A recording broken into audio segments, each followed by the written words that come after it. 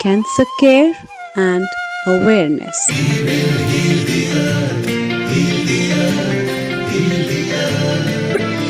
Stars, they can tell you stories which are brighter than yesterday. The streets have never been so quiet. The squirrels found a new hideaway. Tomorrow will never be the same. There is so much hope in our hearts. Brick by brick, we shall overcome and walk right into a new start. Welcome to the brand new world. With the children of our Mother Earth, reach out your hands. Let us heal our earth together. Welcome to the brand new world. With the children of our Mother Earth.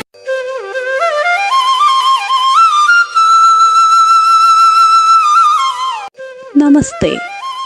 Please join us this Sunday on a free global online episode, Cancer Care and Awareness.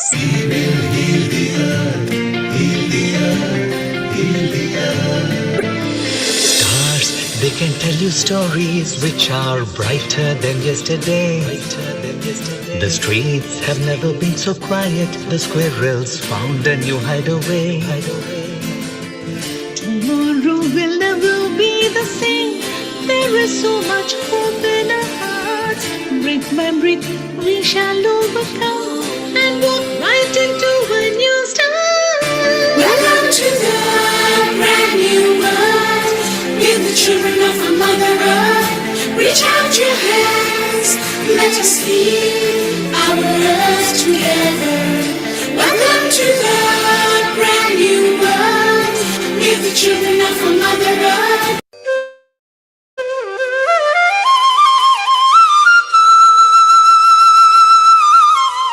Namaste. Please join us this Sunday on a free global online episode, Cancer Care and Awareness.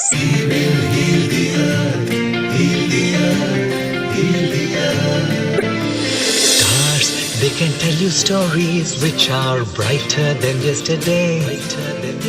The streets have never been so quiet. The squirrels found a new hideaway. Tomorrow will never be the same. There is so much hope in our hearts. Brick by brick, we shall overcome and walk right into a new start. Welcome to the brand new world. With the children of our Mother Earth, reach out your hands.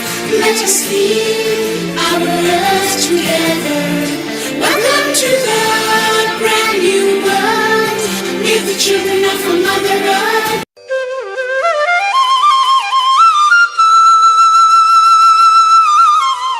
Namaste. Please join us this Sunday on a free global online episode, Cancer Care and Awareness.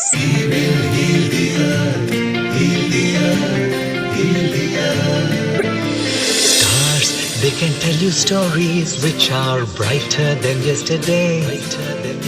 The streets have never been so quiet. The squirrels found a new hideaway. Tomorrow will never be the same. There is so much hope in our hearts. Brick by brick, we shall overcome and walk right into a new start. Welcome to the brand new world. With the children of our Mother Earth, reach out your hands. Let us heal our earth together. Welcome to the brand new world. With the children of our Mother Earth.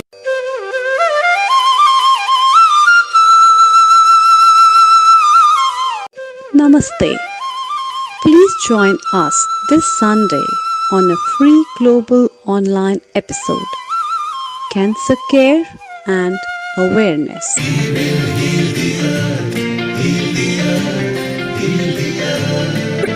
Stars, they can tell you stories which are brighter than yesterday. The streets have never been so quiet. The squirrels found a new hideaway.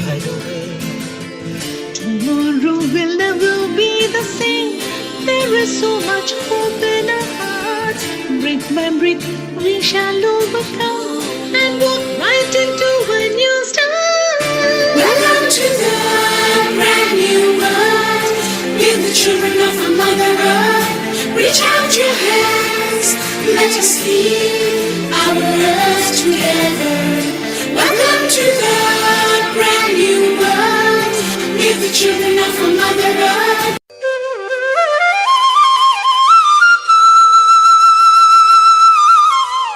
Namaste. Please join us this Sunday on a free global online episode, Cancer Care and Awareness.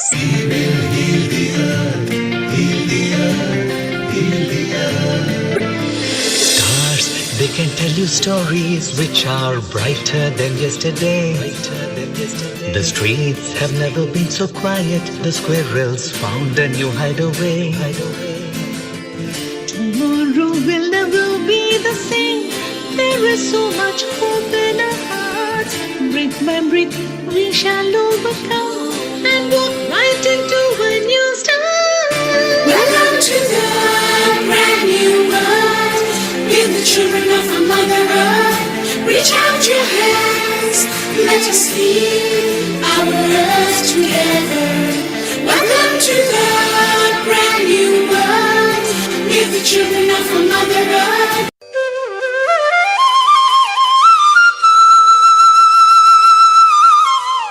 Namaste. Please join us this Sunday on a free global online episode, Cancer Care and Awareness.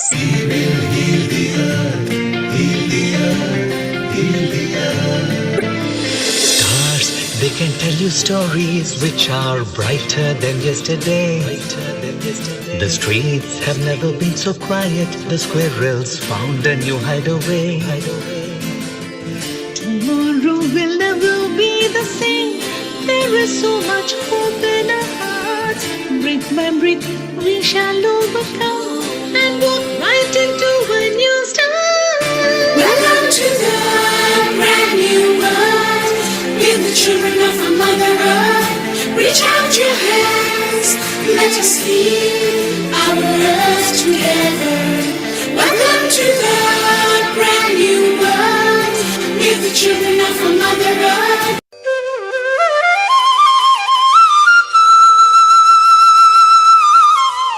Namaste. Please join us this Sunday on a free global online episode, Cancer Care and Awareness.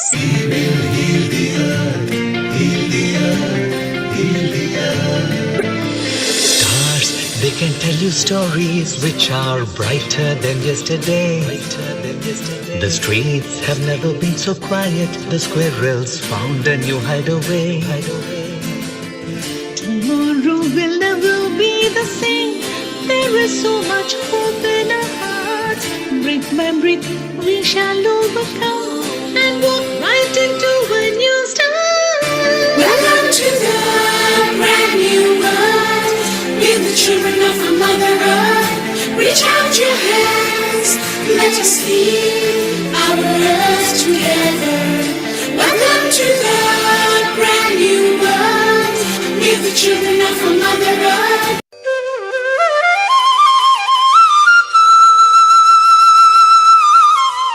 Namaste. Please join us this Sunday on a free global online episode, Cancer Care and Awareness.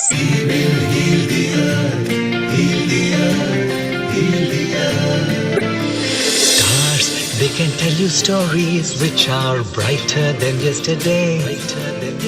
The streets have never been so quiet. The squirrels found a new hideaway. Tomorrow will never be the same. There is so much hope in our hearts. Brick by brick, we shall overcome and walk right into a new start. Welcome to the brand new world. We're the children of a Mother Earth. Reach out your hands, let us heal our earth together. Welcome children of a Mother Earth.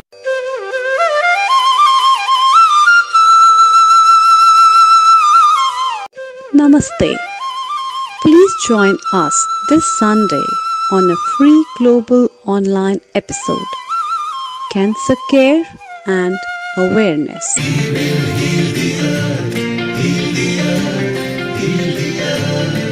Stars, they can tell you stories which are brighter than yesterday. The streets have never been so quiet. The squirrels found a new hideaway. Tomorrow will never be the same. There is so much hope in our hearts. Brick by brick, we shall overcome and walk right into a new start. Welcome to the brand new world. With the children of a Mother Earth, reach out your hands. Let us heal our earth together. Welcome to the brand new world. With the children of a Mother Earth.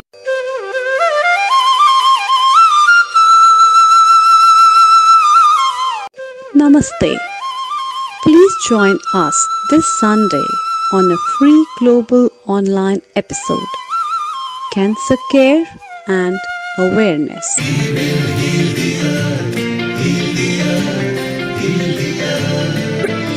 Stars, they can tell you stories which are brighter than yesterday. The streets have never been so quiet. The squirrels found a new hideaway. Tomorrow will never be the same. There is so much hope in our hearts. Brick by brick, we shall overcome and walk right into a new start. Welcome to the brand new world. With the children of a Mother Earth, reach out your hands. Let us heal our earth together. Welcome to the brand new world. With the children of a Mother Earth.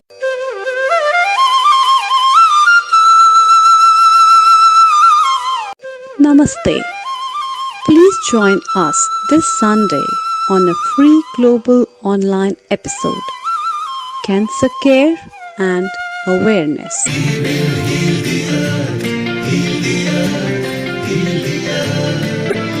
Stars, they can tell you stories which are brighter than yesterday. The streets have never been so quiet. The squirrels found a new hideaway. Tomorrow will never be the same. There is so much hope in our hearts. Brick by brick, we shall overcome and walk right into a new start. Welcome to the brand new world. With the children of a Mother Earth, reach out your hands. Let us heal our earth together. Welcome to the brand new world. With the children of a Mother Earth.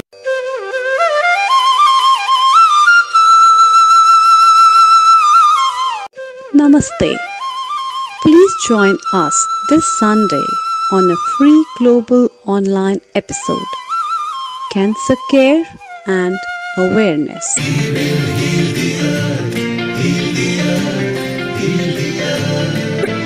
Stars, they can tell you stories which are brighter than yesterday. The streets have never been so quiet. The squirrels found a new hideaway. Tomorrow will never be the same. There is so much hope in our hearts.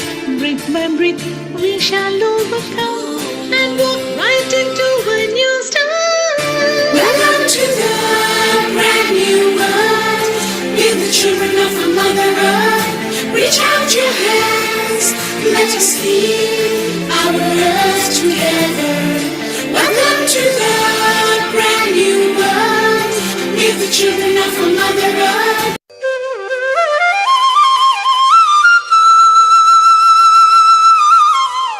Namaste. Please join us this Sunday on a free global online episode, Cancer Care and Awareness.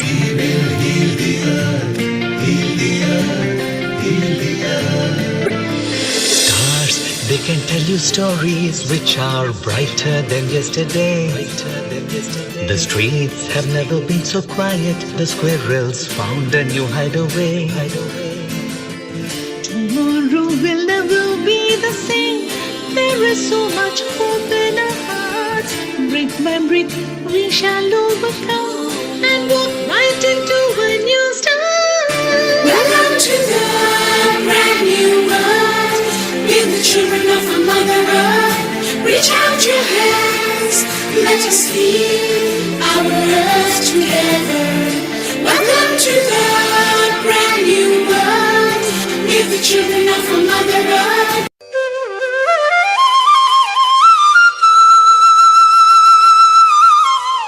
Namaste.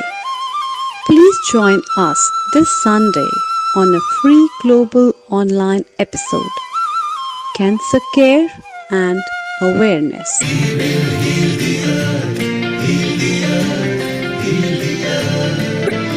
Stars, they can tell you stories which are brighter than yesterday. The streets have never been so quiet. The squirrels found a new hideaway. Will never be the same. There is so much hope in our hearts. Brick by brick, we shall overcome and walk right into a new start. Welcome to the brand new world. We're the children of a mother earth. Reach out your hands, let us heal our earth together. Welcome to the brand new world. We're the children of a mother earth.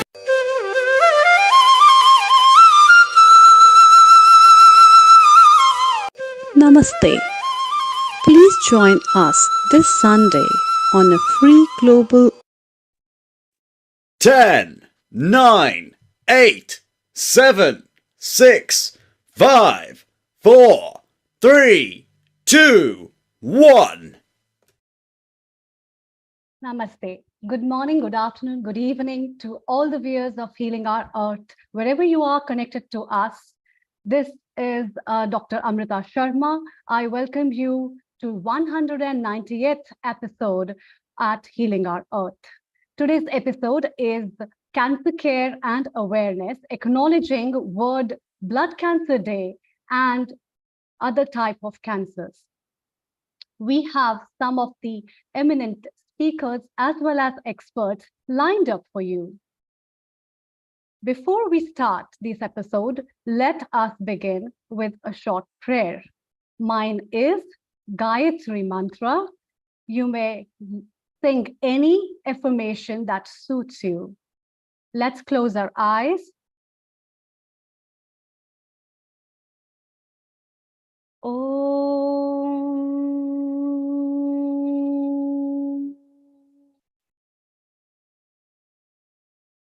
Om Bhurбhuva Swaha Tatsaviturvarenyam Bhargo Devasya Dhimahi Dhiyo Yo Na Prachodayat.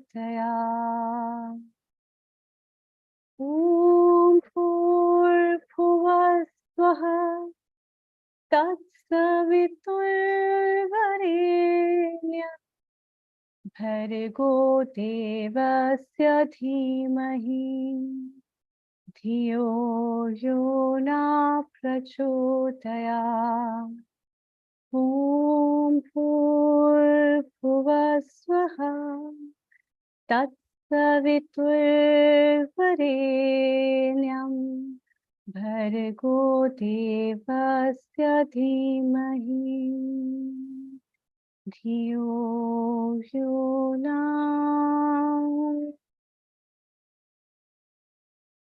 Prachodayat.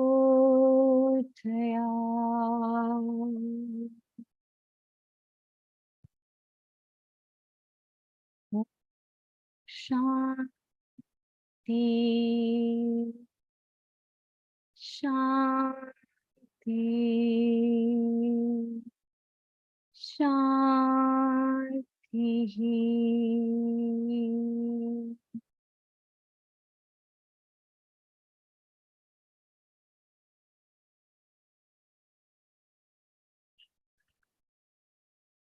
With that holy sign, let's commence today's session and welcome our first speaker from India, Dr. Amrita Gaikwad. Global Namaste, Dr. Amrita.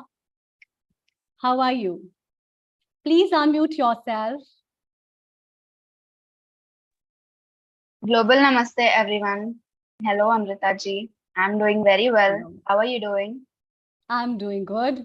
And what all things are there and how is the weather over there in India from your side? Because you come from South India. Yes, I do. Yes, I do. And it's quite hot here. So you can say it's the intense summer which is getting in. So we are expecting monsoon soon, though. But here we have showers here and there, but the heat is very like scorching heat. Yeah. Okay. So before your presentation begins and we have a further chit chat, I'd like our viewers to have an introduction. So I'll be reading out your short introduction. Dr. Amrita Gaikwad is highly accomplished Ayurveda practitioner based in Bangalore, Karnataka, India. With a background in Bachelor's of Ayurvedic Medicine and Surgery, as well as an MD degree in pharmaceutic and itrochemistry, she possesses extensive knowledge and expertise in her field. Her passion lies in researching and developing Ayurvedic formulations for the treatment of breast and cervix cancer, making significant contribution to the field. Dr. Gaikwad has been recognized for her exceptional academic achievements and was awarded a gold medal by RGUHS in Bangalore, Karnataka. With a deep understanding of Ayurvedic principles and commitment to improving healthcare, she is dedicated to providing holistic and effective treatments to her patients. Welcome once again, and let's see what we have from her today. Over to you. So over the 20 minutes, we have your presentation and we can quickly chit chat. Thank you.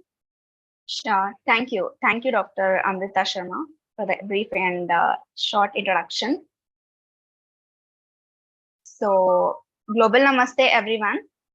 This is Dr. Amrita here. So, without wasting much time, I would like to move on to my presentation today. So, today I will be focusing on creating an understanding and awareness on blood cancer.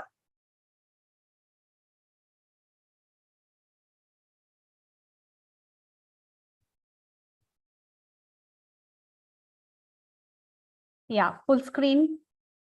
Can we have the full screen, please? Yes, perfect. Thank you. Yeah. Okay.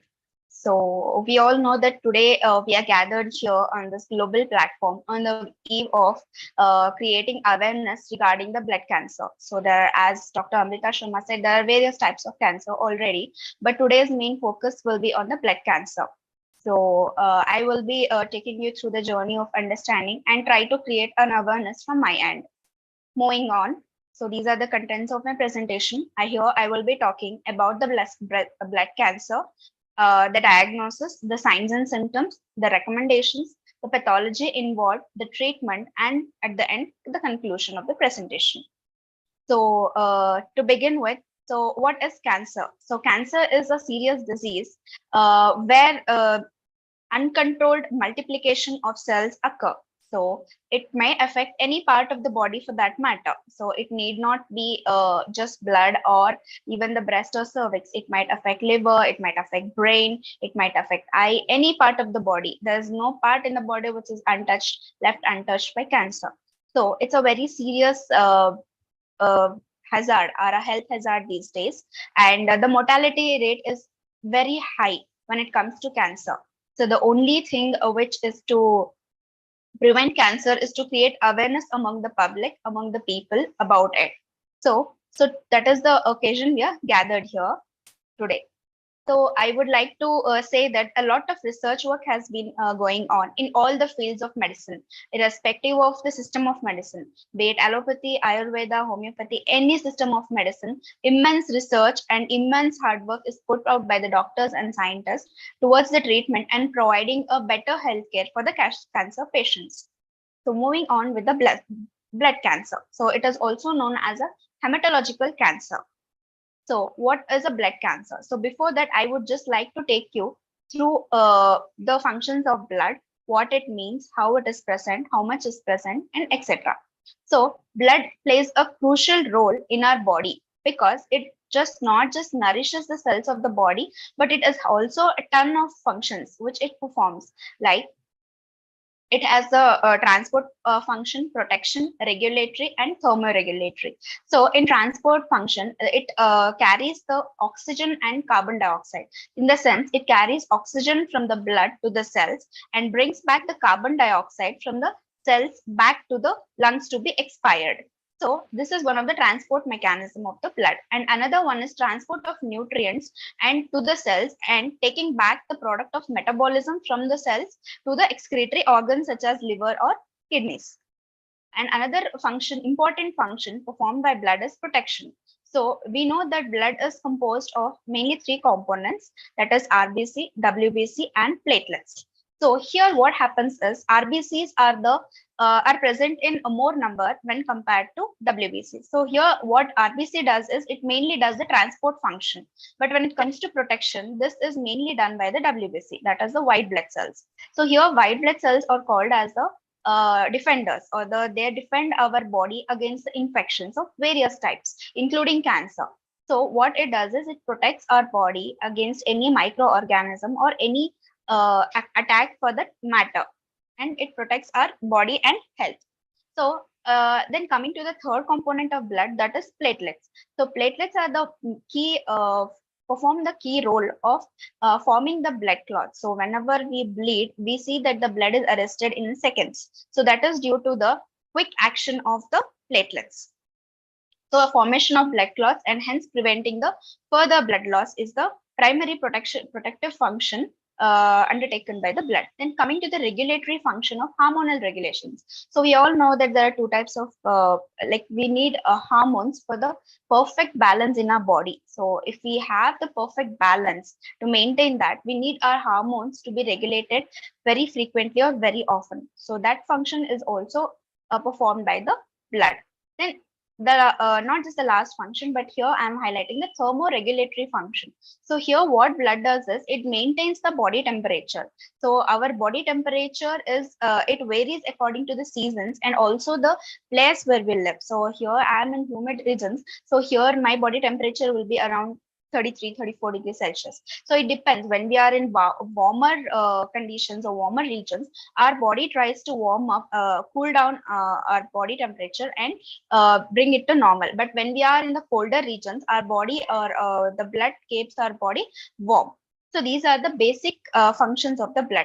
So you can imagine what if any of the component of the blood is affected, it leads to the blood cancer. So blood cancer is a type of cancer that starts in the cells of the blood, either in RBC, red blood cells, WBC or white blood cells, or platelets. And it also affects the production and function of these cells. So cancer is not just affecting the production, it also hampers the function of these cells. So coming to the subject proper, so there are three main types of blood cancer. There are leukemia, lymphoma, and myeloma. So here you can see leukemia, it begins in the bone marrow. Let me tell you something about bone marrow. So bone marrow is a primary site where RBCs are produced. RBC in the sense red blood cells, which carry oxygen to our body. Okay, so those are produced in the bone marrow. So leukemia begins in the bone marrow itself. So the RBCs which are produced in the bone marrow, they are affected at that site itself. So what happens is it involves the overproduction of abnormal white cells, which are responsible for fighting the infection. So here the WBCs are infected, because in the previously I said that WBCs are the defenders of the body. They defend our body against various types of infections, right? So they are overproduced. So these abnormal cells crowd. So what happens is when WBCs are they overpower the RBCs and they get crowded, and the healthy blood cells which are supposed to perform their own functions, it gets hampered and they overpower this, and leading to the weakened immune system and also impaired blood clotting. So it also affects the platelets which help in the blood clots. Then another type of blood cancer is the lymphoma. Lymphoma basically it affects the lymphatic system. So lymphatic system is another system of our body which involves the lymph nodes. So lymph nodes are also help in the defending our body from various organisms, from various attacks. So a part of the immune system that helps fight infections. So it occurs when lymphocytes, a type of lymph, it affects basically the lymphocytes where the WBCs grow abnormally unformed tumors. So here what happens is cancer is nothing but abnormal growth of cells which lead to the formation of tumors and in turn lead to the hampering in the function of normal function basically. So coming to the last one, that is myeloma. So myeloma is the one type of cancer where the plasma cells are affected.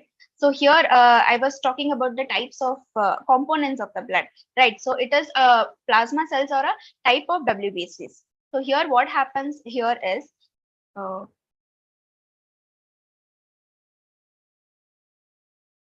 so here, the WBC's major function is to produce antibodies. So the antibodies are the ones which defend our body against the bacteria or any microorganism attack.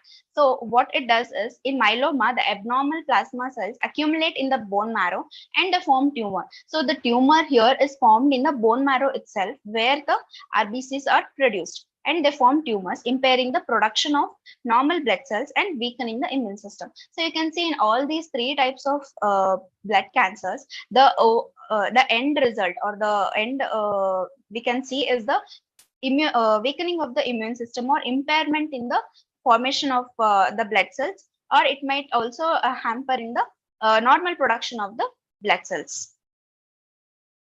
So what will be the symptoms, or what does a patient of a blood cancer experiences? So usually the it takes a lot of the period is long when the patient notices it, because usually it's either weight loss, fever, fatigue, or there is bleeding tendency, or there is recurrent infections. So these generally appear to be a very common symptoms, but when ignored, they delay the diagnosis of these type of cancers. So if the patient, if a person is suddenly losing weight, if he's having very on and off fever, and if he's experiencing fatigue in spite of all the measures he has taken for it, and there is also a severe bleeding tendency. So when we just have a small cut, our the bleeding stops in just a matter of few seconds, right? So that is the function of the platelets, so which helps us our blood clot immediately and prevent the further loss of blood. So these are the few symptoms. There are no particular signs and symptoms as such, but these are the very general ones. So we have to be very careful if any of our family members or any of our patients come to us with these kind of symptoms. We better screen them for any type of cancer. So I was talking about it. So because the risk factors here, the 90% of the contributing factors are from the environment, and only 10% genetic predisposition is found in this type of cancer. So genetic predisposition is something where we have a tendency of a genetic, somebody in our family have had the history of blood cancer, some of my far relative or close or far relative, or maybe my sibling or my parents, somebody who has had the blood cancer, then there is 10% chance, increased risk of that person being affected with blood cancer. But the 90% of the risk is from the environment. So here I can just quote a few, like environmental factors include exposure to chemicals, which we are very often exposed to chemicals, which unwanted chemicals like benzene, like petrochemicals, etc., and also radiation. So unnecessary exposure to radiations like UV, infrared, or X-rays, or whatever for that matter, is also harmful, and it's a potential risk which can lead to the development of blood cancer. Here environmental factors also include our lifestyle. So here what happens is we are accustomed to certain set of habits, but we suddenly change them over a period of time, or due to the modernization or westernization or anything, without thinking about it, right? So without seeing whether it suits our body or not, we just try to blindly follow the trend. So that also is a hazard.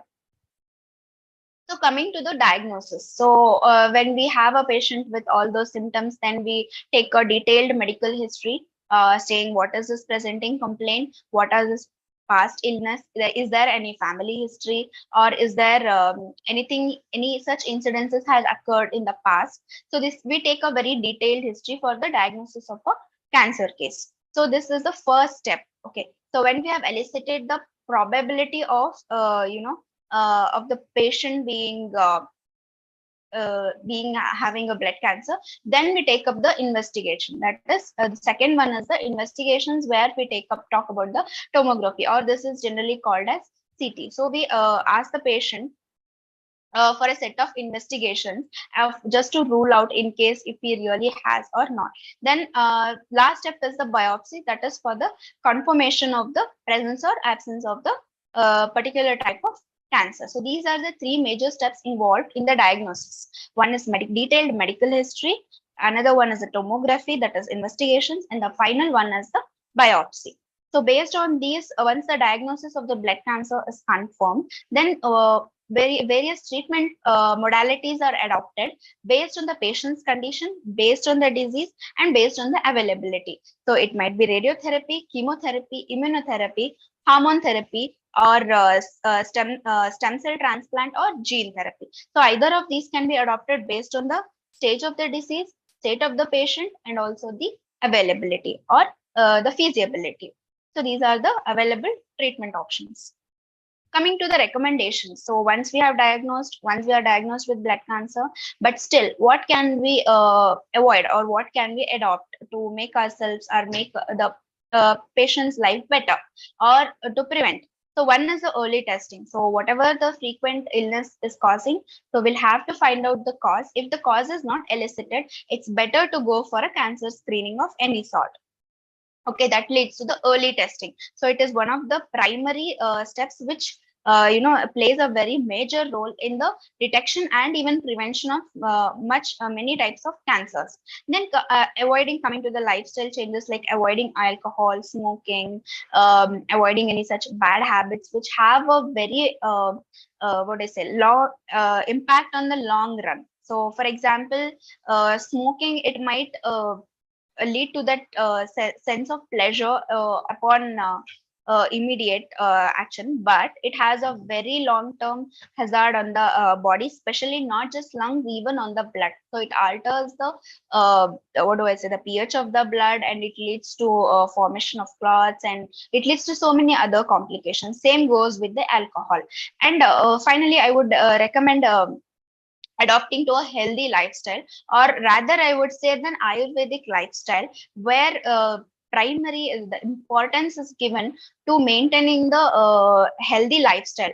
So Ayurveda says swasthasya swasthya rakshanam aturasya vikara prashamanam. So swasthasya swasthya rakshanam matlab maintaining the health of the healthy person and curing the ailment of a diseased person. So this is the major perspective of Ayurveda. So there are certain set of principles which lead us to follow certain things like dinacharya, rutucharya, palana. So all these things can lead us and keep us away from all these type of cancers. And coming to the conclusion about today's presentation, a very small one. Like blood cancer, it can occur in people of all ages. So there is no restriction that it might occur in people above 40, 60, 80. No, even in children, we find many type of leukemia are very common in children. So there is no age restriction. So since from the birth till end, if we try to adopt the healthy lifestyle way, then we might have that 90% in our hand. The rest 10% is genetic disposition. That is, if we have any genetic variation, then that might lead us to the blood cancer. So, in spite of all these diagnoses and eliciting medical history, the exact cancer of blood cause of blood cancer is not known. So we cannot elicit or point and say that this is the exact cause which led to the formation of this cancer in this particular person, or he was smoking, or he was not having alcohol, etc. So sometimes it's, if nothing is also there, but still we cannot elicit the cause. So that is why it is very difficult to diagnose and even treat or manage cancer. So once if we get the causative factor, we can try to eliminate that factor or neutralize it, and we can strengthen our immunity to fight against it. But here we do not exactly know what is leading to the cancer formation. So we have to be very careful of what type of food we take, what type of environment we live, or what is the type of lifestyle we are adapting, and how much importance is given to health. So early detection, appropriate treatment are crucial in the management of all types of cancer and blood cancer as well. So early detection is something here which is regular screening. So we have to screen ourselves to some set of investigations which kind of help us to diagnose if anything is going wrong in our body at the initial stages, so that it can be handled or managed very well without much complications. And appropriate treatment also plays a major role in managing any type of cancer. So here I can recommend the lifestyle which is advocated by Ayurveda. So I was talking about Dinacharya, Ritucharya. So right from the beginning, right from the time we wake up to the time we go to the bed. So a certain set of principles or rules have been laid out. So if we try to follow or incorporate in our lives, we can have a proper channel through which we can help our body to attain that healthy state and live a very stress free life. So stress is anonymous to, it's inevitable to everybody, be a doctor, be a patient, be a advocate, anybody. So be a even common people. So it's better to adopt a very healthy lifestyle to keep all these at bay. So thank you. With this Ayurvedic thought and with the blessings of Dhanvantari and my gurus, I end my today's presentation. So thank you, everyone. Thank you. That was a lovely presentation. Thank you so much, Dr. Amrita. A very brief as well as a very simple presentation. And I'd like to ask you, so you concise everything on Swasthasya Swasthya Rakshanam, right? Yes. Which is in fact the core of Ayurveda. So in today's time, as you mentioned, that children basically are reported to have more leukemia cases in general. What are the causes, do you think, why children are having these problems? And what is the role of Swasthasya Swasthya Rakshanam for the children in today's time? Yes, Dr. Sharma. So here I would like to highlight, as I spoke about children having ending up with leukemia, various types of leukemia. So the susceptibility, the first one is the susceptibility. The second one is the genetic predisposition. So the children are more affected because they're in a tender age. Their immunity is not that much like overall developed also. And if there is any family disposition, like if anybody in the family has had a history of any type of cancer for that matter, if their grandfather or grandfather had prostate or grandmother had a cervix cancer, so there is a 10% risk of children developing cancer, and especially particularly the blood cancer. So genetic disposition plays a key role. And also when I talk about genetic predisposition, I mean to say the genes of the father and the mother. So Ayurveda says that the prakriti of an individual and the bija, bija. So the prakriti is decided based on the bija, like as you said. So Shukra and Shonita. So when that sanyoga happens at that time, exactly, the sperm and the ova. So exactly. So based on that, so whatever defects are present in that gene, prakriti, they are embedded in this bija, and it takes the form of a fetus. So it is already pre-decided, or it is already has led to the consequences. But now at certain age, it gets diagnosed. So what I recommend is, I recommend parents to who are, want to get a very healthy and healthy child, or have a very healthy child, so they can adopt a very healthy lifestyle from now itself, an Ayurvedic way of life. Because see, once it is diagnosed, we cannot undo it. It's a very difficult process. So as you said, it's a sanyoga which happens between a sperm and a ova, and it happens, yes, it happens invisibly. We really don't know, like scientifically also we just imagine this might happen, but we cannot exactly pinpoint that this is the point, this is the defect. So but the outcome is seen in the children, right? So there we can recommend Ayurvedic lifestyle. And coming to your second point, so that I would like to also wanted to ask you, what percentage do you think environment in today's time is affecting the children apart from the genetic predisposition? Yes, definitely, Dr. Sharma. Because as much as genetic predisposition affects, so much is the effect of the environment. So now, as you can see, there's a much westernization. There is much gadgets around us. They're every time releasing radiations around us. We're exposed to so many types of chemicals every now and then. Even we use so many high grade chemicals. Even the chappals we wear, they contain very toxic. So it's all around us. I really cannot pinpoint and say, but I would like to definitely highlight, like we can lead a very organic and a very natural way of life, where we use very less chemical, or for anything. Even our food has so many chemicals to point out. So it has so many preservatives. Even the shampoos the soaps we use, the hand wash we use, everything is based on chemicals. So it's very difficult to separate ourselves from the chemicals, and so is the food which is grown. So even the fertilizers also Right. have certain chemicals. So they are transported through the food which the mother consumes, and that is again transported to the fetus. So that affects at that level, right? So we have to be Right. very careful about all these things.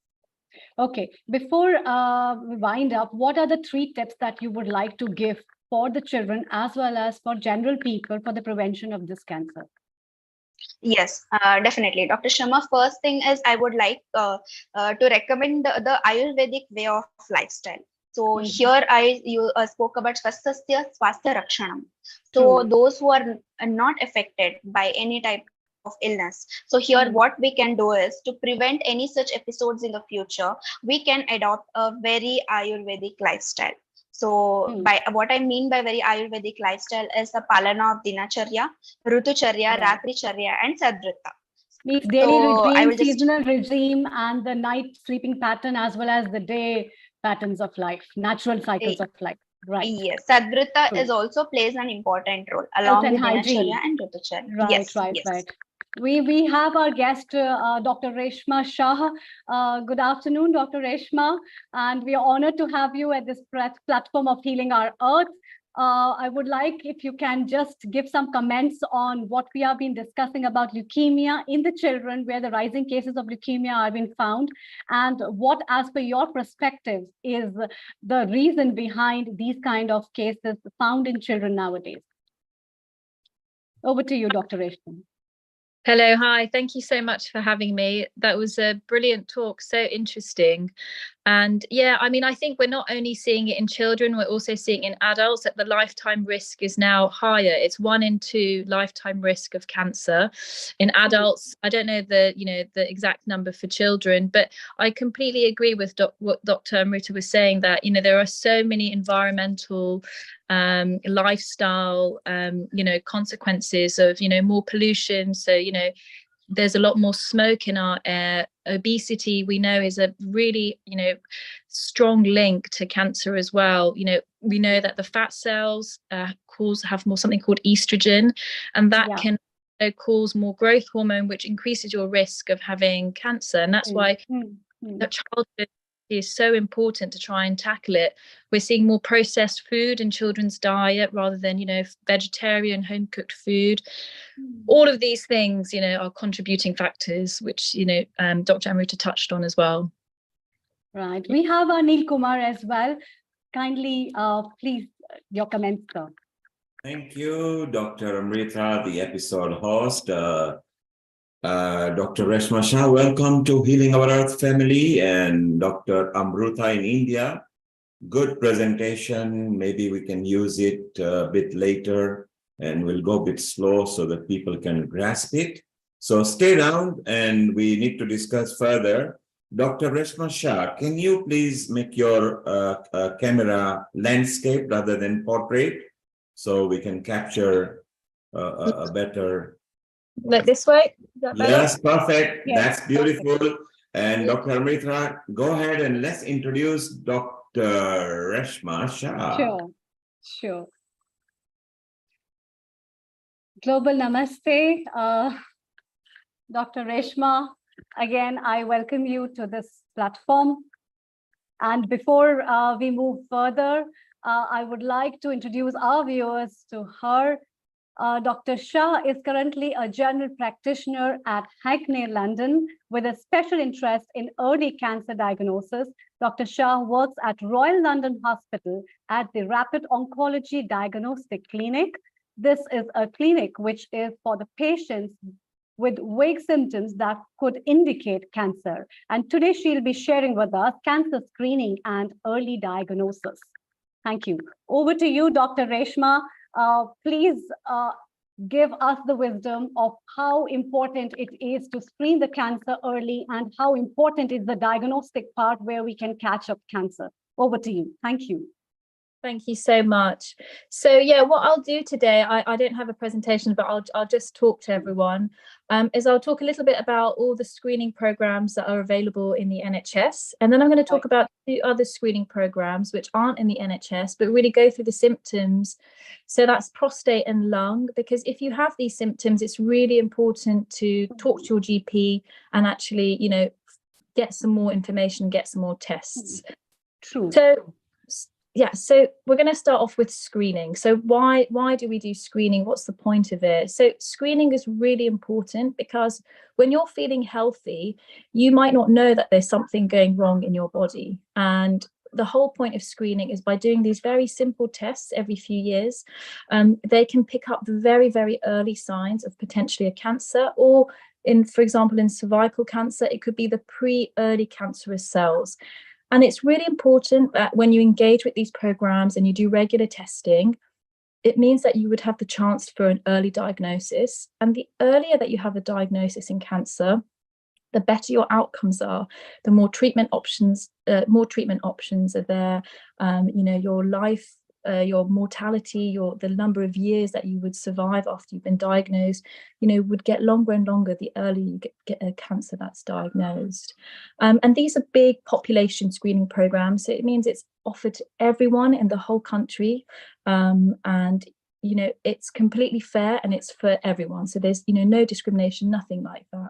So in the NHS, you know, we have 3 cancer screening programs. We screen for cervical cancer, we screen for breast cancer, and we screen for bowel cancer. And the important thing to remember is that it's there in the age groups that you know, the people benefit from it the most. So it's not offered to all ages, it's not offered from when you're born, but it's in the age groups where people often get these cancers. So that's why it's important to engage at the right time. But like any test in medicine, you know, nothing's black and white, nothing's 100%, and the screening tests are not 100%, but with good understanding of, you know, what cancers we're talking about, with a good understanding of symptoms, you know, it's important to use that test as a tool in part of your general health. So just a bit about cancer in the UK. So the top 4 cancers are, number 1 is breast cancer, prostate cancer, lung cancer, and bowel cancer. And that makes up about 50%, almost 50% of all the cancers that are diagnosed in the UK. So we'll start off by the first screening program, which is the cervical cancer screening program. So that is the neck of the womb. So that's what's called the cervix. And it's offered to all women from the age of 25 to 64. And it's in the UK, it's, you know, it's the 14th most common cancer. But when you look at countries that don't have a screening program, so for example, in South Asia, it's the 4th biggest cancer killer. So that's why these screening programs are really important. It saves, you know, thousands, hundreds, millions of lives if you engage in it properly. So what happens when you have a cervical test? So from 6 months before your 25th birthday, and then every 3 years, you'll be invited by the NHS to have a smear test. You'll probably receive a letter from your post, or your GP might send you a text to invite you to come to have a screen. And it's called a pap smear or a smear test. And what they do, it is, you know, can be slightly uncomfortable, but it doesn't last very long. The doctor or the nurse would use something called a speculum. They would use it to open up via the vagina, look at the neck of the womb, and they would use a brush to take some samples of cells, and then those cells get sent off to laboratory, and then within about 6 weeks' time you would get a result. And those tests are looking to see 2 things. One, if the cells that the sample has changed at all, and they're looking for a virus, because what we know is HPV, which is a human papillomavirus, is very closely linked with cervical cancer. And often, it's a very common virus. Lots of people have it. And for most people, your body can get rid of it in about 2 years' time. But if your body isn't able to get rid of it, or when you've had your smear test, it's picked up, then that would be a test that would be positive, and you'd get sent on to have something called colposcopy, which is in a hospital usually, and they would, again, someone else would have another look at this neck of the womb, and they'd either give it a treatment, or they would monitor it for more cells, and then you would have to go back on the screening program. Usually after 1 year you'd be called in to make sure that the HPV has completely cleared. If it's normal, negative result, then you would go back onto the routine screening program, and that would be every 3 years. And HPV, we probably will be seeing a lot less of it in the future years, because now there's a vaccination. So the HPV vaccination, which is offered to all children in the UK, boys and girls, aged 12 and 13. So if you have got children and they're approaching that age, really important, get your children vaccinated, because in the end, it completely reduces their risk of things like cervical cancer, and also lots of other cancers that are related to HPV, things like anal cancer, penile cancer. So that whole area, in essence, you're protecting once you get your child protected with that smear. In different parts of England, they're doing trials, so that in the future they would actually just be doing a swab looking at something called HPV, just looking at that virus, because the virus is so closely related to cervical cancer that in the end it will become hopefully just a swab. So more people would probably engage with the smear program, which will be good. Okay, so we'll go to the next screening program, and that is breast cancer. And so that's offered to all women aged 50 to 70, and that's a mammogram. And every 2 to 3 years, again, women would be offered an appointment for a mammogram, where you go to a special mammogram centre, and in essence, it's X-rays that are taken, and that will look at both breasts to detect any kind of abnormal lumps or anything like that. If, as a woman, you should check your breasts every kind of 4 to 5 months regularly.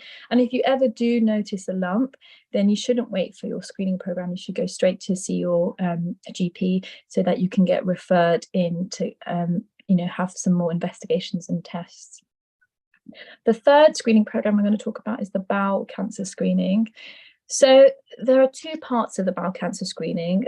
So one that hopefully that everyone will know about is when you do the stool test. So that's from age 60 up, 60 to about 74.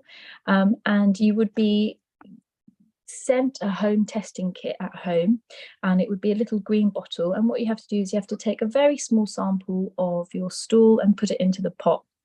And what that is looking for is to see if you've got some very, very small particles of blood, because what the evidence suggests is that if you see these very small particles of blood, it could be a sign that there is either something like a polyp, or it could be a very early bowel cancer. And so again, if you're picking it up, that means you can potentially have, quick diagnostics, early diagnosis, good treatment, early treatment, and your outcomes are all much better. Now, lots of you might have noticed blood in your stools before, and there are lots of other reasons that aren't bowel cancer that can cause you to have blood in your stool, things like hemorrhoids, piles, which is very common. But it's always important that your GP or another doctor or clinician has actually diagnosed you with that. And it's also important to know that you could have piles and hemorrhoids, and you can also have bowel cancer. And you shouldn't just think, oh, I've got piles, so I'm not going to worry about doing this bowel cancer screening, because the piles is looking at the, just outside the anal passage, so it's kind of fresh blood, often on the tissue. But the bowel cancer is tracking the blood from much higher up in the gut, and that's the important, differentiation. So important that, you know, whatever diagnosis you have, you still engage really well. And if they find, you know, any small particles of blood in this sample, then you'll be invited in to do something called a colonoscopy. And that is a camera test from the back passage, looking at the whole bowel, you know, the large bowel and parts of the small bowel, looking to see if there is any kind of suspicious lesions or any polyps. And important to remember, you know, in the UK, it's the 4th most common cancer, and as you get older, your chances of having bowel cancer also increases. So it's really important because screening can really help you identify at an early age.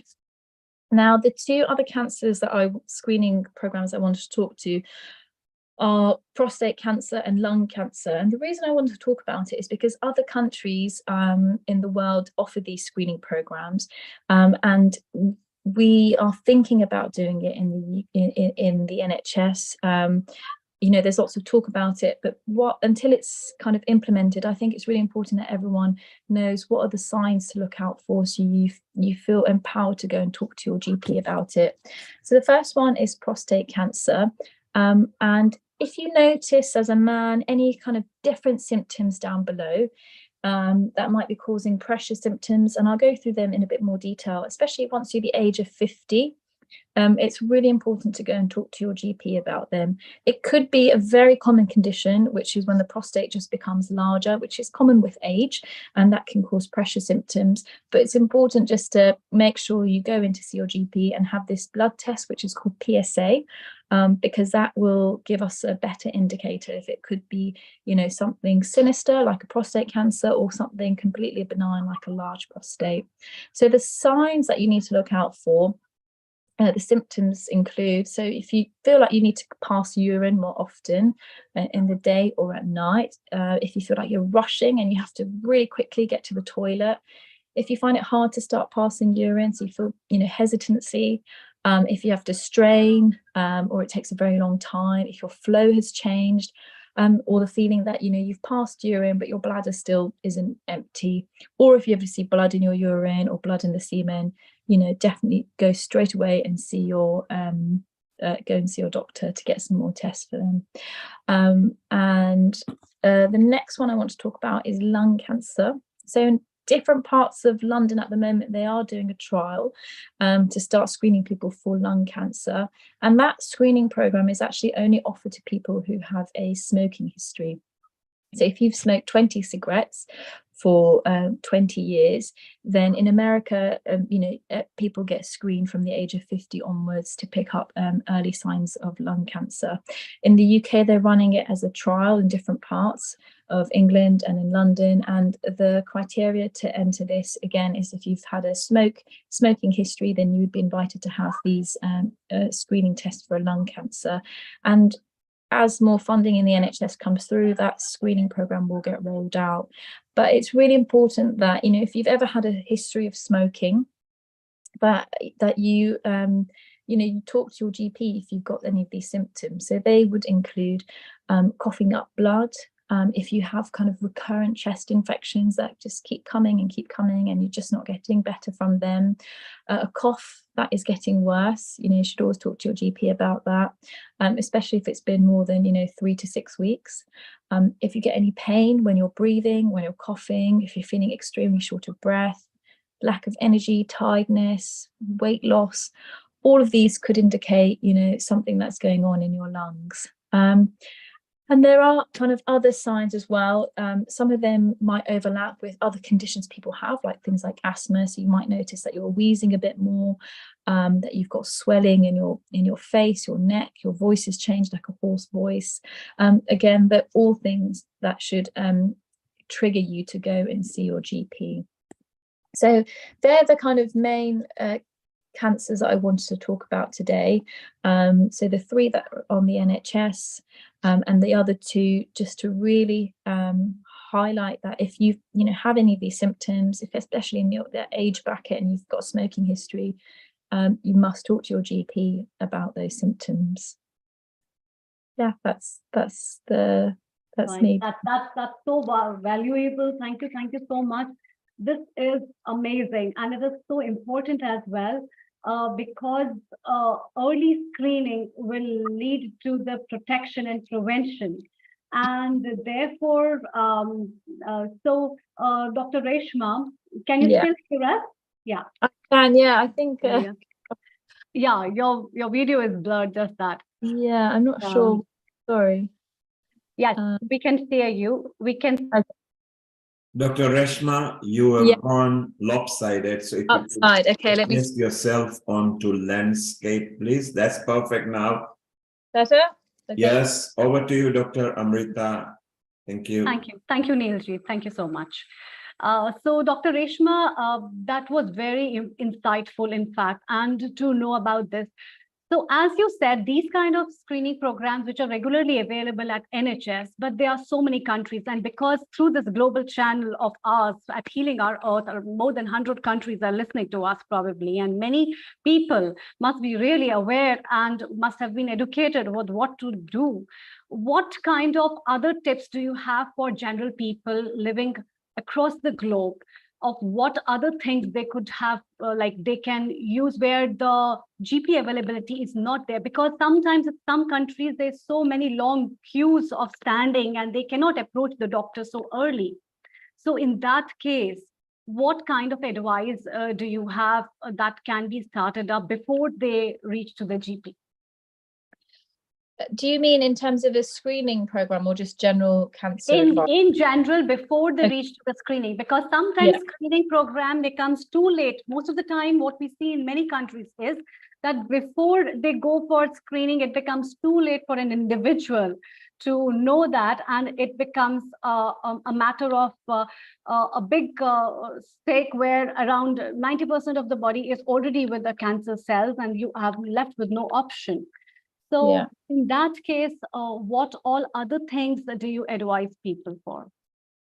So I get, a lot, they say a lot of about 20 to 40% of cancer is preventable through lifestyle. So, one of the things we talked about is getting vaccinated appropriately. So, when, getting at age 12 to 13, getting the vaccination. In a lot of these hot countries, thinking about sun protection, because we know that, sun rays, even in Asian skin, can affect skin cancers. So really important to stay out of the sun at peak times. Alcohol and smoking are the biggest things, lifestyle things that people can do to prevent cancer. The evidence is very strong for smoking, not only primary smoking, but also secondary smoking. So living close to people, smoking the air, sharing a room, all of these things can have an impact. We're seeing more and more evidence about the impact of pollution as well. But unfortunately, if we live in the city like we do here in London, there's less that you can do. But often governments are trying to have strategies where there's less pedestrian friendly streets and things like that, but of course in some countries that's not possible. Alcohol, there is less and less evidence. There's more and more evidence that there are very little benefits of alcohol, especially when we think about cancer. Every additional drink, every additional unit correlates to an increased risk in cancer now.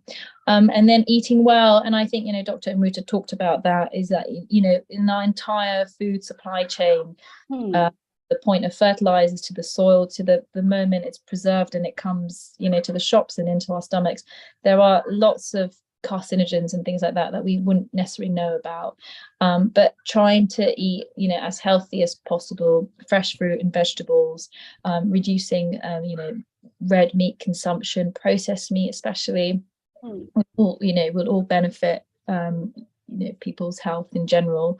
And then staying healthy, exercise, reducing your weight, being the correct BMI. These are kind of really important lifestyle factors. But really, I guess the problem with screening is that it does really depend on diagnostics. So if you can and you have the ability and the facility to get regularly tested, to have a routine blood test and part of these smear tests and things like that, then it's if you can access it, then you should have it at regular intervals. Every kind of 2 to 3 years is important in whichever country you are. Right. And in most of the countries, like in our country, in India as well, we see, and many other countries, mouth cancer is also very common. So what are the common signs and symptoms of mouth cancer, and what are the reasons basically of mouth cancer? Yeah, so oral cancer, again, it's the most common cause is one, HPV, but also smoking, really common cause. And you see high rates of smoking in a lot of Asian countries. So the things that you would, the most important sign is really things like an ulcer in the mouth that hasn't healed after 3 to 4 weeks.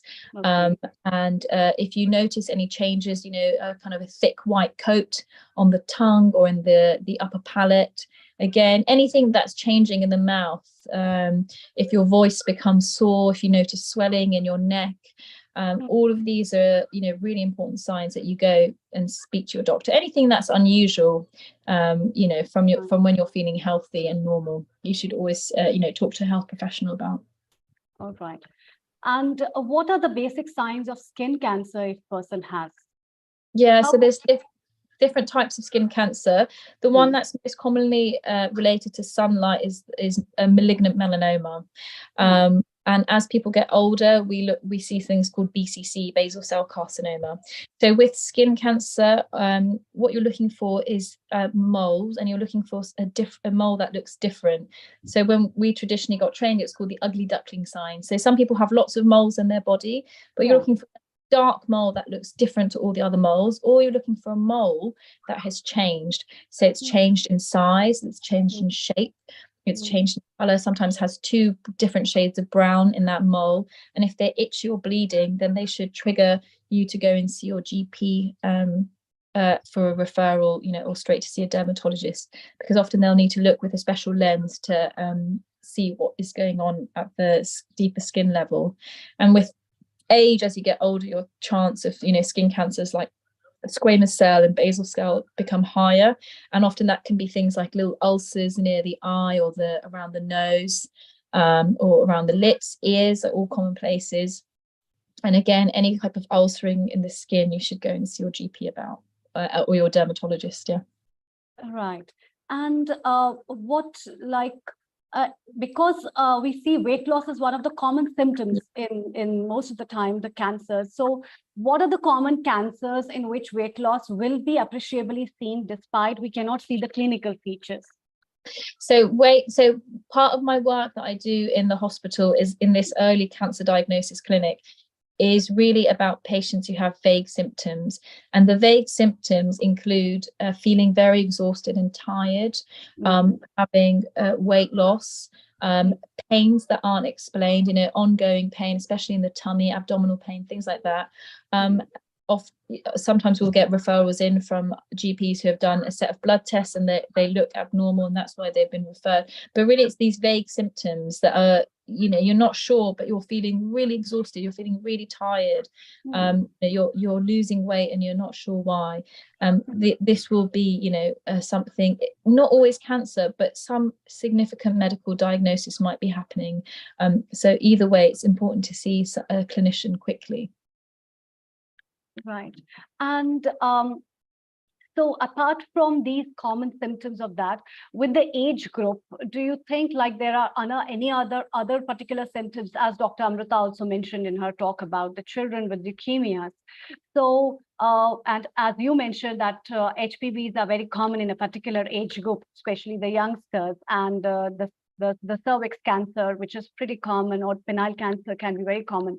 So in all those cases, basically, can you categorize and tell us, like in this age group, what kind of screenings is important in a particular age group, middle age group, what screenings are important, and at old age group, what kind of screenings are important? Yeah, sure. So from age 25, women should start engaging in the cervical screening program. From age 50, women should start engaging in the breast screening program and bowel screening program. And for men, prostate, start talking to, if you notice any symptoms from age 50 plus, you want to start thinking about screening programs. Yeah, for those. Okay. So And when people go for, so people basically have a general fear about these screening programs. You know, cancer word itself is a very deadly word, because once people hear about it, they think the life has finished and everything is over. So what message would you like to give people in general so that they can be quite optimistic for the approach, as well as not only for themselves, and bring public awareness for the people around, for that, for early diagnosis and protecting themselves? Yeah, so I would say the bowel screening program isn't, uncomfortable at all. It's just getting a sample of your poo, of your stool, into a pot. So it's not uncomfortable at all. But you're right, the breast screening and the cervical screening, it can be uncomfortable, but it's a very short amount of time that you feel uncomfortable for, a few minutes at most, while the procedure is taking place.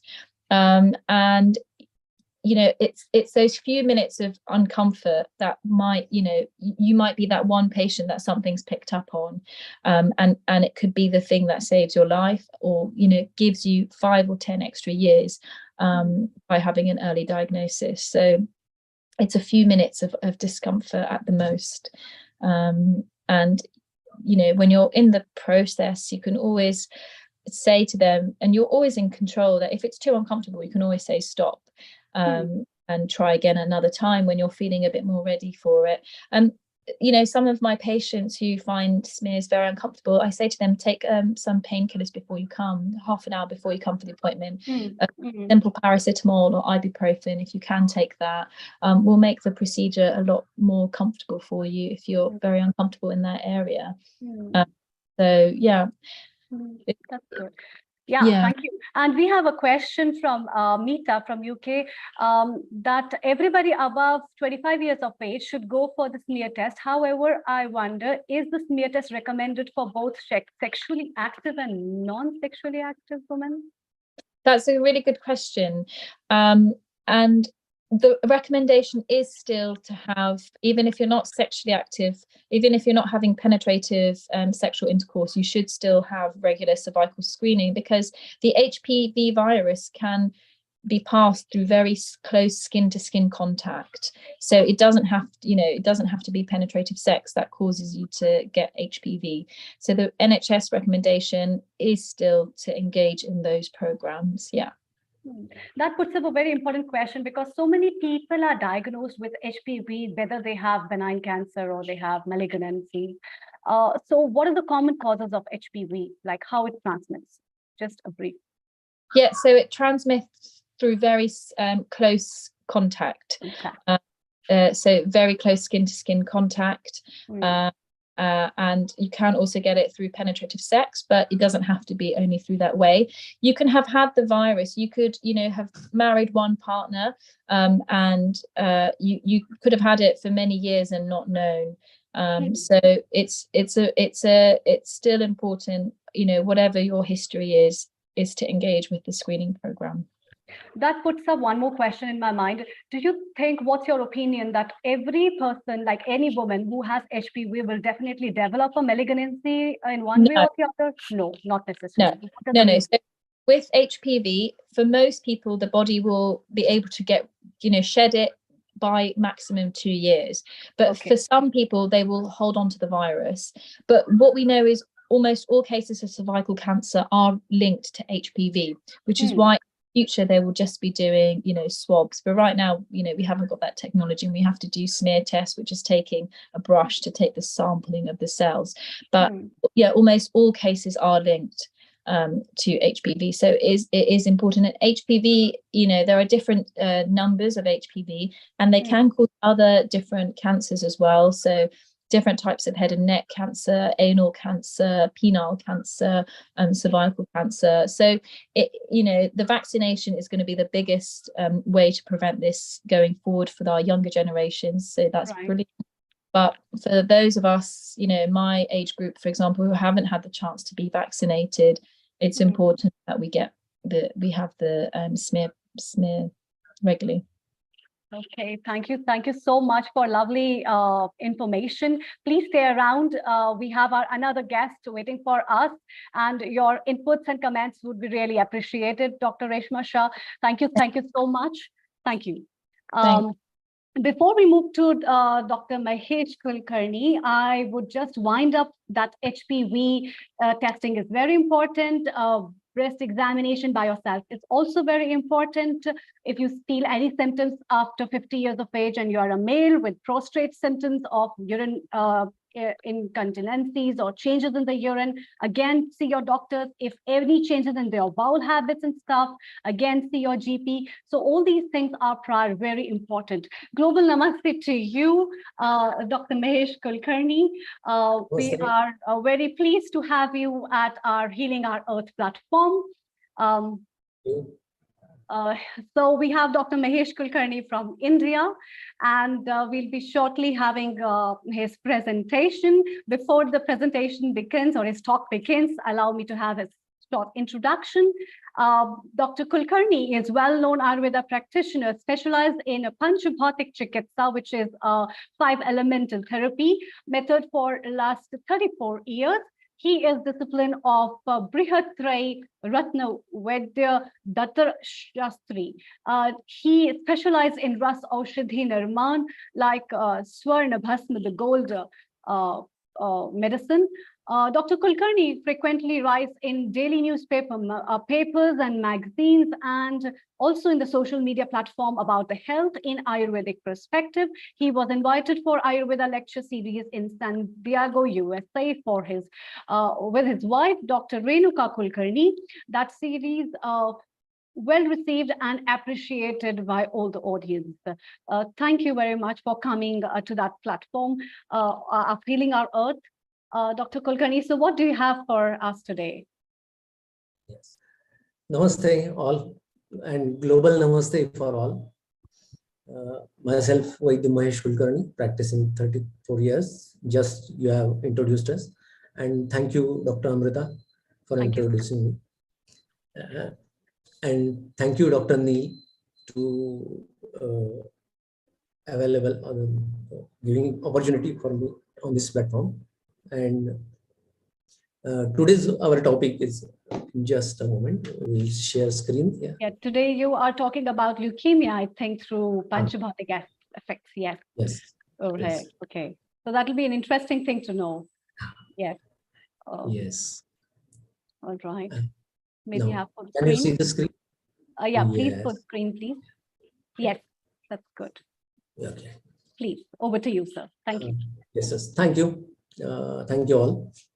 This is our God, Panduranga, where I reside in Pandharpur, Maharashtra.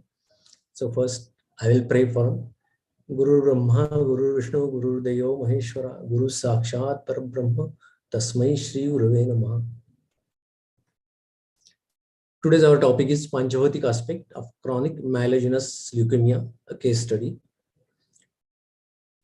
First, I will take opportunity of this platform to introduce my Guru and my Guru Parampara, Brihatray Ratna Vedya Atmara Mohammed Datar Shastri.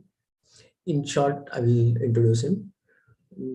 Late Vaidyaraj Atmaram Vaman Datar Shastriji, a scholar of all Ayurveda Samhitas, who was blessed with the divine grace of Saint Jnaneshwar Mauli, and is the pioneer of this Panchabhatik Chikitsa Pranali.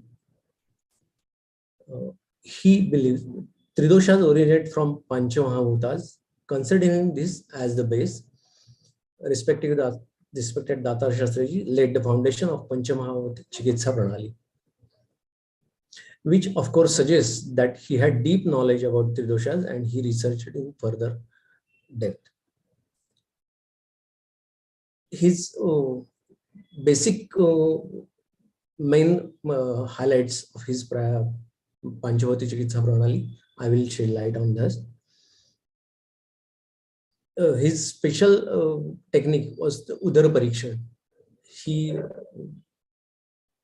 He has developed a typical system of Udara Parikshan, that is, he nominates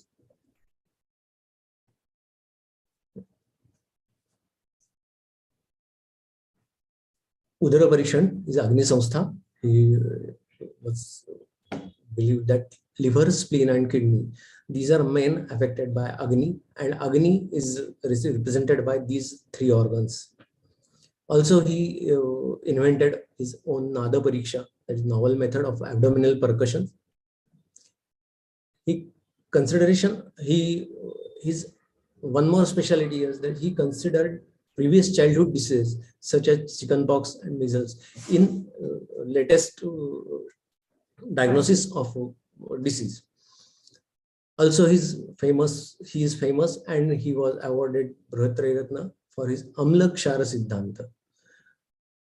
It is interesting to know that Amlakshara Siddhanta, he derived it Amlakshara Siddhanta from one shloka only from Madatya Chikitsa from Charak Samhita. That shloka was Ksharohiyati Madhuryam Shighram Amlopa Samhita. And on that single note, he developed all his basics, all his medicines on these Amla and Kshara Dharma. And he got result very immensely. Also, his specialty is in Buddhindriya, that means brain. He always emphasized about the Buddhindriya Chikitsa in finalizing the treatment protocol. Also, his one of the most popular and he always emphasized about the manufacturing of various classical medicines by his own. And he also was very keen that all his disciples will make all their medicines by their own. And that will we always follow him about the medicines. And it gives this medicine gives the confidence to make results, and also it reduces the dosage of medicines in the practice. So Datar Shastri was conferred with Brihat Ratna Award by AVP Coimbatore. Next slide. So now we are going to our main topic. Yeah.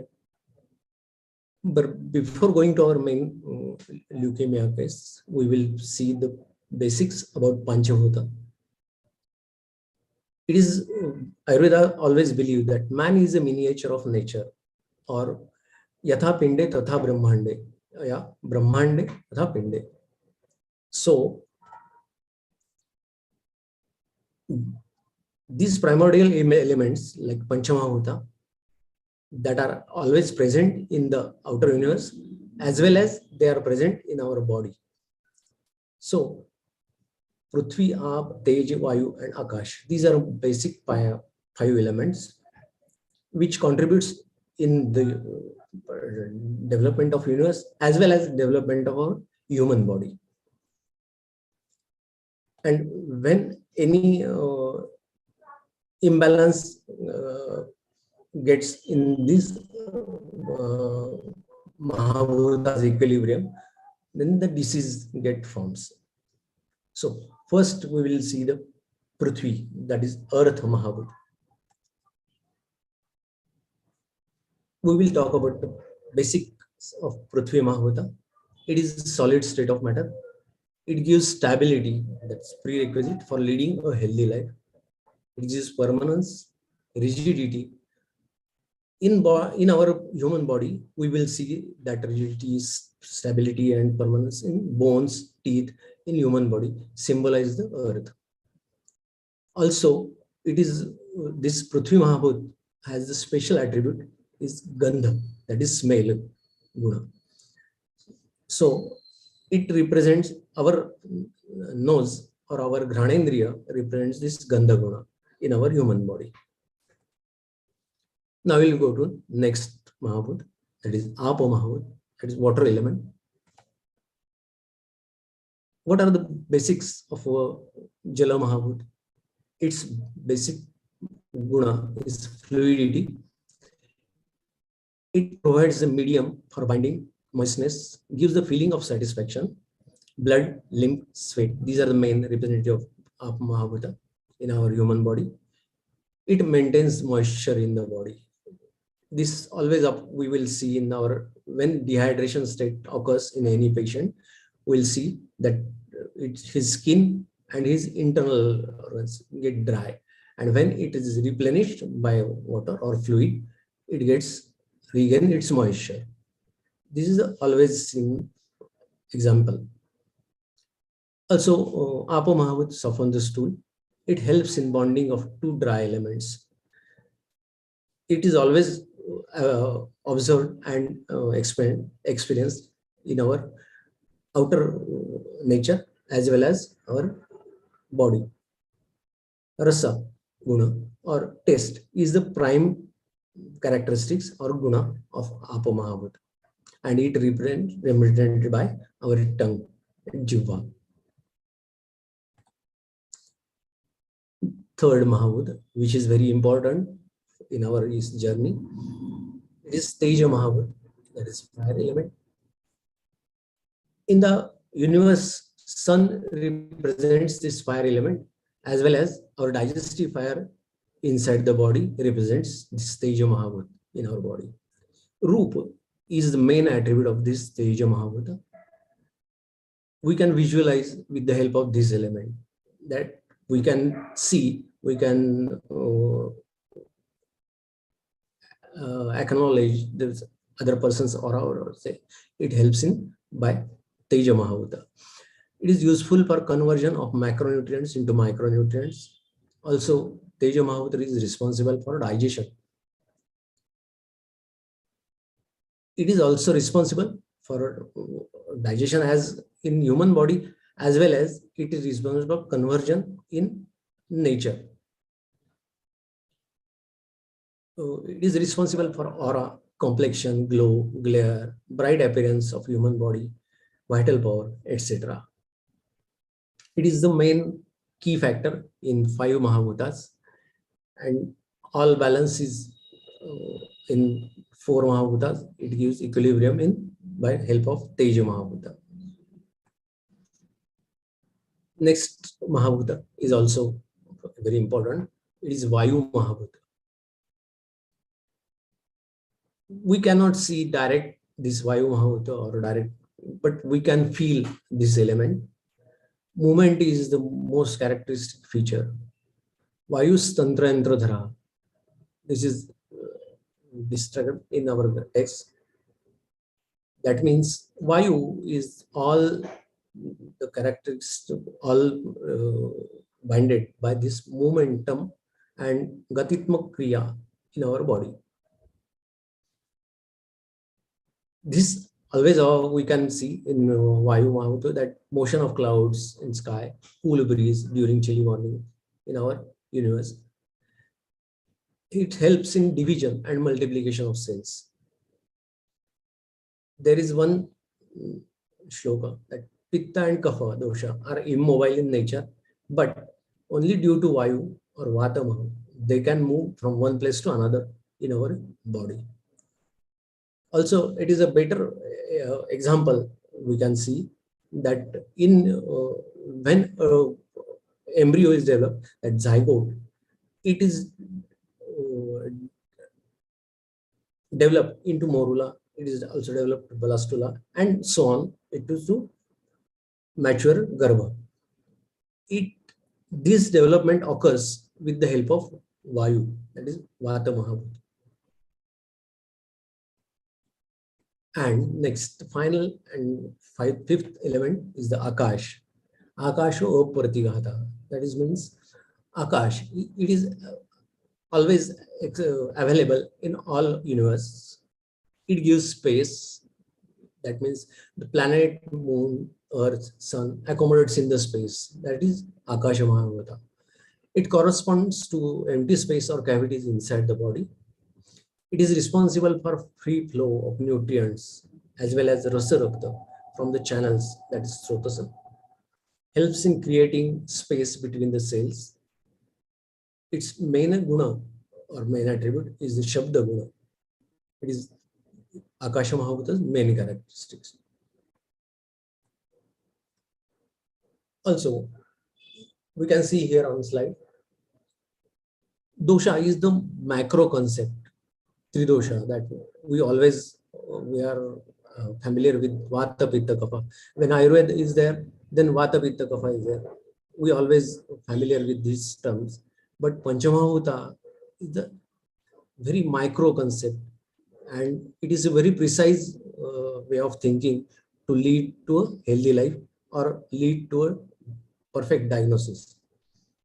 Here we can see in this slide, the Vata dosha is comprised of Panchamahuta, Akash, Svayu. Pitta dosha is comprised of Jala plus Teja, and Kapha is comprised of Jala plus Prithvi. So, in the precise leading of healthy life or a precise way to diagnose is to what we think about Panchamahuta. Yes, now this is the final principles of Panchavati Chikitsa. Here you see Prithvi Jala is balanced with Teja. If Teja Mahabhut gets imbalanced, Prithvi Jala gets imbalanced, and also it imbalances Vayu Akash. So when we have to treat one of these or all, we have to treat Teja Mahabhuta. So they all can all travel with equilibrium and they give swastha, yani healthy mind and body to a human. Now we will go to our case presentation. This today's topic is CML, that is chronic myelogenous leukemia. One fine morning, his patient came to my clinic. His age was 25 years, he's male. While taking his history, he gives signs and symptoms that you can see in this slide. That is, he developed black reddish patches on his hip and thigh region, all over them.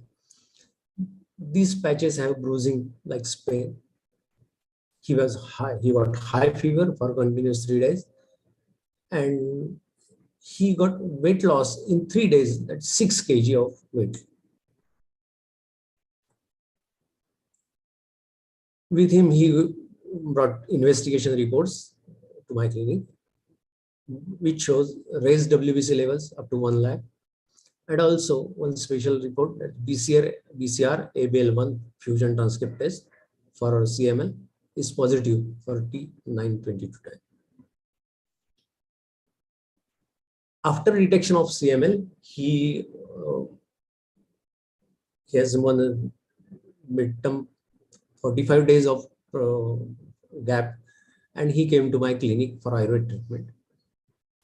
While taking his history, he has told me one interesting point, that he has got viper snake 2-3 years ago. In our Panchavati tradition, we take history of his childhood to up to some years ago. And also he gives history about his lifestyle and work. He used to work at farm in extreme hot temperatures. First, snake bite also vitiates Teja Mahabhuta. And also second reason is he works in farm at hot temperatures continuously. This also got disturbed Teja Mahabhuta in his body. So here we are, this chart shows Ayurvedic diagnosis of him. Visha, that is venom, got toxic effect on his rasa and rakta dhatu. So, which vitiated rakta dhatu, which was all over body, got vitiated, and also due to prolonged exposure to sun, it got always doubled its vitiation. It leads to its imbalance in Teja Mahabhuta. So here the process occurs in short. First, his Rakta Dhatu was vitiated, which leads to Pitta vitiation, because Rakta and Pitta, they are always with each other. So these two leads to Teja Mahabhuta Vikruti in his body. And Teja Mahabhuta Vikruti got, as you see, when Agni is there, imbalance or imperfection got in Jala and Prithvi Mahabhuta. Here it is, it occurs same. Teja Mahabhuta Vikruti leads to imbalance in Jala and Prithvi Mahabhuta. Also, imbalance in Prithvi Mahavuta leads to lack of sthairya. So he got weight loss, is 6 kg in 3 days to 4 days. Also, in diagnostic method, we have Udara Parikshan, that is abdominal examination, which is first palpation. His spleen was palpated with his heart, which resembles the Prithvi Mahavuta Vikruti. It also feels very hot in sparsha, which is also leads to Teja Mahavuta Vikruti. Also, his liver was involved, but it also shows this temperature raised.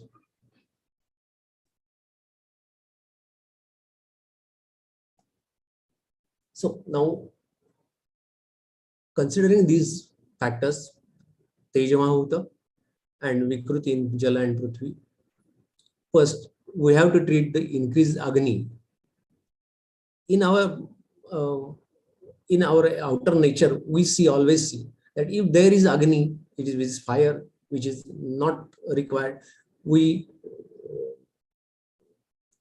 calm down that Agni by pouring his water or some soil on that. Same principle is used in treatment of this. So this increased Agni was used to balance.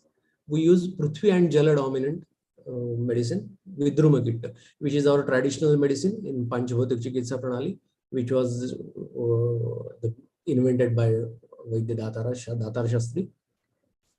Also, second factor is, so we have to neutralize that toxic effect.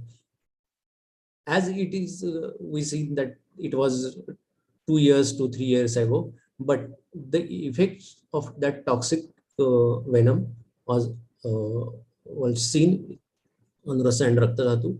So the Vishay Prativisham Deyam Sutra, here we apply. So in small quantity, in very micro quantity, we have to use purified Visha. That is, we always use Vatsanabha, and which Vatsanabha Kalpa was Tribhun Kirti. Our Panchavati tradition here uses Tribhun Kirti plus Girij, which is called as Jvaragnayo. We have given him for 4 weeks. And when his Agni shows signs of normalization, his skin glows, his digestive tract was on track, Jvaragnayo was discontinued. Now, for long-term treatment, for 8 to 10 months, the Rajniyo medicine is used. It is also our Panchavati traditional medicine, which comprises of Rajani, that means Haridra, plus Girija, and which are Bhavir, which have triturated with Haridra Kwatha for 7 days. So it is Rajniyo. It helps to normalize the Rakta Dhatu. It helps to make Agni normalization in Rakta Dhatu. And it, as Agni gets normalized, the imbalance of the Mahabhuta will get balanced. Also, for vitiated Vayu Mahabhuta, which is all over body, that is Sparsha Guna. So Snehan, here is, we have suggested him, which is of Nimbu Siddha Taila, that is lemon juice, which has prepared in oil, so to apply to all over body.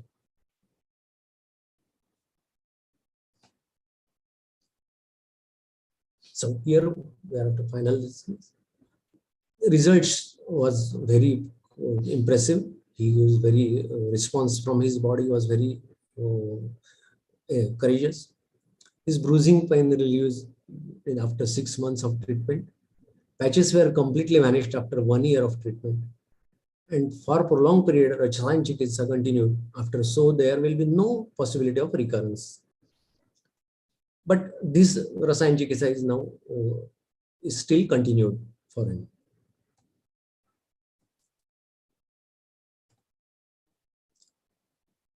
Here are his reports, which we came from for him. It was before reports. You can see here.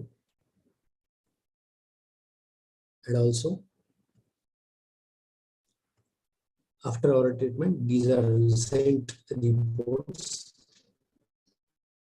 And transcript detected was not detected.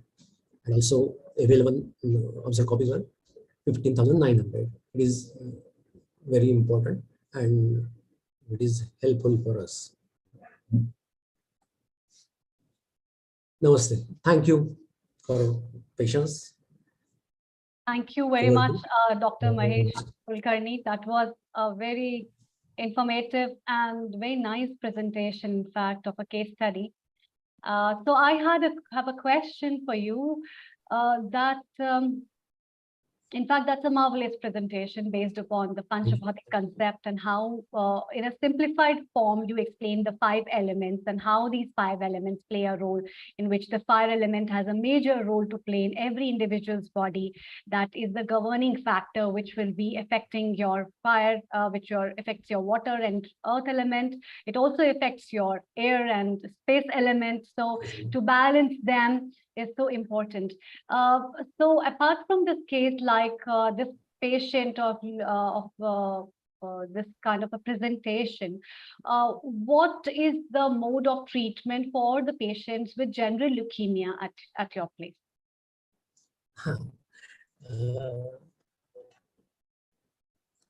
There is no generalization in our science, Ayurveda. Ayurveda is very specific, that is person-specific medicine treatment. Right. It helps to eliminate disease. Also, it helps to get healthy state of body and mind. True. So we cannot generalize this treatment protocol to any leukemia patient because it is very personalized medicine. So we can take very person-to-person case history, and also we can then chalk out the treatment plan for them. But my case experience was limited to this. We can also, when there is another pattern of leukemia or then another pattern of that treatment protocol will be different. Okay.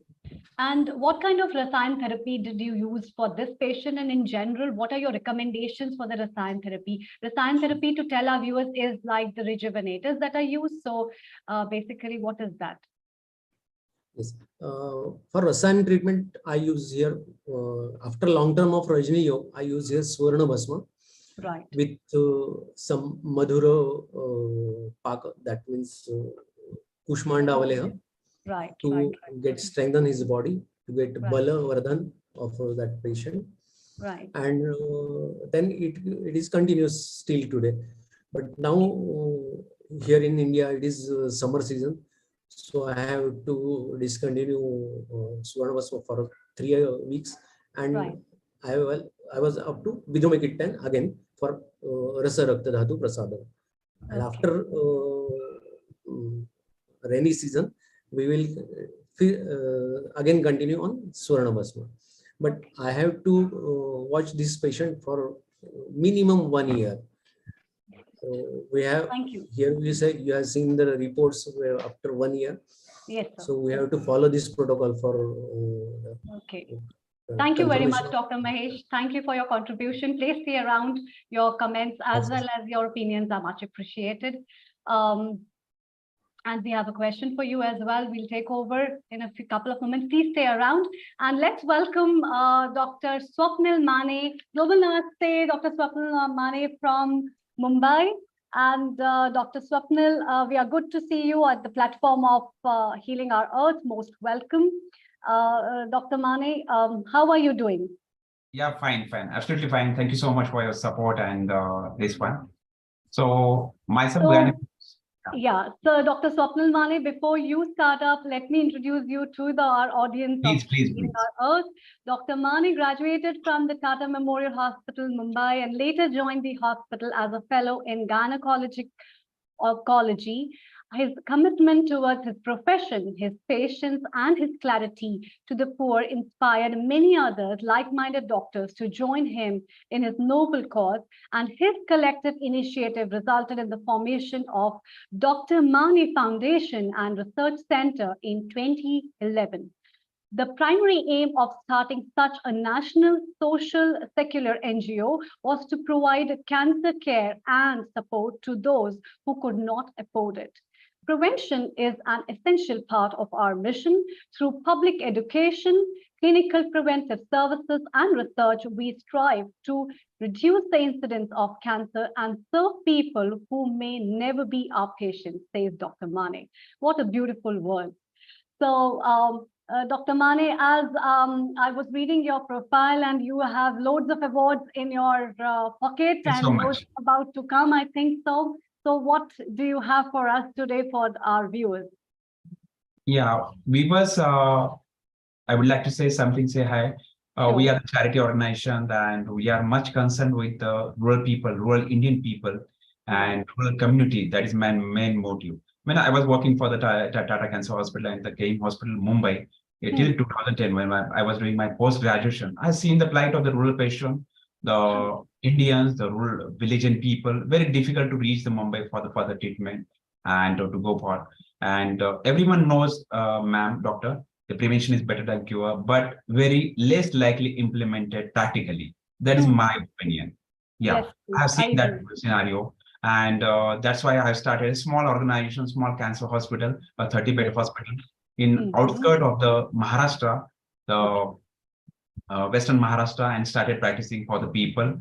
And with the help of the We have our Neil Kumar. Please, your comments, please, Neilji. Yes. Dr. Swapnil, welcome to Healing Our Earth. Yeah, thank you so much, sir. We're a free community online channel that transmits in several countries. So viewers are actually on social media, website, YouTube, Twitch, Periscope. Dr. Swapnil, I know a bit more about you. You were only 8 years old when you decided that you want to help the humanity. And since the age of 8 years old, you actually made it. You now actually serve sometimes free cancer patients in several parts of India. Yeah. What inspired you from the age of 8? Age of 8 in on 1990, when I was in 5th standard. So when I was residing in the village area, my native place is very small village in outskirts of the Ahmednagar district, rural Maharashtra. That one uncle was died due to the lung cancer, and that was a Godse Kaka, and he could not afford the treatment of the 50,000 rupees for a lung cancer at that time, and the incident has made me nervous and very upset that how we cannot prevent such a uh, precious life lost from the family, and whole family collapsed later on. At that age only, I decided we do. So whatever I will do when I grown up, will become a doctor, and I will do for the society. And I have a lot of faith in the Lord Sai, at Shirdi Sai Baba, Lord Sai. Right. And I was graduated, postgraduate, everything through the government quota only. So no expenses anywhere. And since 2011, I started this small venture, small cancer hospital. Now, due to your support and everyone's blessing, that due to the span of the 11 years, we done the 36 research publication. We patented 4 operative techniques for the cancer. And second thing, the 8,000 surgeries free of the cost for the rural patient with the help of various government schemes and donor support. Yeah. And second thing, the prevention is better than cure, that every doctor knows all over the world, but very less likely implemented. I have seen that's why we started the 9 community-based cancer project. Through that, our 9 teams used to go to the villages. They used to screen the patient for cervical cancer, breast cancer in early stages, because in India, there is a transportation issue, the lack of education, lack of awareness, the financial capability, the bad weather, the doctors' availability at the periphery, that all culminate for the late diagnosis of the cancer. That's why the innovative project by our team is to community-based cervical cancer project, community-based health project, community-based travel project. The team is to go to the villages, make the people aware in the regional languages about the cancer, what is cancer, what is the pathophysiology, what are the types, what are the symptoms, how can early catch the cancer on the basis of symptoms or the complaints. And later on, the people come up for the checkup. We do the free scanning for the breast, the pap smear testing or the lipid-based cytology for the cervical cancer, and the rest physical examination, and whatever detected patient is to bring to the hospital for further treatment under various government schemes. And after that, we discharge the patient, and our social worker is to take follow-up. That this is a holistic project we adapt here, and it will prove as a very good Silam model of the cancer care, and we would like to replicate in each and every corner of the country. And also, that's very beautiful. Yeah, that kind of a social work is really remarkable on your part. You have been treating so many people and getting so many blessings, which is required at this time. Thank you so much. Specifically, so through the NGO that you are running and through the surgeries that you're doing free of cost, like how do you approach the people? Like how do people come to know about you, and what all kind of basic things do you guide to people about just general cancer awareness through your camps or your NGO program? Yeah, the two things, ma'am. The people, those got operated from our institute in the span of 12 years. Some people, they known each other, or mouth-to-mouth publicity, we can say. They directly come to the hospital to take a cancer care. First thing. Second thing, in community, that is the most important part I suggest. In community, suppose one village we selected for the cancer propaganda or cancer awareness and the free testing. 2 days before, our team is to make the publicity, the handbills, the pamphlets in local regional languages, that such a cancer awareness session is adjusted or is organized here at this day, and this is the timing. Then people used to gather 100, 200, 500 people from that villages and the surrounding catchment area. Our team is to make in the form of PPT, PowerPoint presentation, in the form of images, in the cancer patients' images with their consent. We used to display them and show them what is the cancer, what is the pathophysiology, where it starts, how it starts, what are the known factors contributing. And later on, we used to make what are treatments available for that, what are the research based, and what our organization is doing for the cancer patient, and what are the symptoms we can catch the cancer in early stages. This we emphasize, and patient we used to bring the patient for the for the checkup. Whatever the suspicious patient, we used to do the biopsy, ultrasound, and we stage the patient and we put into the government scheme and we operate the patient. Do you want me to speak about the detailing cancer awareness or what? Dr. Mane, yeah, you are a young person, and what an asset you are to the humanity. May you live long, and you were selected at Healing Our Earth Global Platform for your superb contribution back to the society. Let's go ahead with your favorite subject for today, the cervical cancer awareness. From there on, Dr. Amrita Sharma will engage you with a chit chat. Over to you, Dr. Mane. Thank you so much. The very much rising incidence for the cervical cancer in India. Yeah, just I would like to share one small PPT for the cervical cancer and the cancer awareness center. Is it okay, ma'am, Dr. Amrita? Yes, please. Please move. Yeah, please. Thank you so much. Yeah.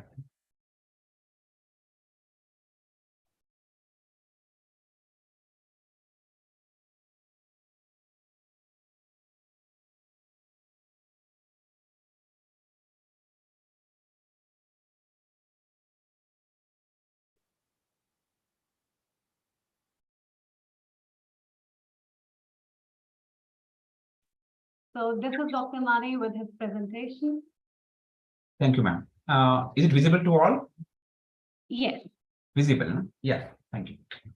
So everyone knows the cancer is a disease where the cells grow out of the control, invade, erode, and destroy the normal tissues and forms a lumps, basically, that we call it as a tumor. There are two types of tumor. One is a simple tumor and one is a malignant tumor or dangerous tumor. Benign tumor is called simple tumor. Tumor cells grow only locally and cannot spread by the invasion or the metastasis. In this case, if you remove that lump or the localized part, patient will be healed. Second time is that is called the cancer or the malignant cell that invade the neighboring tissues, enter the blood vessel, lymphatic, and metastasize to the different sites. And that's why it becomes very difficult to control when it grows, when it is spread to the lateral part. So that is called the malignant tumor or the cancer. Okay. So the early stages, when the initiation of lump or the clumping of the cells, if you see the if you catch that disease, that is curable. When it metastases to the different part, that is the lacunae, that is the drawback of this tissue that very difficult to control for this. In later stages, we can do the chemotherapy and radiation for the cancer control. We can, in these cases, we can prolong the life of the patient only and not the cure. Yeah. Next one. These are the stages of the cancer: stage 1, 2, 3, 4. Stage 1. So generally, the 30% cases are detected in stage 1 and 2, and 70% cases are detected in 3 and 4. There is 70% chances that when patients come to us with the symptoms, with the complaints, they are already in stage 3 and 4. That's why, so early detection makes the crux to treat the cancer, to catch the disease. There are more than 100 types of cancer. Any part of body can be affected by the cancer, and more than 30% of cancer can be cured if detected early and treated adequately.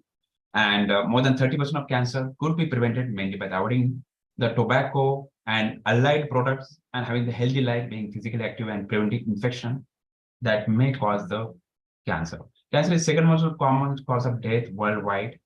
In India, 11 to 15 lakhs new cases being reported every year in India, and 40% cases due to the lung mouth cancer every year.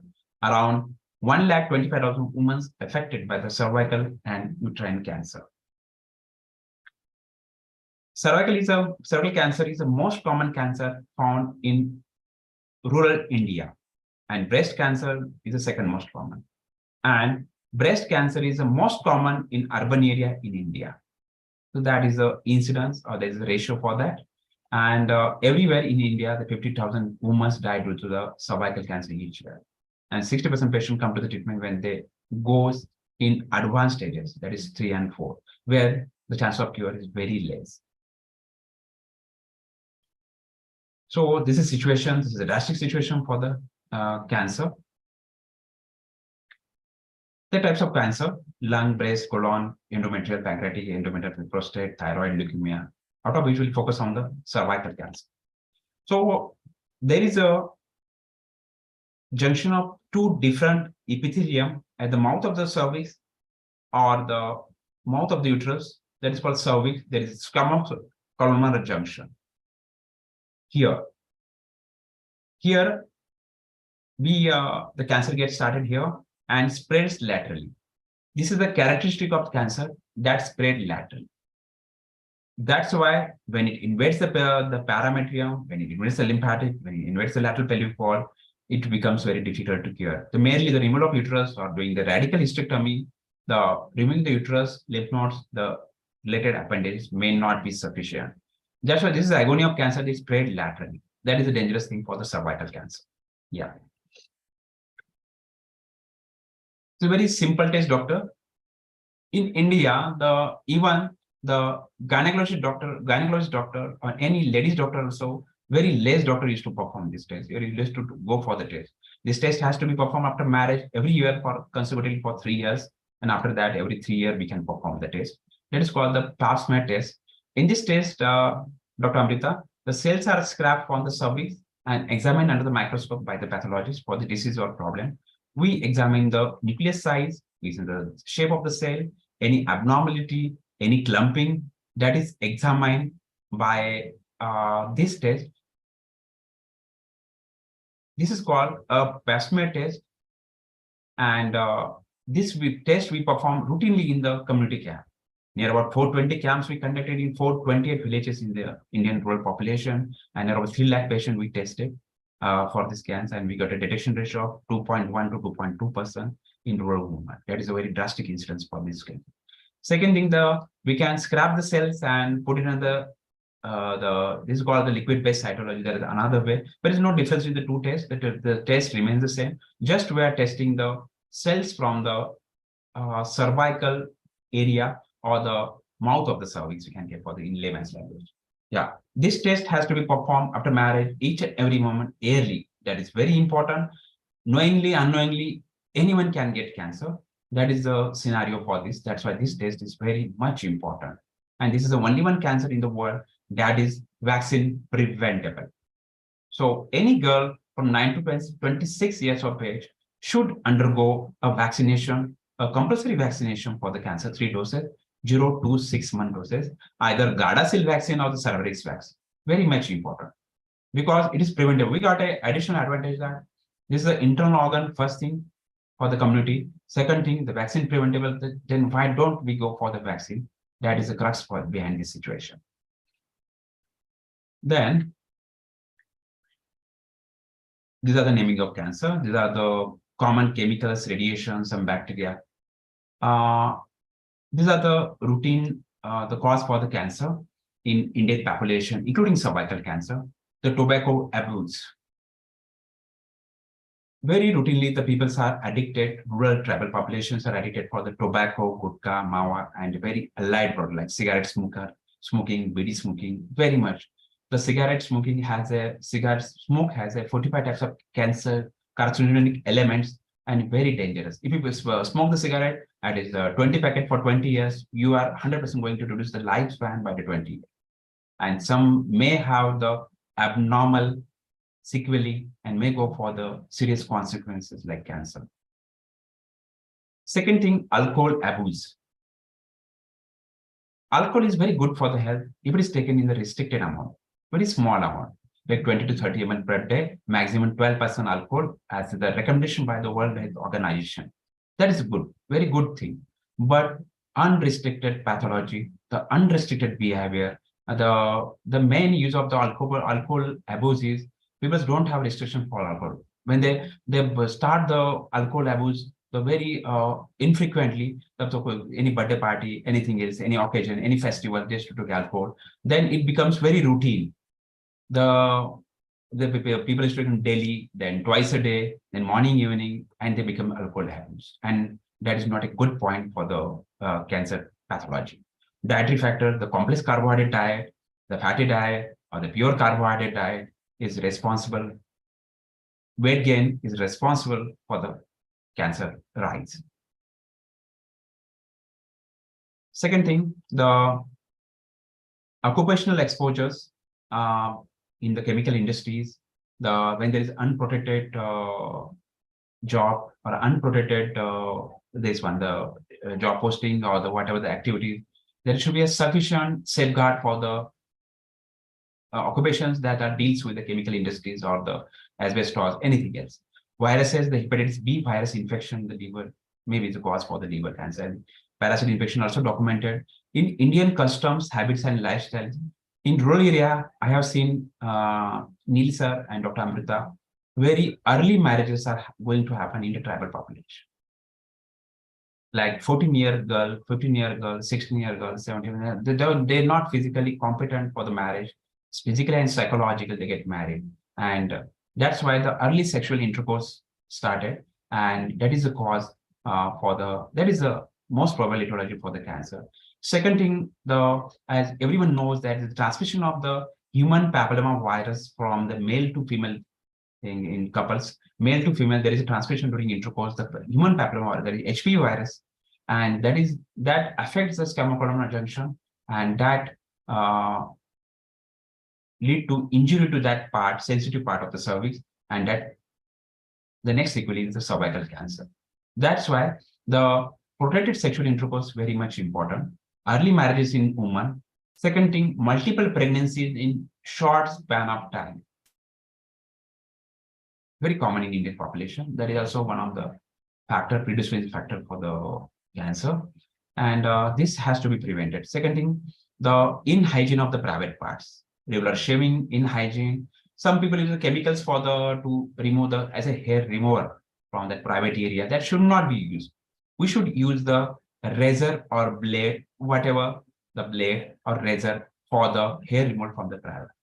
Unnecessarily, the NA was a very common chemical, very famous chemical available for the hair as a hair removal, peeling, but that should not be used. The razor or the blade that should be used to remove the hairs from the private part, and regular hygiene should be there to the private part. That is a most common. There's also a good factor I have seen in the rural population.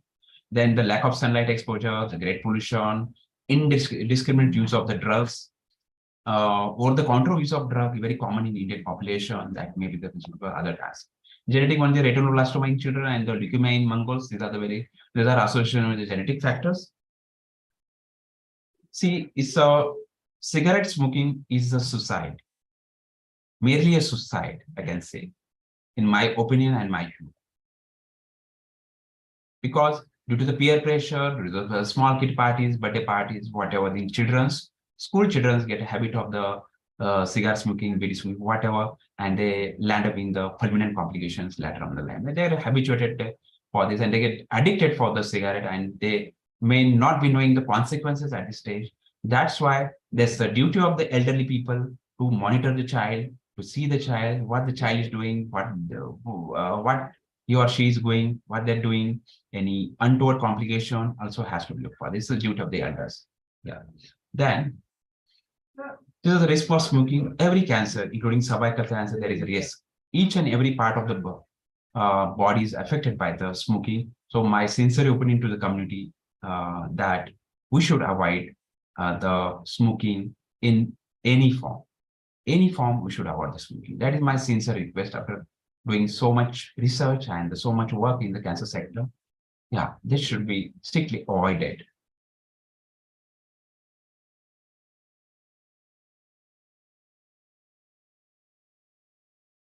Like smoking affects the lung cancer, leukemia, stomach, kidney cancer, and the pancreas, colon, bladder, cervix, higher chance of stroke, higher chance of blindness, gum infection, the chance of major vessel rupture like aorta, heart diseases, pneumonia, hardening of the arteries, then the chronic lung diseases, reduced fertility, hip fracture. These are the things that are very commonly affected by the long-term smoking. Also, I have seen the recurrent abortions in the pregnant woman, the early abortion, premature deliveries, the highest, the operative rates for the cesarean section in the pregnant woman. That's why smoking should be avoided. It's not a smoking, it's a suicide. It's damaging our own body parts. So please restrain yourself for smoking. That is my appeal to the community. So these are the factors believed to be contribute to the global cause of cancer. So 30% smoking and alcohol, 18 to 20% chronic infection like HIV, human T papillomavirus, lymphoma, hepatitis B virus. Hepatitis B virus immunization is strict and compulsory in Indian population, and that is a very good thing. So hepatitis B vaccination should be done to children, and that is routinely included in the immunization schedule published by the government of India. Then the 30 to 35% causes are the unbalanced diet. So Mr. Neil and Dr. Amrita have seen recently the great trend of the screen addictions are much more. Second thing, the more carbohydrate, junk food, the outside foods, the hoteling people likes. And that's why they're consuming more oily food, more carbohydrate, high glycemic carbohydrates they are consuming. So they're taking more calories, and that is leading to the obesity, that is leading to the lack of physical activity, and that is leading to the predisposition for the more cancer. Every cancer, I can say. So that should be avoided. We should have the green leafy vegetables, low calorie diet, a protein diet, whatever your nutritionist or the diet expert suggests, that should be there. So obesity is we have got a rising trend, the weight gain, rising trend. That's why contributing to the many factors, like not only cancer, hypertension, diabetes, heart diseases, the depression, psychological issues, the stroke.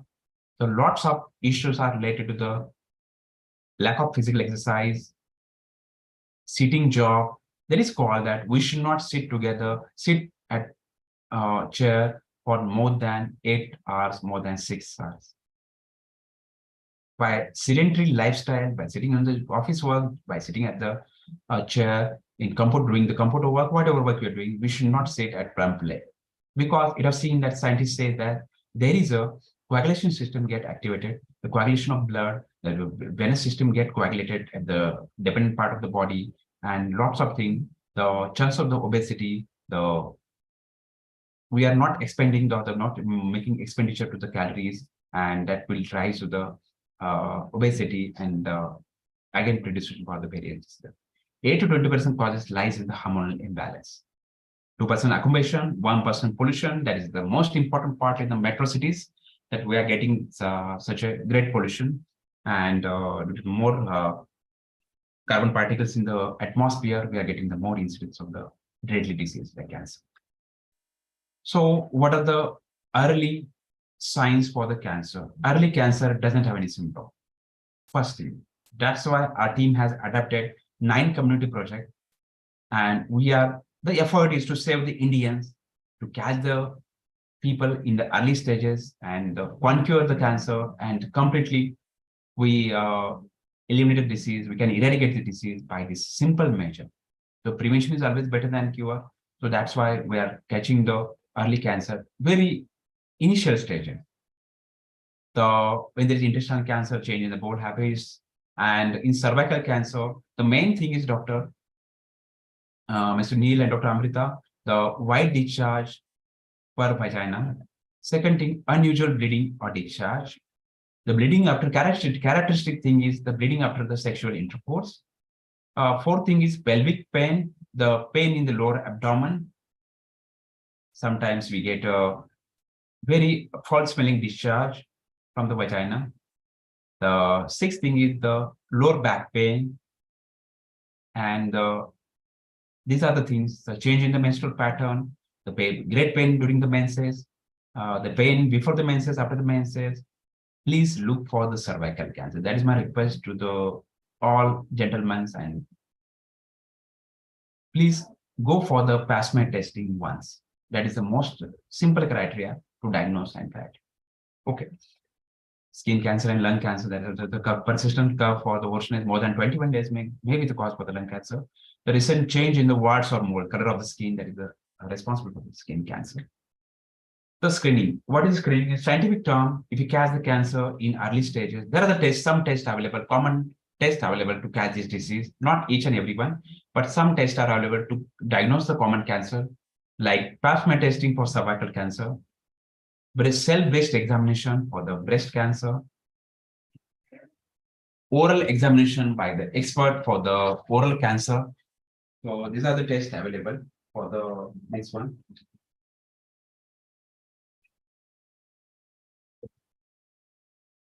So these are the tests available. So that is called screening. We advise the self-examination for the breast cancer, the pap smear testing.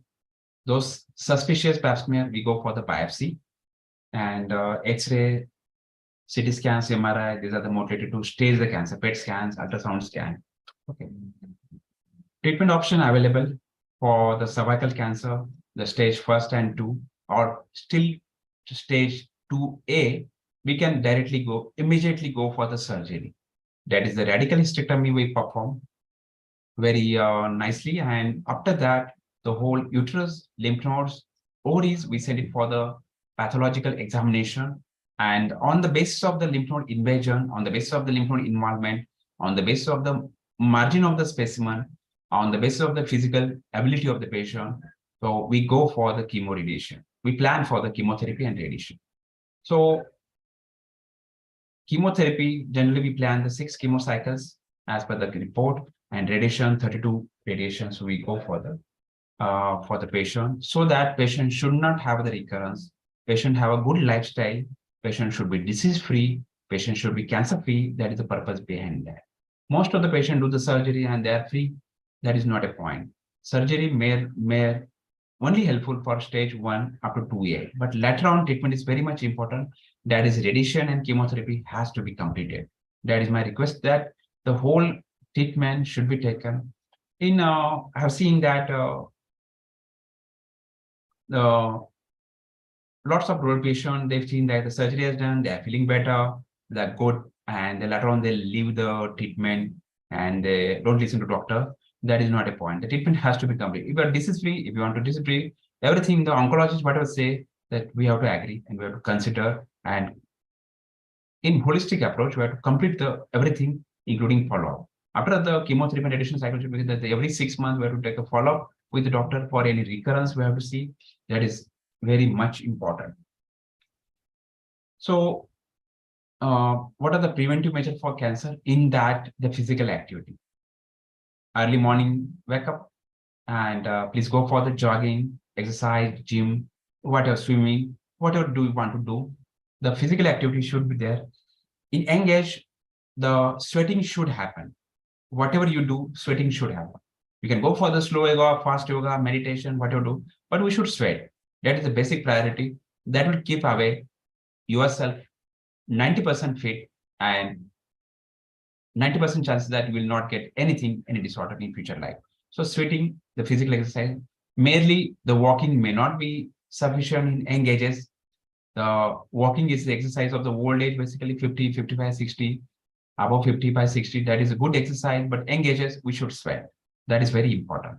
Avoiding obesity, please avoid the high carbohydrate diet. Then the complex carbohydrate, junk foods, outside eating, hoteling, too much hoteling, that is not a good. Oily food, the junk food item, everything should be balanced. That your nutritionist should, we should take opinion for the nutritionist, for the BMI, for the, what are the body mass index, very much important, not merely the weight. Body mass index is a calculation done by the weight divided by height in meter square. And the BMI more than 24, 25 are considered as obese. There is a criteria that mild obesity, moderate obesity, but your BMI should be within 24, 23. That is a good practice. And please adopt the healthy dietary practices. That is very important. Healthy dietary practices. Okay, that is should be done. We should do the more focus on the natural food, green leafy vegetables, non-vegetarian diet, but that should be away from the animal fat, and also reduce your the occupational and environmental exposure for the chemical toxin. And we should have restricted alcohol use. That is great, but should not be unrestricted one. Unrestricted alcohol use, that is the drawback of the alcohol abuse, and that may become a nightmare for the patient. And at childhood, immunization against hepatitis B virus, that is much important. And safer sexual practices, please use the neuro or the barrier contraceptive to condoms for the sexual intercourse, so that the transmission of the human papillomavirus, transmission infection, lots of mixed infection like chlamydia, like lots of things will not be transferred from one partner to another partner, and that is always good. Okay, then the vaccination for the girls from 9 to 29 years of age, very much ideal. 3 doses of cervical vaccine, we prefer the Cervarix. There are 2 options available, either go for the Cervarix vaccine, Cervarix, or the Gardasil vaccine. We go for the Cervarix, most commonly routine the camps in the hospital. 3 doses are sufficient, the 0, 2 months, and 6 months, that's all. Keep your child from cancer, cervical cancer, away in future life. That is very particular part. Even if we are delayed till 60, 65, we can have a cervical cancer vaccine. We can do immediately to prevent it, because it has a little advantage, 20, 30% advantage. If you go get that vaccine later age, 30, 40, but that is good for the health. So 90, 26, 29 is the ideal one, but if you get later on, that is also okay. But every woman should be vaccinated for the cervical cancer. That is my request. Okay, and please avoid the Indian population, avoid the early marriages, so avoid the multiple pregnancies in short span of time. Avoid the please have a good sanitation, the hygiene of the private part, that is very important, and the nutritious diet and the physical activity, that is should be there for to avoid the cervical cancer. So that's all. I conclude myself. So any questions, Mr. Neil, Dr. Amrita? Thank you This was really very good presentation, and I would say this presentation is showing the real picture of what is required and what is the status. I have a couple of questions for you. Please. Before I take that, there is a question from, I think, Malti about curcuma turmeric, Meeta. So Meeta ji is asking about the role of turmeric for prevention of cancer at early stages. What is your take on that?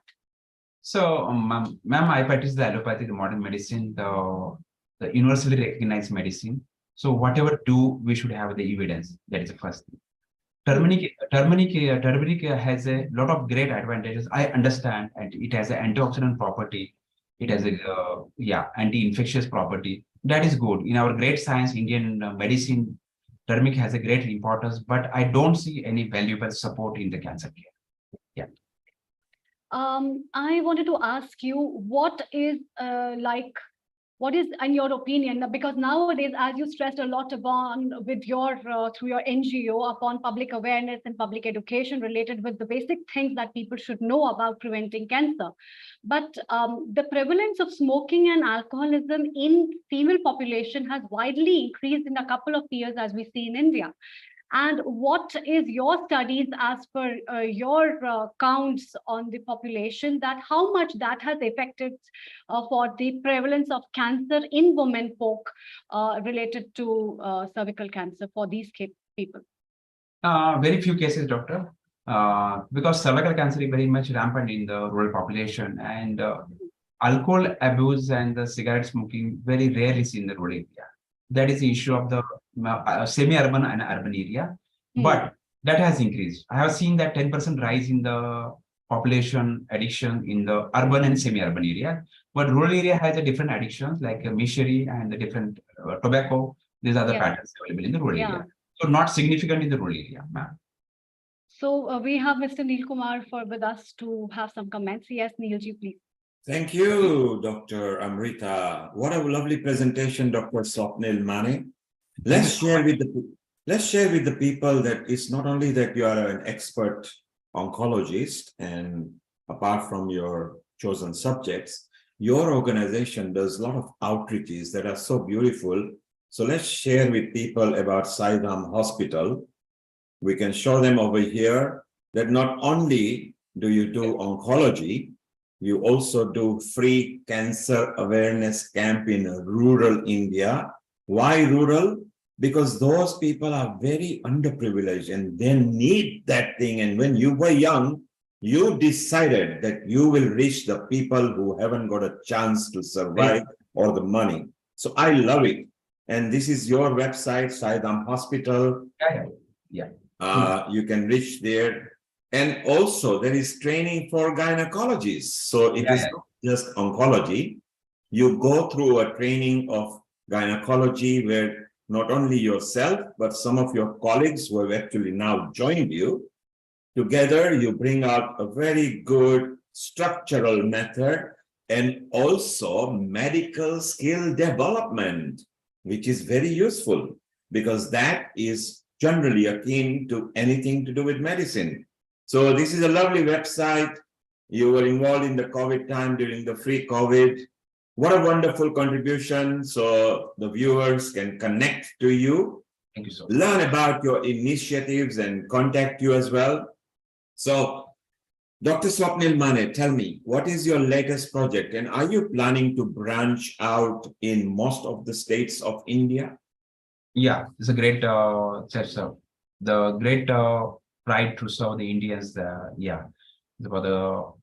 We got a 30-bed hospital, so may not be sufficient to cope up the whole Indian population. And we got a 9 community project. So our research team has patented 4 operative techniques. So each and every part of the country, so most of the oncosurgeons, gynecologists from abroad and from India, they want to learn this technique. They want to learn this pattern of cancer care, that is Saidam model of cancer care. And we trained near about 250 Indian candidates, Indian doctors, and near about 25 foreign delegates for this model. And they are replicating this model each and every part of country. Daily at our cancer hospital, I'm sitting here, 30-bed cancer charitable hospital. We got a 5 cancer surgeries, 150 outpatient department, 10 to 15 admissions per day. But we are not coping up the situation that we are taking. So that's why our trustees, the team has decided to set up a big hospital, 500 bed cancer hospital at Shirdi. That is we got a lot of faith and belief in the Sai, the principles of Sai, Lord Sai, because the spiritual leader Sai Baba has done work from his 1958 to 1918 till his Mahasamadhi. That is a spiritual principle. But every team member like to simulate the work whatever Baba has done in their lifetime at Shirdi. So our trust has acquired 21 acres of land, and we are in the starting phase of the construction. Within 2 months, every formality has completed to launch the construction of 500 bed cancer hospital. Near of the 50 crore Indian rupees is the budget, and everything is so we need the shower, and please shower your blessings for this mega project so that every Indian should get treatment and no one is deprived without the treatment. That is our cause. Main concern is those patients are dying lack of the treatment at the rural area. They are also Indians. Those taking the treatment at the urban metro cities in the AC deluxe rooms, they are also Indians. Those people are standing in the long waiting queues in the government hospital like AIMS, Tata Cancer Hospital, KM Hospital. That is my main concern. So they are also Indians. So why such a discrepancy? Everyone should get a right of the basic health care. That is the main motto of our small organization, sir. And for that mega project, we need your shower support and blessings. So within 2 years, we are able to catch. We can provide the treatment to the all people whoever comes to the Shirdi. I invite everyone to come to the hospital, come to the new project that's near the Shirdi International Airport in Maharashtra, 270 kilometers from the Bombay, and a very ambitious project laid down by the Sai, because I have seen that there is a great anubhuti or the miracle, I can say. Our trustees was searching for the land. We needed near about 21 acres of land for the big cancer hospital. So we are searching for the land in different part of country. But ultimately, the 18 acres, 19 acres, 17 acres, we are getting the land, not 21 acres. So we got a phone from the Shirdi airport, Shirdi, just the farmers beside the Shirdi airport, that sir, we'd like to sell the land for this is rupees for the good cause. So that is not lesser than the miracle of the Sai, we think. And Sai Baba used to sit in that land during their presence before 1918. So we all team considers as a blessings from the Sai only. So we all are prepared for the venture, and that's all. That's the group. Dr. Mane, not only are we going to bless you for the work you do, when you send your short write-up and a URL where people can visit, we have got vast amount of social media groups where we are going to share your work, because it's certainly worth sharing to the people, particularly within the vicinity of where you've got the projects going on. It will be very useful. Now, before I let Dr. Amrita have a final chit-chat with you, can you give our viewers 5 simple tips, either to avoid cancer, and or what are best practices to make sure that you don't get cancer? I mean, obviously, it's maybe even a stroke of luck and habits, but one of the things you mentioned was cigarette smoking. Yeah. What are the 5 that you can tell people for their general well-being and wellness? Sure, Mr. So we should conclude ourselves with a take-home message, but as suggested by Mr. Neil, sir, and the 5 take-home message. First thing, please remain physically active. So as sort of engage yourself in the physical activity, something, exercise, jogging, whatever. The physical activity is very much important, and avoid the sedentary lifestyle. Second thing, for the women, please vaccinate yourself as early as possible. Yourself and the children should be vaccinated as early as possible, because this is vaccine preventable. Cervical cancer is vaccine preventable, 100% preventable. So why should not we go for that prevention? Third thing, please remain away from any sort of addictions, whatever, from tobacco, cigar, anything, alcohol abuse, nothing is needed in the life. Only the nutritious diet is needed to remain the physically active, the spiritually active. Third thing is remain away from the addictions. Fourth thing, for the breast cancer, please do the self breast examination at the time of birth every day. By right hand, we can examine the left breast. By the left hand, you can examine your right breast and palpate over the chest cage. And we can, any suspicious lesion, any tumor, any mass, please consult doctor immediately.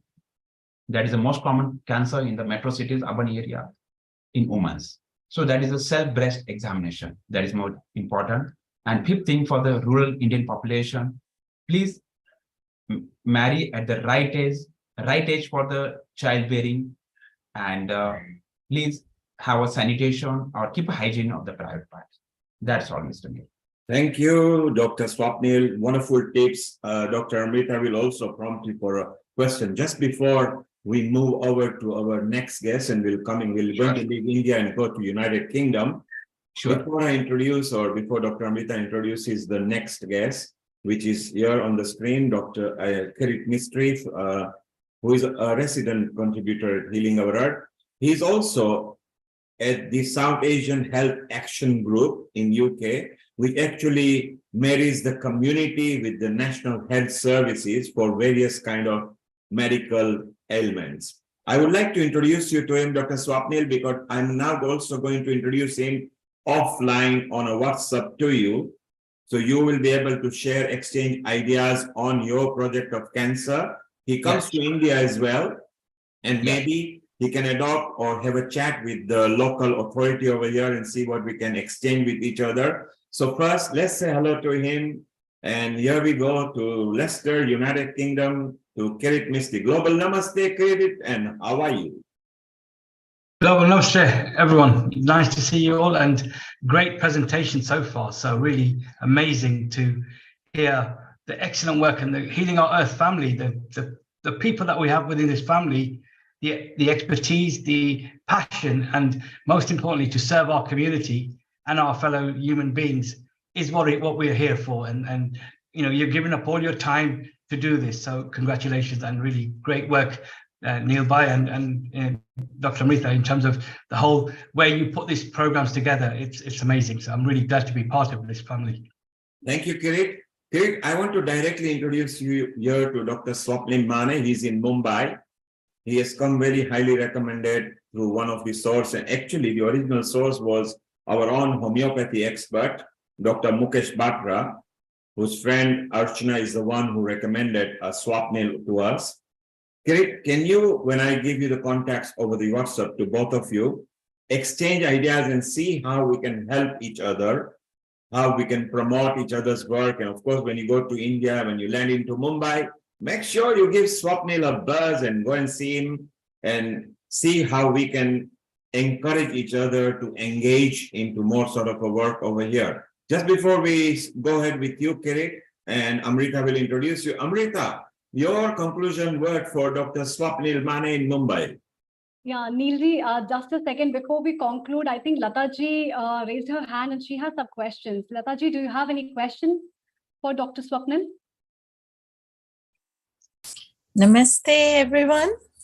Namaste, namaste. Thank you for a very informative presentation, Dr. Swapnil. And thank you, Dr. Amrita. You're doing a wonderful job. It's a new thing, isn't it, for you that you've taken on? Yeah, well done. Yeah. Thank you. So what I was saying to concerned about is the drinks, you know, like juices in the cartons and Coca-Cola and gassy drinks. You didn't mention anything in that direction, and I think because of thirst and all that, especially in India, it's an important thing to raise awareness. What do you think? Is it unhealthy to have gassy stuff or to avoid it? What do you feel? Because I think it's got a lot of cancer promoting. The carbonated drinks and the Coca-Colas, which people rely on most of the time. That's what your question. So is it healthy? Yeah, because everywhere you go, Very true. It's a carbonated drink and lots of chemicals, voluntary, involuntary involved, and that should be restricted. Okay. There is a say that in summer season, we drink more cold drinks, basically. So cold water, cold drinks, but that is not a situation. As a pathophysiological body is considered, we should have the normal temperature water, normal temperature thing. Yeah. But, yeah, due to the cold drinks, we And have boiled water. Yeah. normal water during the summer season. That should be there. And the cold drinks should be restricted use. Too much intake, daily intake, the cold drinks are the full of chemicals and may lead to the acid peptic disorder, the stomach discomfort, and some chemicals are the carcinogenic chemicals that may lead to the Deadpool disease. Yeah, but that should be a restricted use. That is the most important for cold drinks. Yeah, and sugar. Would you say sugar as well is another? Sugar is a important thing restricted too. quantity, just 3 to 5 teaspoons per day, TSF per day. That is a good sugar. It should not be in excessive quantity. Again, it comes under the pure carbohydrate diet. So sugar food is a good, but in restricted quantity. That is my opinion. Yeah, because I think that to raise awareness on those two issues as well would be advantageous to promote prevention, among educated and uneducated people, and reminders to the, because it's convenience, isn't it? And it's so desirable sometimes when you're thirsty, and wherever you go in an event or a party, and as children, they're raised up on it. So, that's where my concern is, to raise awareness in that for parents as well. When you are thirsty, we should go for the normal water. That is the main concern. Not go for the cold drink. That is my suggestion.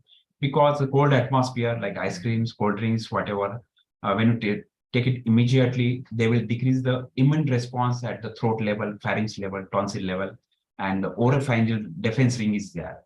That's why when you are thirsty, go for the normal water first. And if you want to do, cold drink is not to satisfy the thirst. That is not made for the satisfy thirst.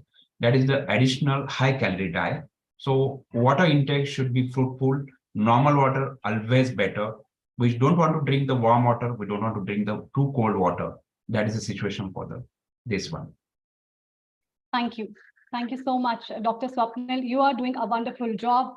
And as a physician, as a woman, I think I would like to personally also join hands with you because I belong to North India, and it will be really good. I would appreciate if you contact with the All India Radio and Vivid Bharati and other programs, because that is what people hear and listen to in India. And I think a lot of women would be empowered to hear that and will raise the voice. And I would also like to give an input, like training the young flora, like the young people over there, the young women folk in the villages would be very helpful for you, to give you an impulse of the data that you will be requiring, and also to bring patients early for the diagnosis so that their lives can be saved.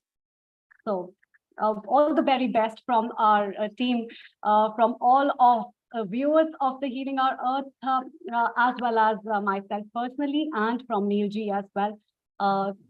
Great wonders. Thank you very much. Thank you so much, Mr. Neil. We request you, if you have time, you can please stay on in the program, because your inputs are also much appreciated. Sure. Thank you so much. Thank you so much, Dr. Amrita and Dr. Mr. Neil from the Healing Our Earth team. It's a very great job the team is doing for the humanity and the livelihood. And also, but the first time I'm attending this session, that's why.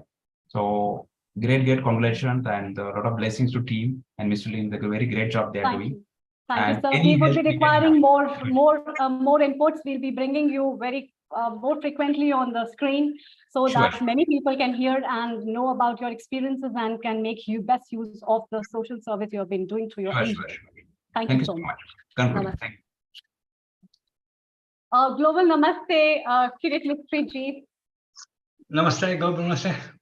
Good evening to you from UK, as we have moved to UK now, and we have our next speaker and an expert, Kirit Mistry ji, who is a lead for the health inequalities, and he is also the lead for SAHA, which is South Asian Health Action for NHS Core 20 Plus 5 Cancer Community Connector projects. So today we'll be having him to know more about the patient as well as the community engagement programs that he'd been running, as well as what all things he can guide to people in relation to the community health, as well as the programs that he'd been running for. Yes, stage is all yours, sir. Thank you. Thank you. I'm going to share my screen. I've got a quick presentation as well. Sure.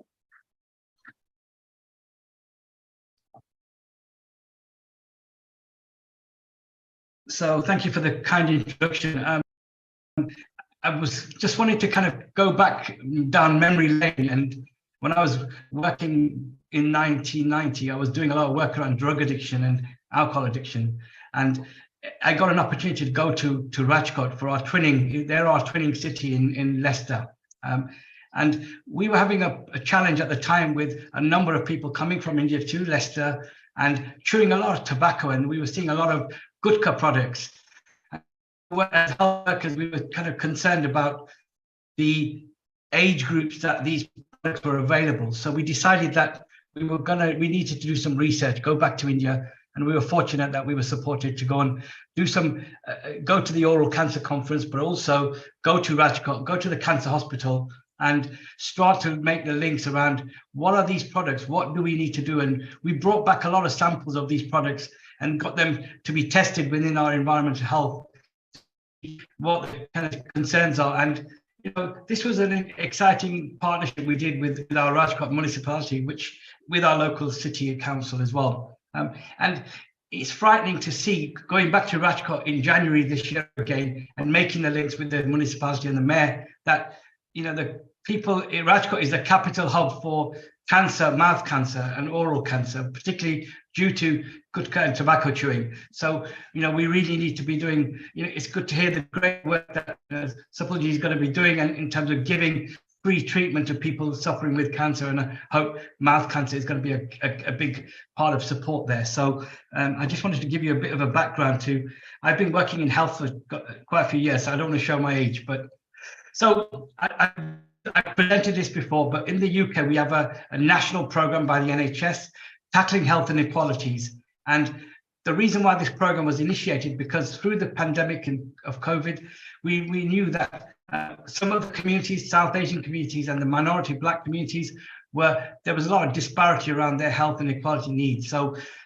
this program it came about, and we as South Asian Health Action, along with a few other partners, are working to ensure that we get the community expertise, the community with lived experience coming forward. And joining me on this presentation is Shobna Ben, who's going to be talking about her experience. So I'm going to give most of the time to her. So this is a Connectors program. It's about us as community organizations coming and working together with the community. We've got the links with the communities. The NHS system doesn't have the better links than we do. And also there's a lot of mistrust within the NHS by our community. So who better to advocate and make those connections and take those messages are our communities, our people from, you know, the people with lived experiences. So this is what this program is about. They've contacted three delivery partners. There's a women's organization, Shama, who's working on this program as and Equality Action and ourselves, really to kind of address the three clinical areas. Although there's 5 clinical areas in this program, the 3 clinical areas we are focusing on is early diagnosis of cancer and screening, hypertension, blood pressure, and respiratory. And it was great to hear Dr. Reshma Shah's lovely presentation around the early diagnosis and the importance of screening, you know, what we're doing in the UK. So going back to the Connectors role, really, we as an organization, we're a small NGO. We are not big national charities, so we needed support, and luckily our local NHS structure decided to put funding to us to employ a coordinator who then will work with finding 10 connectors with different lived experiences of hypertension, cancer, and so that's kind of what the connectors roles are. And again, it's about going out into the community, raising awareness, and most importantly, getting the message out about screening. Because we're fortunate in the UK, the NHS system is free and all of the screening is available. The challenge we have is people are ignoring their screening appointments, or sometimes they miss those appointments and then don't know what to do. And then that's something that we need to get them to be more educated. So Dr. Ben is a really valuable asset to our team, and she's one of our community connectors.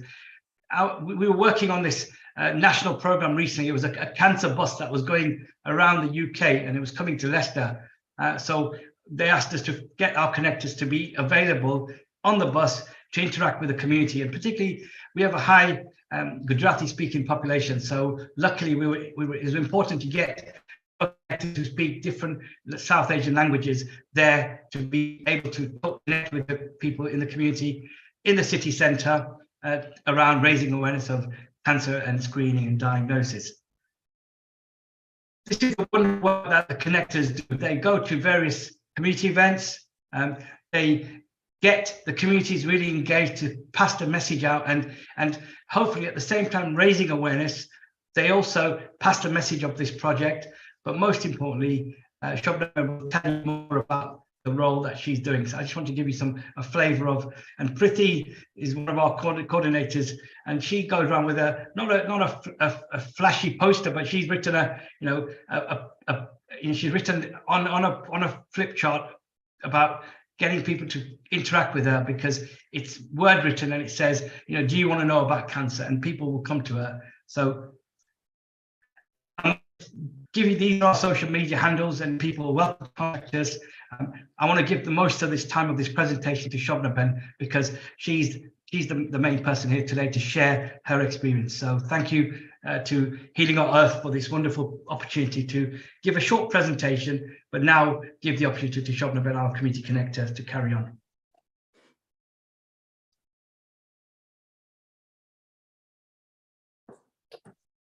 Jai Shri Krishna. Namaste. Namaste, Shobha. Namaste. Good to see you. Thank you. I'm just intrigued, and just listening to everybody's input in there, and it's so much information and so much happening out there. It's an eye-opening for me today. Thank you, Kirit, for putting me on this global health awareness. And you've been doing a wonderful job as well. As I can see, that's actually so. It's just one of my journeys, which I think Kirit has encouraged me to talk. In the beginning, I wasn't actually very open about it. It was not a taboo for me, but it was just, I think, I didn't accept it that I had cancer. So now with Kirit by involving me in this Core 20+, he's made me aware that we need to make people aware that they need to come forward for early diagnosis. If people are aware of it, that if they know that if they're detected early, and if the cancer is detected early and it's treatable, it's not one of those things where we can't treat it. So my journey, I had breast cancer, which started in 2016. And it was just a routine check, as Dr. Swapnil has mentioned in his talk, that I think women should actually do a breast check every day, and or once a week or twice a week if you can. But mine, it was just normal day. I was going to work, so I was having my shower, and while I was showering, I just I felt like a little lump in my right breast. And I thought it was just a little cyst on the outside first. And then when I looked, it wasn't, so it was inside. So at that point, I tried and checked it again. And it did feel like it was a little lump. It was like a pea size of lump. And then I went to work, and then it played a little bit on my mind. So I says, right, I need to, in my lunchtime, ring up the doctors and book an appointment to see the doctors and let them see, and let them find out and see if I need to go for further, checkup or anything. So I was lucky that I got an appointment in a couple of days' time when I needed that appointment. And the doctor examined me, and she said that at the moment, it's quite just a pea size. I'm not too worried. but still, I'm going to send you for a mammogram just to be on, have a peace of mind that it's not anything serious or anything. So she sent me for a mammogram appointment. Luckily, the appointment as well came NHS, which is quite good. So the appointment came through within a week. And when I went for my mammogram, I think they had a little doubt. So they says, we're going to do a scan on you and a biopsy. We need to do a scan on you first. So I says, okay. So I was given another day. I had to come again for a scan. And when they did the scan, they says, we might have to do a biopsy. Are you okay to go for it? I says, yes, I should be fine. And they did a biopsy test. And that's when I think that the lady was like, radiographer was like a bit worried. And she says, okay, I will get in touch with you again. So when they sent off the sample for testing, and it came back and it showed that it had cancerous cells on it. So when I saw the consultant, and she mentioned that you have got cancerous, it is a cancerous lump, and we need to operate on you. So when the appointment that she gave me, it was the week when it was my birthday. And I says, no, I can't have operation during my birthday week. And she said, okay, we'll move it to the next, let me see the next available. So luckily, there was a following week appointment. So when I went for my appointment, when I had my operation, and because they had already measured a lump and when they operated, they checked the lump again. It had grown by 4 centimeters. So it was one of those aggressive cancer. But because I had acted early and I went to the doctors early and I had my operation early, even by delaying that 1 week, it wasn't, I think it would have, if I had delayed more, then it would have spread more. But luckily, I took the next following appointment. So this is one of my key messages to people. If you get your appointment, do not put it off, and let them do their duty and let them carry on. But luckily, I was lucky, very lucky.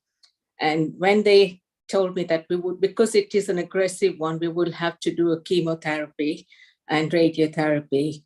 So I think in the beginning, it didn't even sink in that I had cancer at that point. And just when they said the chemo word, that's when it hit me actually that I had cancer.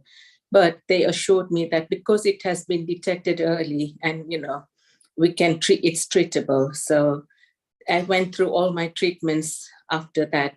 After the operation, I had to wait 2 months, and then they started the treatment. And when I had my chemo sessions finished, I had to be operated again just to make sure that no cancer cells were left in there. And then they carried on further treatments with the radiotherapy, and I had Herceptin injections as well. And this is what I would say to anyone, that if you need to examine yourselves. It was just by routine. I must have just checked it at that point. I didn't actually check, but now I make people aware through being one of the connectors on Core 20+5 with Kirit. We make people aware of being detected early if you have cancer, but don't be, it's a taboo subject in our Asians here, actually, not to talk about it. They're either shy or they don't want to, I think it's fear as well in people. And it's just they won't share it at that point.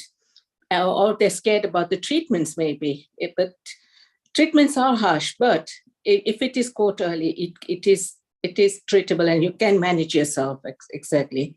So I would say definitely, please, if you get your mammogram appointment, have yourself checked and read routinely. If you feel it's not only a lump in your breast, it could be anything else as well. It could be nipple discharge. It could be just pain in the breast, or you generally not feeling well. You've got fatigue in yourself. Even sometimes redness, swelling, you could have that in yourself. So let the doctor decide that and let them check it out and take it from there. So don't wait till it gets really worse and so I'll go tomorrow, I'll make an appointment, put yourself, I've got this work to do, I've got that work to finish. You put yourself first and make sure you get yourself treated early as possible. And with the core 25 plus, which we're doing with Kirit, we go around wherever there are functions or things happening. We have a little slot in there, and Kirit, Priti Ben, and other connectors are there, making people aware that this is what we are doing. And there's facilities in our NHS, which is quite very good. And if you go for your mammograms regularly, if you get yourself checked regularly, you'll be saved yourself as well. And my other, that's, I think, the main thing I would like to say on myself, that make sure you attend your appointments. That's lovely. I really have a very, what could I say, a big blessing corner for you, and a very big hug for you, because I'll take it, Amrita. Thank you. Please. Because this courage is tremendous. I think my mom is also a stage 3 rectal cancer survivor, and that's what she's putting up well. But then that first step is so important. Yes. To go to the physician and to accept everything. So what I wanted to ask you is that how did you manage up with the chemotherapies? Because surgery is one part, but chemotherapy and radiotherapy itself is so challenging in itself, and it's so energy driving that itself needs a big motivation. So how did you put up with that, and how do you train people for that part of the treatment? Dr. Amrita, that's a very, very important question you've just said. Actually, it is, I think because of that, a lot of people get put off, but that's the main thing you have to look at it, that if you have family, if you have friends, if you're on your own, if you've got friends who you trust, and talk to them if they can help you. I was very, very lucky. In the beginning, like I said, I didn't even tell my diagnosis to my work colleagues or my family. Only my husband and my elder daughter knew, because my other 2 children were in uni. One of them was doing her final years, and the other one was the first year. So until they had like a couple of weeks before they come back home. And that's when I was diagnosed as well. So the younger one, the middle one, was the one who was finishing her finals, and she was the one who helped me with my treatment. Actually, when she came back, she had booked herself with the appointments for her work, because she says, I've already had my work interviews. So she was ready to get back into work and do things with her life as well. So when she didn't get her interviews passed through, so when I had my first chemo done at that point. And when I came back, because you're also new to chemo yourself, and you don't know what was going to happen to you. You read a lot, you see, hear about it, but you don't know when it actually happens to yourself. And that's when first day, it wasn't too bad. It was like gradually coming down into your body, and it's going in, and your temperature starts building up, and you start losing your taste buds, and you feel tired more. So, and then I was always very, very nauseated as well with the chemo. So it was constantly that. And then the whole week I was like really bedridden basically, and I couldn't eat or drink much as well. And that's when I think my daughter, when she saw me in the second week as well, that I was like that. So she says, I'm not going to apply for any more jobs. I'm going to look after my mom, because the other daughters and everybody had said, we'll all work around together. But because of your work commitments as well, it's not easy and simple to do that. And because the chemo was quite harsh, I could not stand and cook either. I couldn't take anything in. So I was very blessed, I should say, to have my daughter looking after me. And she nursed me through my chemo and my radiotherapy as well. And she's found a good job now, and she's working well. So, my blessings go out to her a lot, and my family as well, everybody. And I would say to everyone the main thing would be to remain positive. That was the main thing I needed to do. And I had so much of encouragement from my children as well. When I had my first chemo, after that, I said, right, I had like 3 weeks which were really bad, and then the 1 week I had which was fine, and I could get my taste buds back, and that's when you have to go for your blood test again and make sure that you can have your next chemo. And then I would say, right, I'm not going to go for another chemo now. And they would say, they would say, but mom, you have to go. This is you have to go in there. I says, no, I'm not going to go. So I says, all right, mom, we'll listen. They just left me. Says, all right, we'll look at it when it comes to it. If you don't want it, don't do it. That's what they did. Come to the point when I had to go for my blood test and my chemo attendance. Mom, you've done so well. You've done one already. You're going to go on to the next one. And then next month I would do the same thing again. They just encouraged me to say, Mom, you've come halfway now. Look, you're so better. You're getting better. You're getting there. But this is what I mean. You need that support from your family or your friends. If you are on your own, it is hard. It will be hard because if you don't eat properly or if you don't sleep properly, you are going to be struggling yourself. And you need that positiveness as well. So you don't want any negativity to say, people come up and say, oh, bichari, no, you're not bichari. It's just one of those the things which you have to accept. And I mean, I did a lot of prayers and I get myself, I say to God, I leave my life in your hands. And you are the ones who are going to carry me. You've given me this, I'll do it for you. But you have to guide me and you have to support me as well. And that's what I did throughout. That's very lovely. So basically you are saying optimism, family support, love and compassion from your near and dear ones plays a very important role for moving into all that. So Kiritji, what all basic tips do you guide to people as a community awareness through your programs in general to people, how they can cope up with these times? So every time we talk about prevention, we had been talking a lot about all these stuff, and we had Dr. Reshma also talking about this.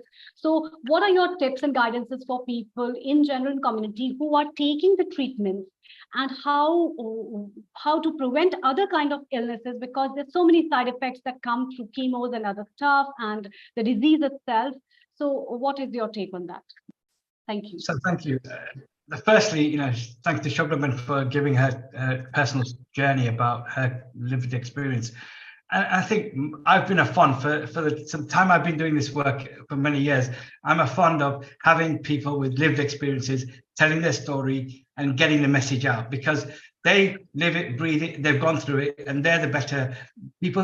Listening to them can actually change and learn and how they can better manage and realize that they can't suffer in silence. So what we tend to do is, obviously we have our connectors, but we have got a number of wonderful organizations, support organizations. So sometimes people don't know about these organizations. So our role is to make sure that we connect them up with alternative support. They may alternative therapies, that may help them.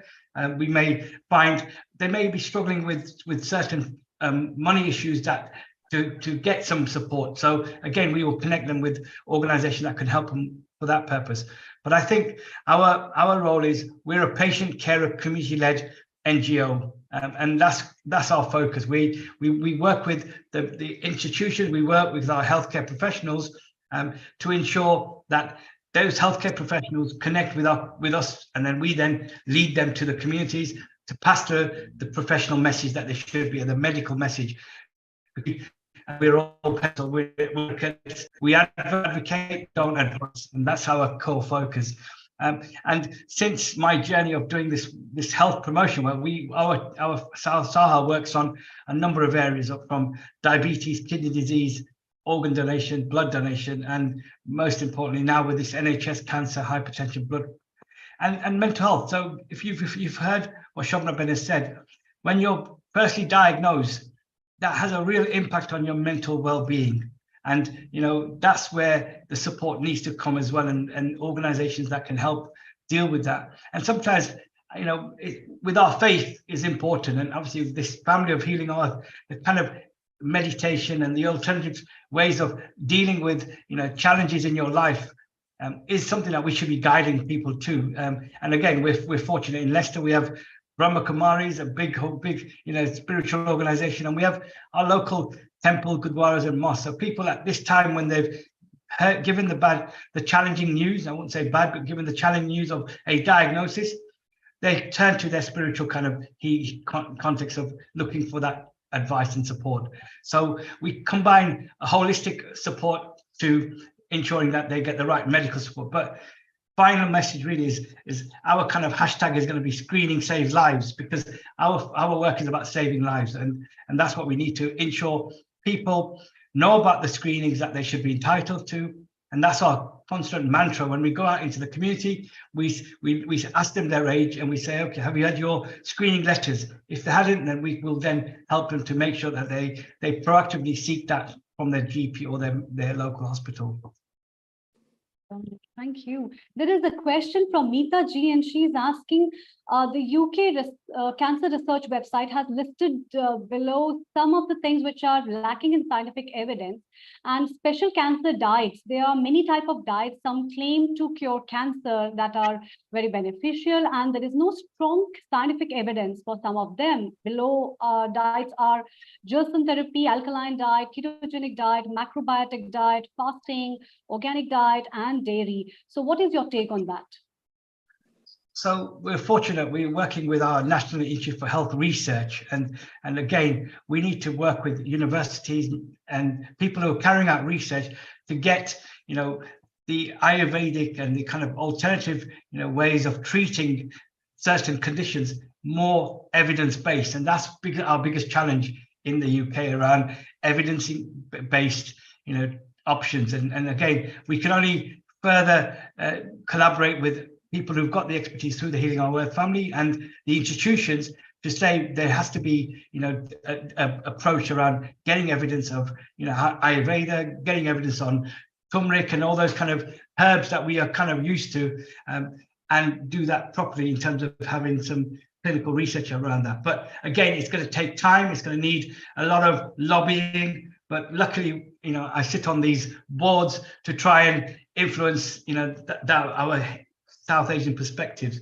And finally, I think it's important that, again, we may have to do some of this evidence-based research ourselves through the institutions that are connected with this Healing Our Earth family, because sometimes we can't let others do it. We've got to do it. Health is in our hands, and we've got to take that message and then prove it to the institutions that this, Ayurvedic hundreds of years, old, and in terms of the methods of that, we've got to prove it. We should be proving it, but what we should be doing is people who are on this journey to treat them through self-care or self-healing, we should ask them to capture their personal journey, write about it, so that would then enable us to have the evidence that we need. I think Sharron wants to come in as well. Yeah, can I just say one thing? Sorry. During my treatment, after my taste buds had gone, I was completely off sweet things. I didn't like anything sweet at all. So I could eat like anything tangier and tangy sort of thing, but nothing sweet. Like even like doctor says, you need to drink a lot of water, and you can drink like squashes and Cokes or whatever you fancy. But to be honest, I was lucky that I couldn't eat anything sweet, and that helped my healing a lot quickly as well. So one of the things, I think, to me, that helped a lot quickly to recover quickly as well. So I would say stick away from sweet things, because cancer, I believe, it feeds on sweets, doesn't sugar. So yeah, but Amrita, I wish your mom a speedy recovery as well, and pray for her. I wish for you as well. She's been pretty doing well, and I wish I could have brought her at the platform well. But then her wishes to everybody, because what I wanted to I want to ask you one question again, Shobhana ji, that so are you still without sugars now?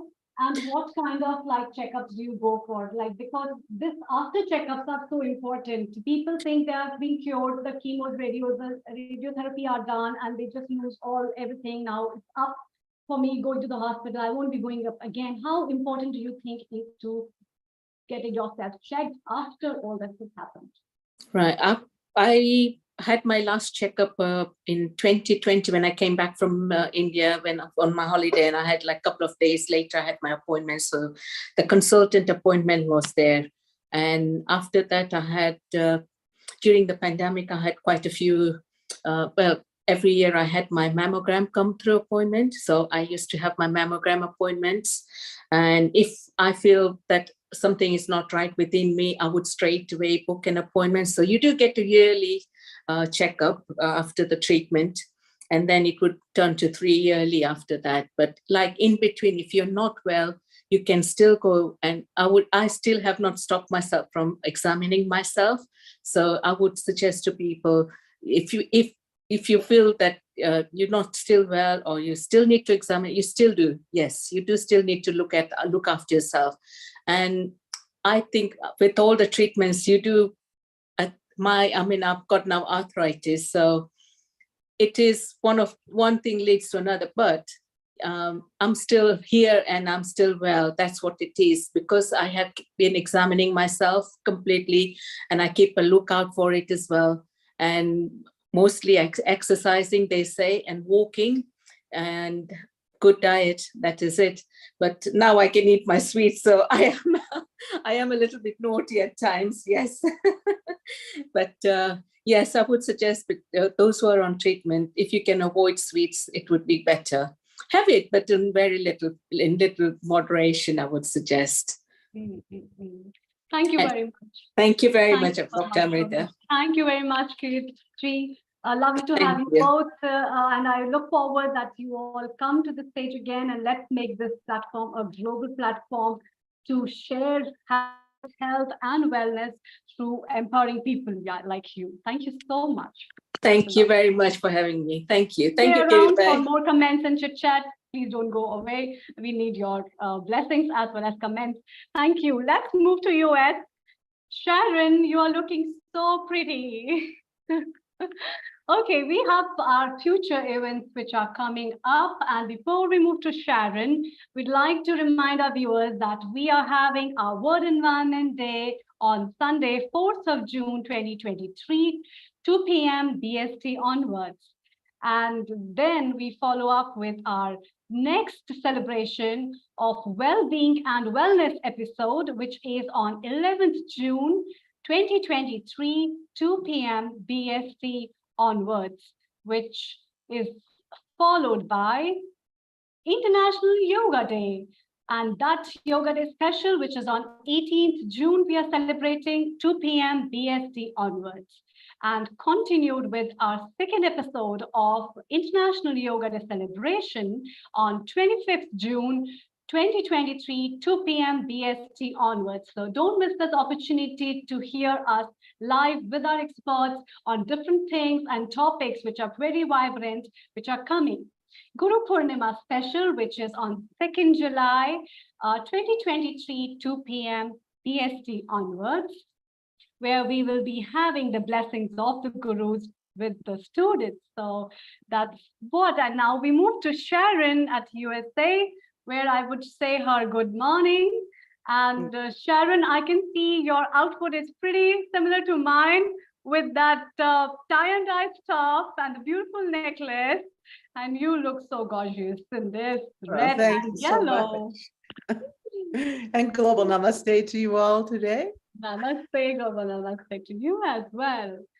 So with this beautiful outfit, what new things? Because I had been hearing you in the last one, that was my first meeting, but then I worked with all my heart to you, because such a beautiful job and such a beautiful cooking and lifestyle and everything, and you have got tremendous potential for us to share. And before I chit chat with you, let me introduce to the viewers about you. Sharron Rose, MAED, a winner of the Filmmaker of the Year Award from the 20th World Congress on Qigong, Tai Chi, TCM, Daoism, and Natural Healing, and is the director and producer of the forthcoming documentary series Quantum Chi, the Taoist Art of Nurturing Life. Sharon has lectured, performed, and presented her films in numerous universities, spiritual centers, cultural organizations, and museums, and was a consultant to the National Endowment for the Arts. She is the author of The Path of Thesis, a guidebook for awakening the divine feminine, and is currently completing a CD, The Nectar of the Bliss, dedicated to the healing power of divine feminine in the cultures throughout the world. And here's the website where you can go through and look into her wealth of knowledge that she has shared through www.quantumchimovies.com and www.sacredmysteries.com. So here we have the lovely lady with us, loads of stuff to share with you. Over to you. Yes. Well, the first interview I have was recorded. It's with Nathan Crane, and he has so much knowledge that I'm very excited to share this with you. So I'll just start by sharing. Sure. That's me. Well, but what I would like to know apart from that is like your incredible input into feminine energy, as well as working up with the feminine stuff through divine inclination of healing power is really beautiful, right? And so how do you see the perspective of our today's topic, which is related with cancer and divine energies and the feminine feminine energy that a female or a woman holds? Well, I've had my own experience with cancer. Okay. So I think I should talk about that. Sure, sure. When my mother had a miscarriage. Her first pregnancy was a miscarriage. So this was like 1949. She was given a drug called diethylstilbestrol that they said would prevent miscarriage. Well, it did. And but in my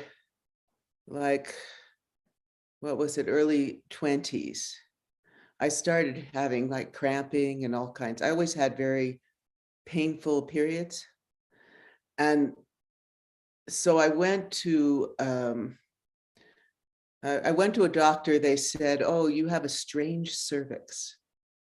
It's like all this extra stuff, and that must be causing it." So they cut it off, the strangeness, they said.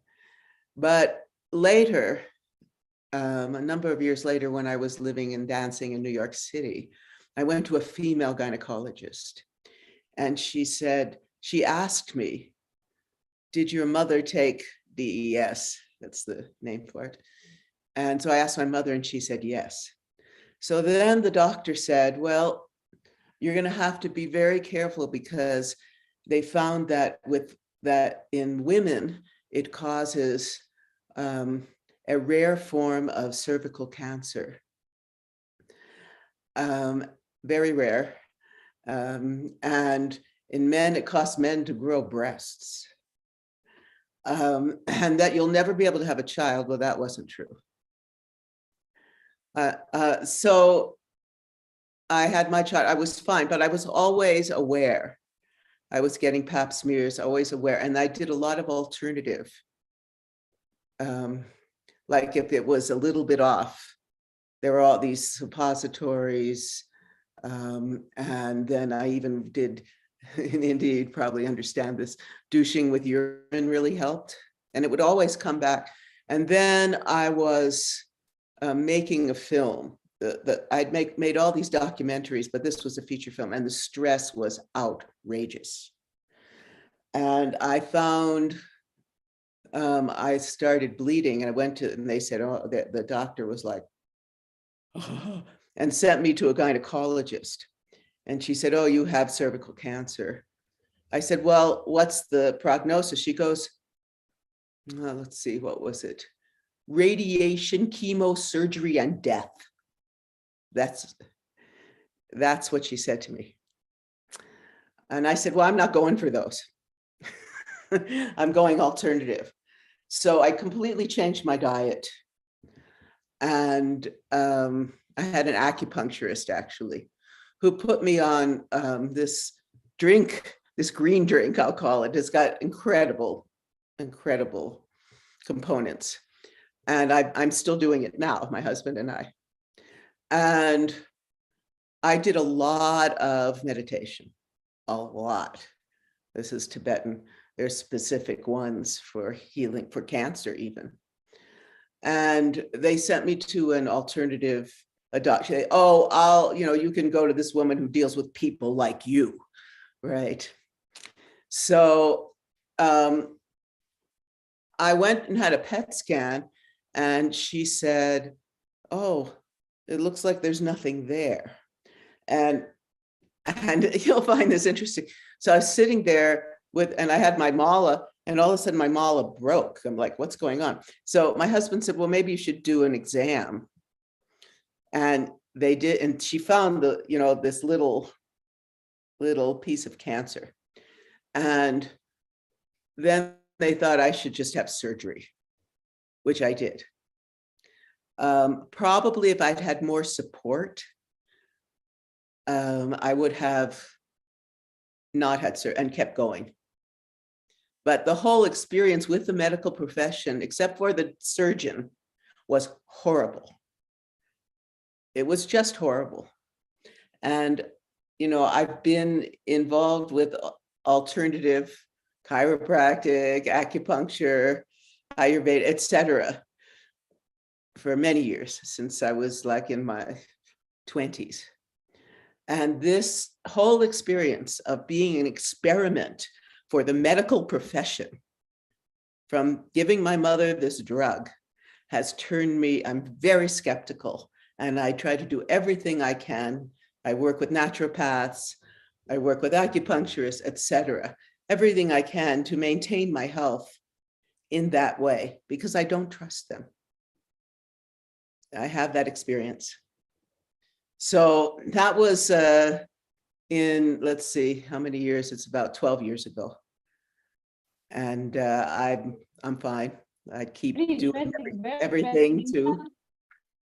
Yeah, the stories, in fact, often every individual has its own lessons actually to give. And then your story definitely is pretty different to know how a single drug given to a mom can change and bring mutational changes in the children, which other doctors have been saying. So you are an example that has proved how the lifestyle has been saying. And in Ayurveda, we have been stressing a lot about Garbhini Paricharya, which is the regime that should be followed during pregnancy, which is one of the important keys to have a healthy progeny and what all things. So this basically is giving a clear indication on what all things. But the thing is that your story and your healing power and your faith in yourself and positivity and your internal spiritual love for life basically has given you a way off to move into all that stuff. And that's what is bringing to you. And that's what I can see, the aura of the energy that you hold has made you go away.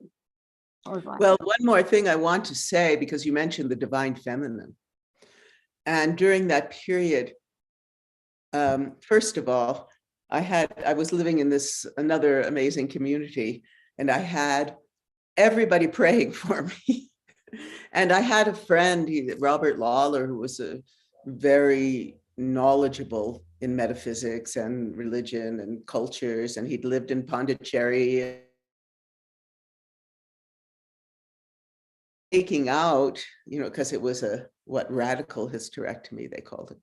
They're taking this out, but now you will have the womb of the goddess. So, and so I've never really had any issues since then. And, my work continues. But I have to say that at least here in the US, the medical profession in general seem that all they want to do is test you and scare you. That's been my experience. My husband just had an experience like that. They just want to, they see if you have insurance, then, oh yeah, you need this, but never, the only thing they ask you about your emotion, they'll say. I think Neil Kumarji is there with some comments or something. Let's have him. And then I'll leave the stage for you as well. Neil, do you have any comments? Thank you, Dr. Amrita. What a wonderful job you have done. Sharron, Let's go and introduce Dr. Amrita because she was the start host, so there was nobody to introduce. And then if you could introduce Nathan Crane as well, before we play the lovely interview that you've got. So if we go and we introduce our Dr. Amrita, the starting host, please go ahead, and then we go to Nathan. Dr. Amrita Sharma. Dr. Amrita Sharma did her bachelor's in Ayurvedic medicine, very smart thing to do, and surgery. Wow. BAMS and MD, Ayurvedic Materia Medica.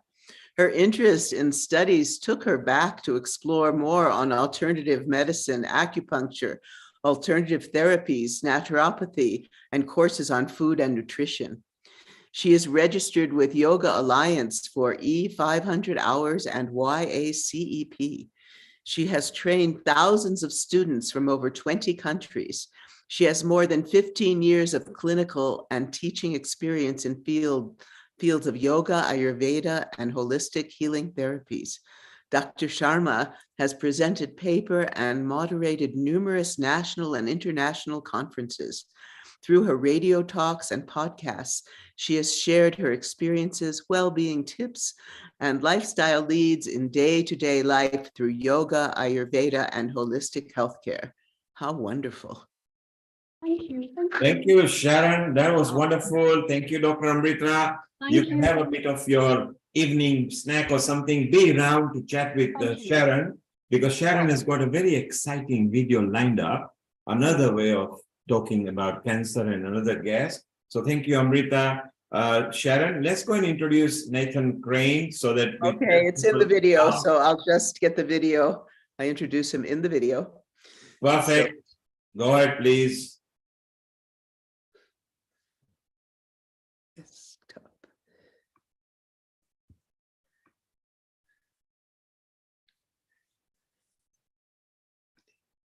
Beautiful. We have lift off. Global namaste to you all. It's such a pleasure to be here with you on this cancer awareness program. And I'm Sharron Rose. You all know me.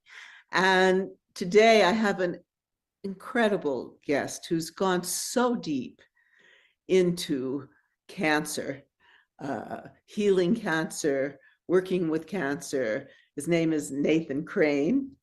Global namaste to you, Nathan. Thank you, Sharon. Thank you for having me. Super happy to be here. So Nathan Crane is a natural health researcher and holistic cancer coach. He's an award-winning author, inspirational speaker, Amazon #1 best-selling author, and 20 times award-winning documentary filmmaker. It's fantastic. Nathan is on the board of directors for the Beljanski Foundation, a nonprofit conducting scientific research into natural solutions for cancer. He's also the director of Healing Life, president of the Holistic Leadership Council, producer of the Conquering Cancer Summit, host of the Conquering Cancer documentary series, and director and producer of the award-winning documentary film, Cancer, the Integrative Perspective.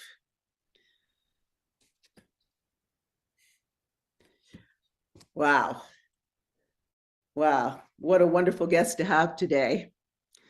So Nathan, how did you get involved in this cancer research? What led you to this?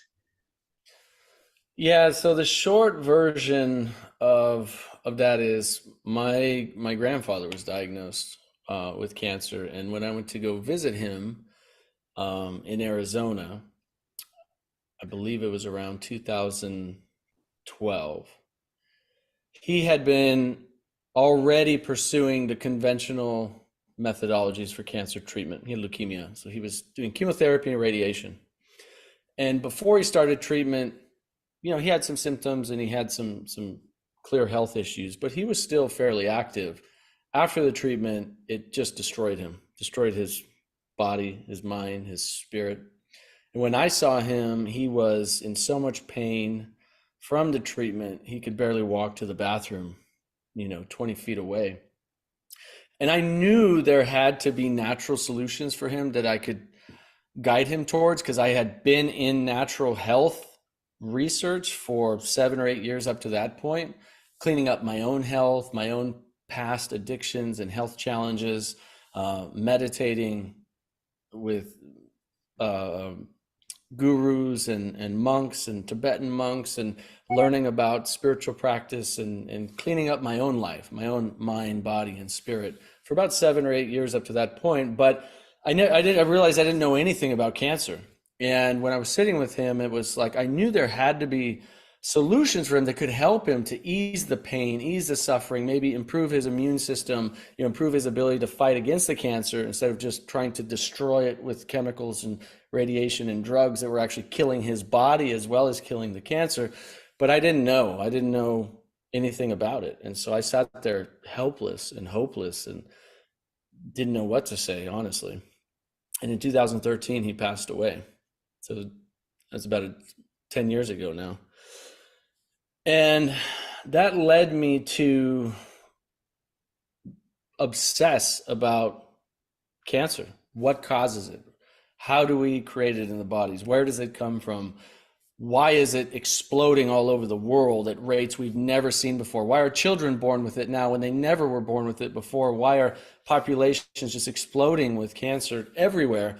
So I started interviewing the top cancer doctors and researchers, health experts, and cancer thrivers, people who have overcome cancer using natural solutions or holistic or even integrative solutions, and started interviewing them, started putting together a community, started putting together a mastermind group of different holistic doctors, produced conferences, documentaries, summits, reading the literature, reading the research, going deep into PubMed, learning everything I possibly could about it, because as I learned more, I realized that cancer is not only primarily preventable, but we have so many other solutions available to us that can empower us to heal from cancer if we don't want to choose the conventional approach. If you want to choose a conventional approach, that's your choice. That's totally fine.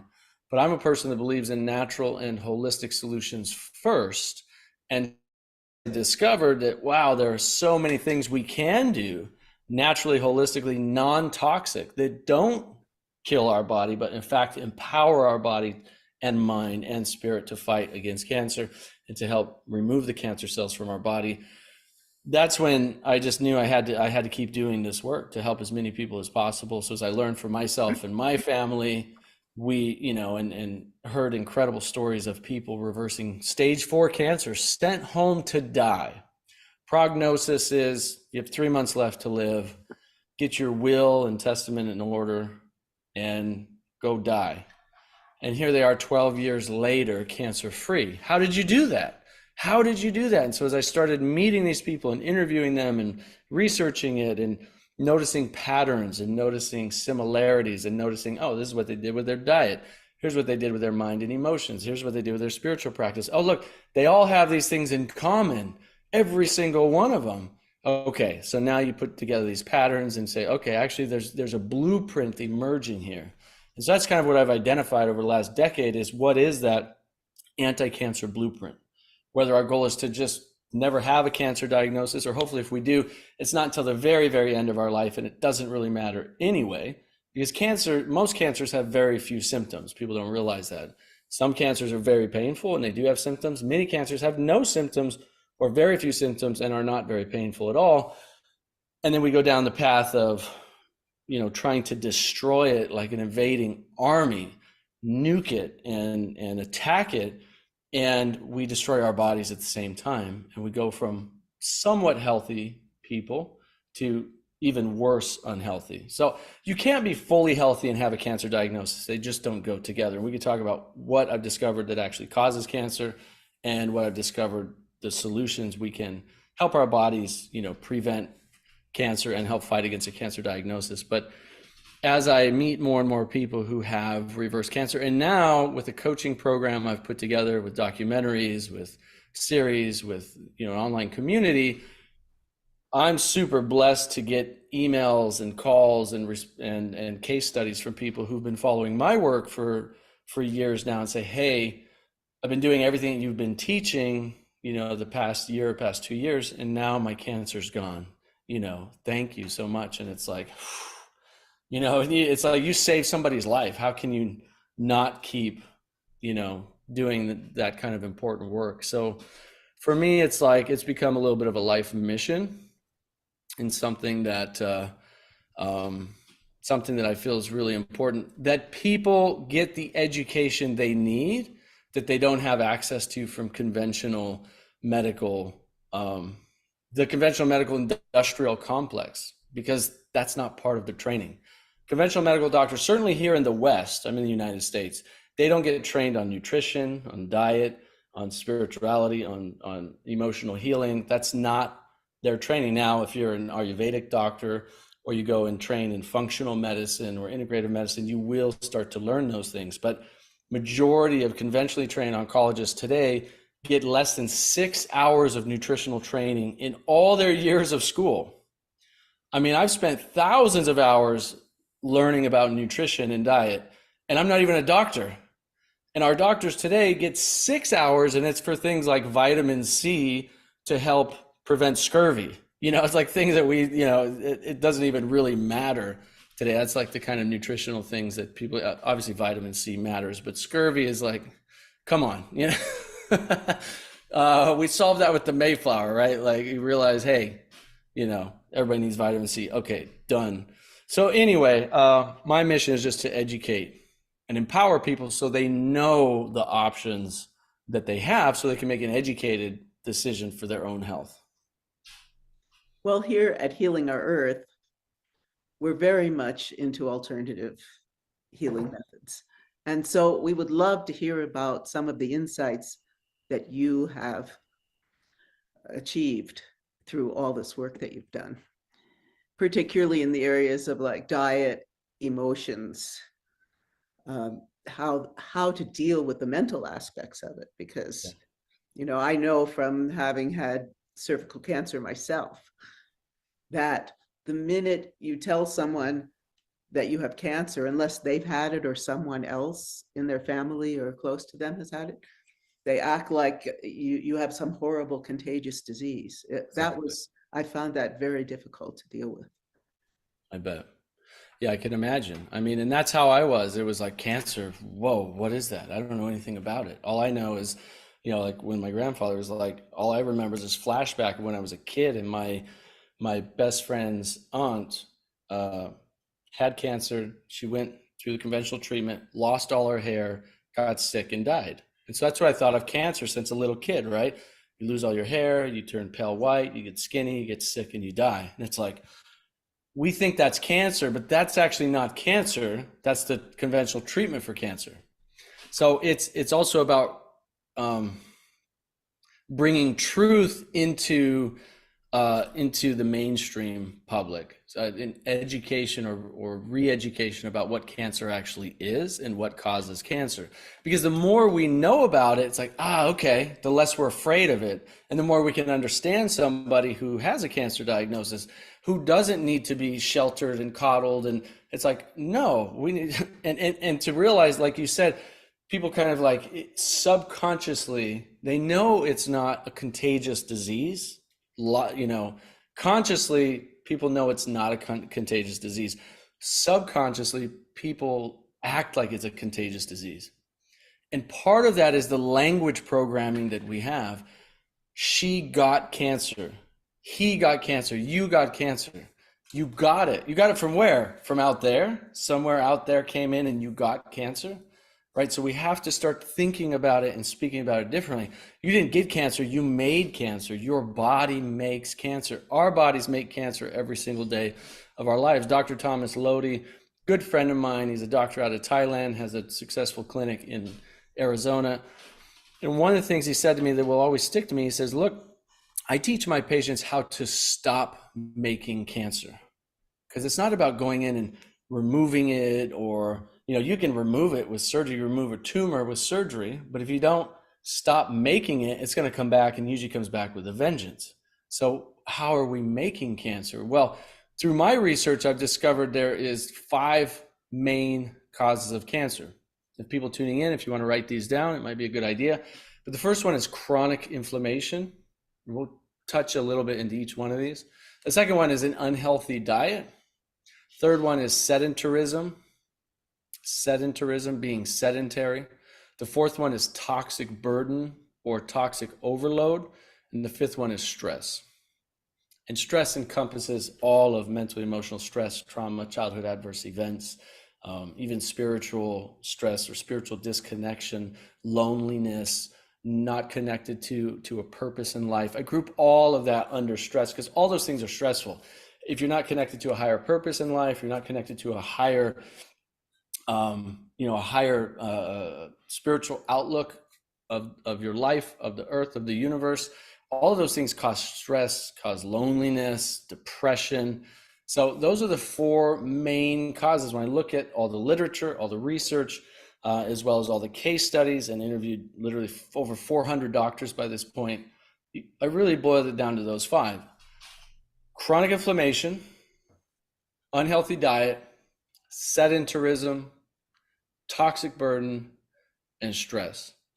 The first one that will make the most sense for people is understanding chronic inflammation, because chronic inflammation is the underlying condition of every metabolic disease we have today: diabetes, autoimmune disease, heart disease, neurodegenerative disease, Parkinson's, gut issues, you name it. Every single one of these primarily preventable chronic diseases that we experience today that are exploding, by the way, exploding in every country around the world at rates we've never seen before. Every one of them has chronic inflammation in common. So chronic inflammation, what's unique about chronic inflammation with cancer is that chronic inflammation in the body actually causes cancer. So it's not only in a commonality between these other diseases, but the process of chronic inflammation in the body, the degradation and repair, damage, repair, actually causes cancer to form in the body. Well, what is a cancer cell? Let's understand that first. Cancer is what I call basically a cell that has disconnected from its natural state of health. And how has it done that? It's lost a majority of its mitochondria. And how have the mitochondria died off? Well, they've died off for a number of lifestyle and diet factors. Foods that kill the mitochondria, toxins that kill the mitochondria, inflammation that kills the mitochondria, stress that kills the mitochondria. All these causes that I just listed will damage mitochondria at a cellular level and cause that cell to survive. Cancer is a survival mechanism at a cellular level. So just like, if you were in a life or death situation and you had an option to live versus die, most of us would choose to live. It's like if you're hanging over the side of a cliff and it's like you had a little bit of a chance to try and pull yourself up and survive, we're all going to try that, right? Unless you're, suicidal or so depressed or have zero hope, okay, you're just going to let yourself die. Or selflessly, sometimes, we will sacrifice ourselves for somebody else. But at our core, we all want to live. We all want to thrive, right? We want to go beyond just survive, but at a survival level, our cells are the same thing. Our cells want to survive if they can, if there's a chance of hope for the cell to survive. So how does it do that? It goes from what's called healthy cellular respiration, also known as oxidative phosphorylation, which produces about 36 ATP, the energy source of our cells, right? This is interesting. You don't have to know all these words for people tuning in. Some of you might, some of you not. It's not that important. A healthy cell produces 36 ATP. A cancer cell starts to chronically ferment and switches to aerobic glycolysis and only produces 2 ATP per molecule of glucose.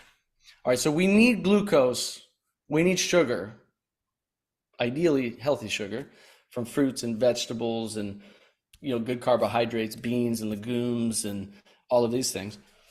We need sugar for every function of our body.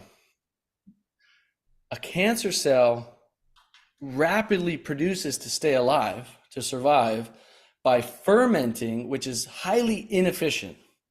only producing 2 ATP. So healthy cell 36, an unhealthy cell, a cancer cell 2. So because it's only producing 2, because it's lost a lot of its mitochondria and lost a lot of its mitochondrial function, now it has to rapidly replicate to try to keep up with the healthy cells. So people go, why does cancer rapidly replicate and just spread all over the body? That's my theory why. My theory why is because, look, it's only producing 2 ATP. It's trying to stay alive and it's trying to keep up with the processes of the body. So if it can only produce 2, then what's it going to do to try to make up for the 34 that it's not producing? Well, it's got to replicate really fast, right? So the cell is just trying to stay alive. It's trying to survive. It's trying to keep you alive. Because imagine if all those cells just immediately died. I don't think I think what would happen is we would go into complete organ failure and probably just die. So the cells are trying to stay alive. So we're making cancer. Our bodies are making it to stay alive. Why? Because our diet and lifestyle and stress have damaged our cells to a point where they are no longer healthy. They're unhealthy. They're trying to survive. And through that process, we get cancer. Well, we make cancer, not get cancer. Let's choose our words here, right? We make cancer. Well, even then, you can live with cancer for 10, 15, 20 years and not even know you have it. Most cancer takes 8 to 12 years before it's even diagnosed. It's been forming in your body all that time. 8 to 12 years before it's even diagnosed. There's some more updated testing you can do now that can try and catch cancer at an earlier stage. You can test different kinds of biomarkers. There's a great test you can look up. I don't know if it's available everywhere in the world, but it probably should be, called the Cancer Profile Test. And they look at a number of different hormones and biomarkers to say, hey, yeah, it's very likely you have cancer forming in your body, or hey, you're at the really early stages of what looks like potential cancer. Let's make some changes now. Or for sure, you've got cancer in your body. Look at all these biomarkers. The Cancer Profile Test is a really good one. You don't necessarily have to go get a PET scan or or any of those kinds of things. So going back to the fuel source for our cells, we need glucose, but not all glucose. We look at sugar and think, oh, all sugar's bad, but not all sugar's bad. When you look at all the studies that have been done on the sugar in relationship to the body responding in a negative way, creating, insulin resistance, leading to diabetes, type 2 diabetes, leading to autoimmune disease, leading to heart disease, right? Insulin resistance is the underlying factor there. All of those studies that look in depth in that use things like high fructose corn syrup, use things like highly processed sugar in those studies, and they don't use things like fruits and beans and vegetables. And in fact, when you look at all the studies that do use fruits and beans and vegetables and berries, they actually see the opposite, that cancer starts to be put at bay, that diseases are being fought against, because all of those foods have phytonutrients, minerals, amino acids, vitamins, all, fiber, water, all the things our body needs to thrive. So if you want to know what the anti-cancer diet is, that's what it is. It's greens, beans, onions, mushrooms, berries, nuts and seeds, and herbs.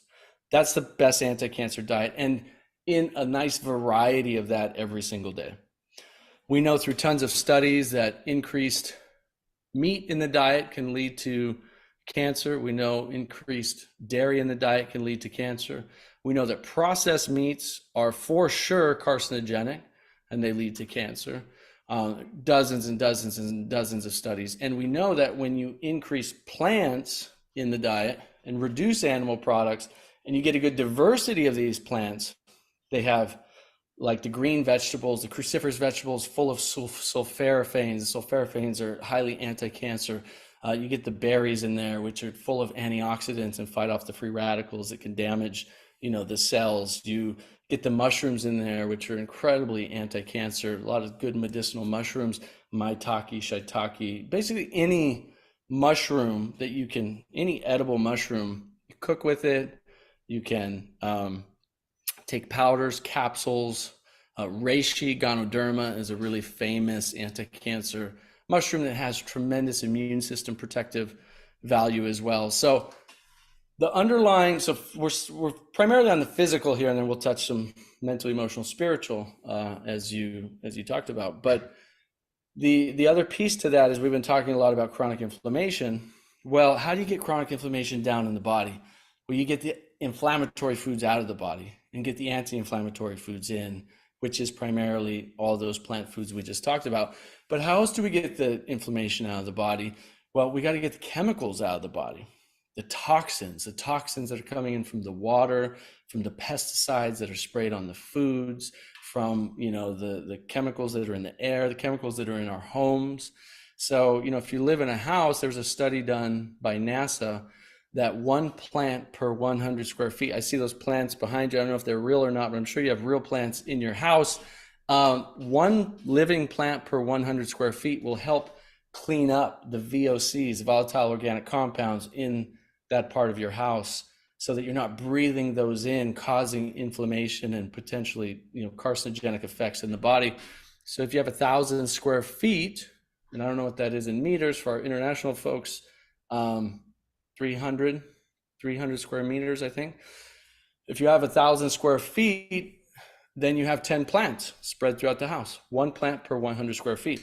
And that cleans up all the air. Hey, we've taken care of the air. It's pretty simple. Or you buy an air purifier, if you can get one of those, and that cleans up the air as well. Then we need to filter the water. Reverse osmosis is great, but I really like, you know, hydrogen infused water. But of any kind of water filter, we need to filter it out. A basic charcoal water filter, and if you add some reverse osmosis, that's great. Get the chemicals out of it, because those chemicals are damaging the mitochondria. They're causing chronic inflammation, and we know this to be true. I have an entire, you know, hour-and-a-half webinar on all the research and science that proves this to be absolutely true. So, you know, we know we need to clean up the water, and then we got to clean up the food.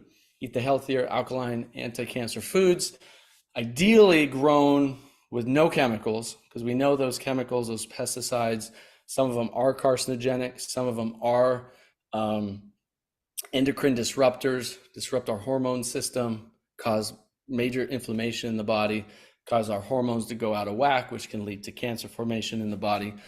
So, you know, that really gets chronic inflammation under control. But what else causes chronic inflammation? Stress.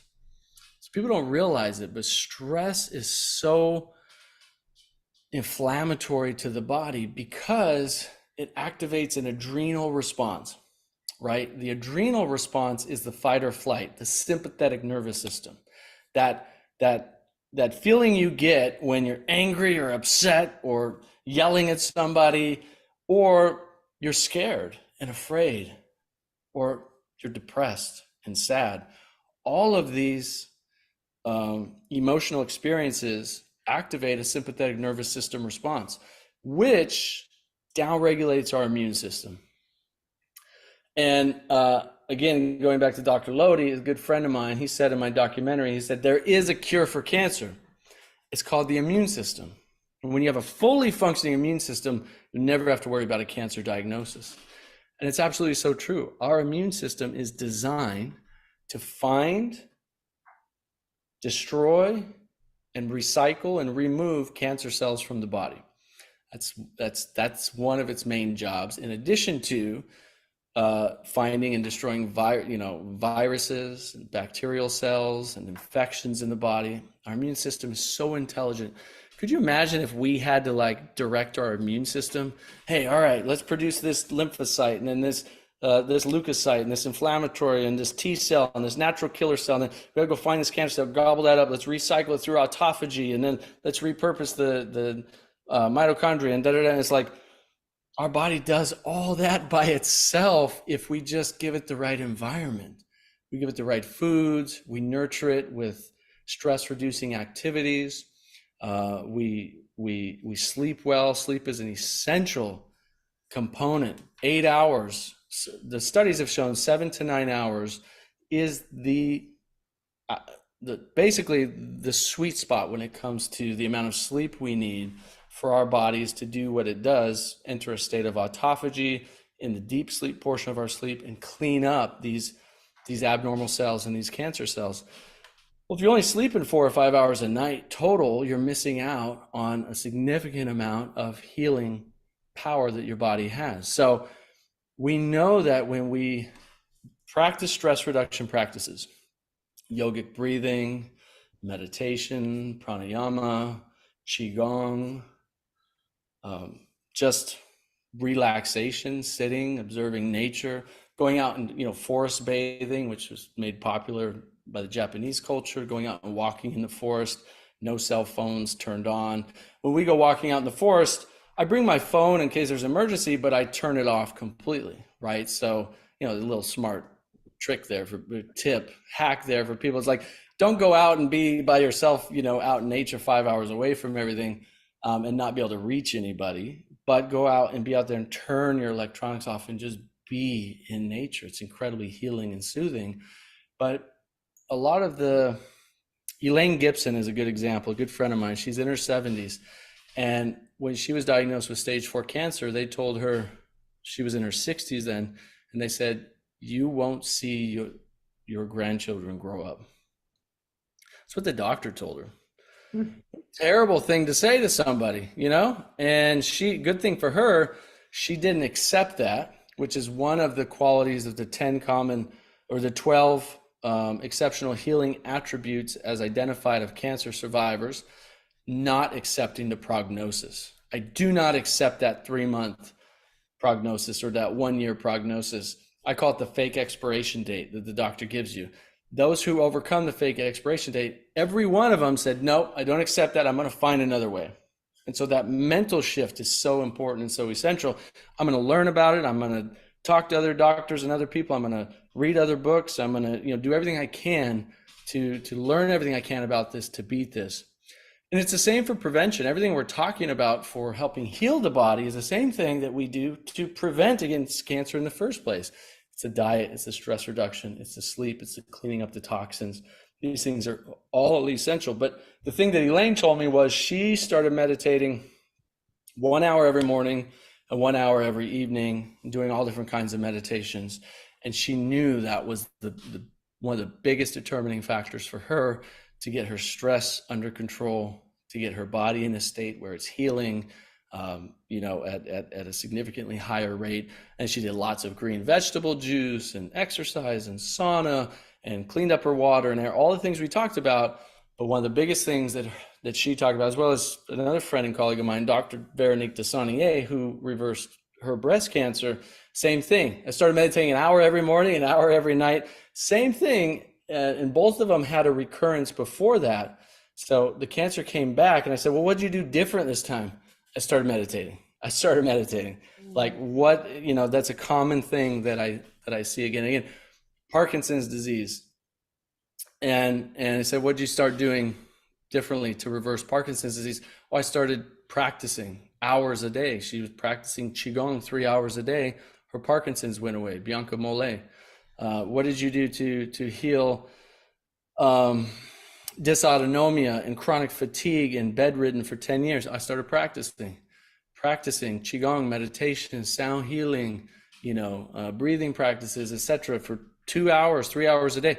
People go, I don't have that time. Well, how important is your life to you? How important is your future to you? I mean, if you have a stage 3 or stage 4 cancer, it's like you got a chance to not only live, but have a better quality of life and maybe add 10 or 15 more years to your life to be with your children, your grandchildren, your friends, your family, fulfill your life purpose on earth, contribute to society, humanity in a meaningful way. Look, if that means doing an extra hour twice a day and you feel amazing doing it, you feel better, you have less stress, you have more energy, it's like you reclaim your life.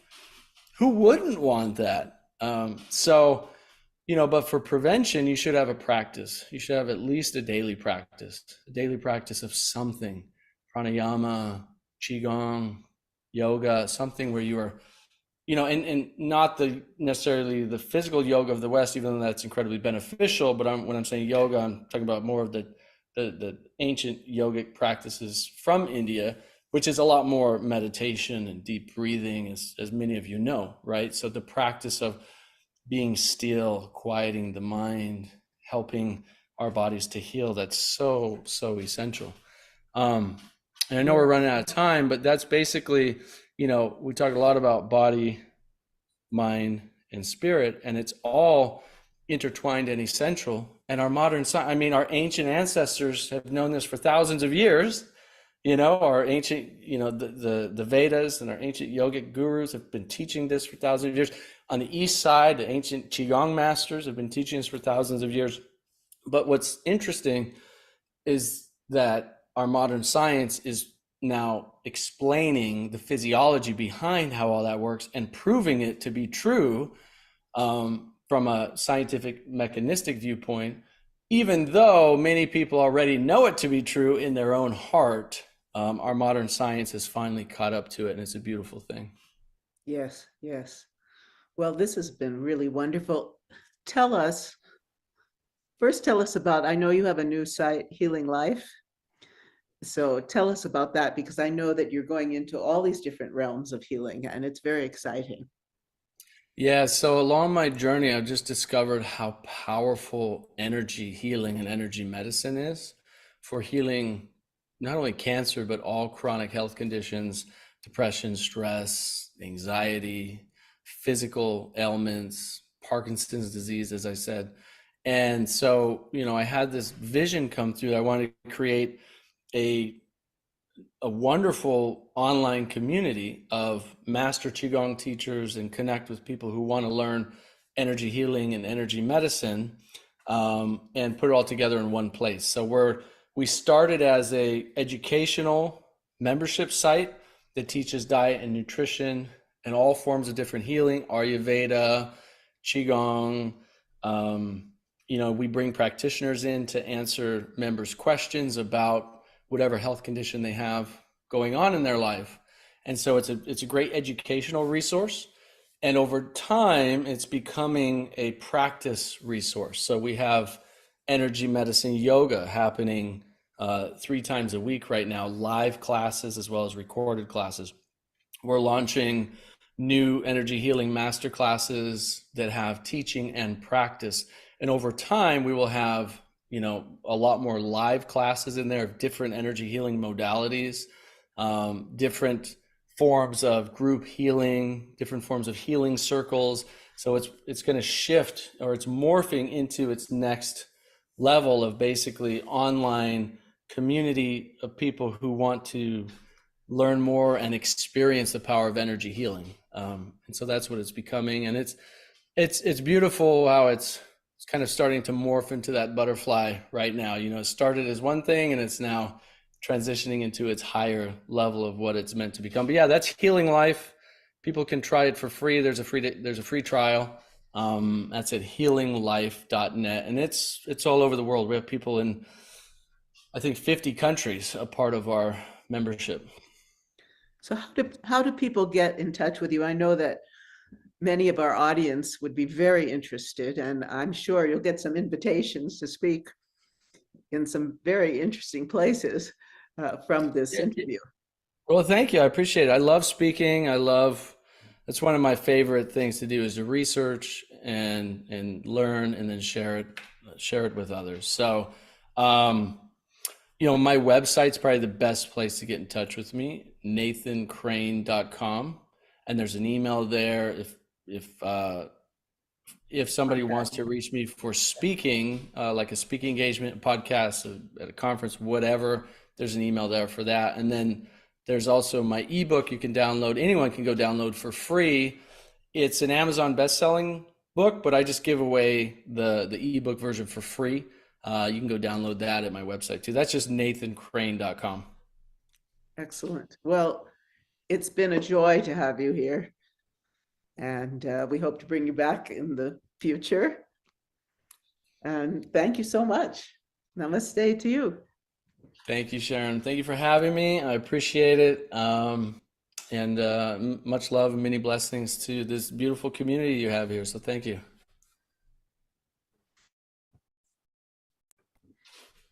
Global namaste to you all. It's such a pleasure.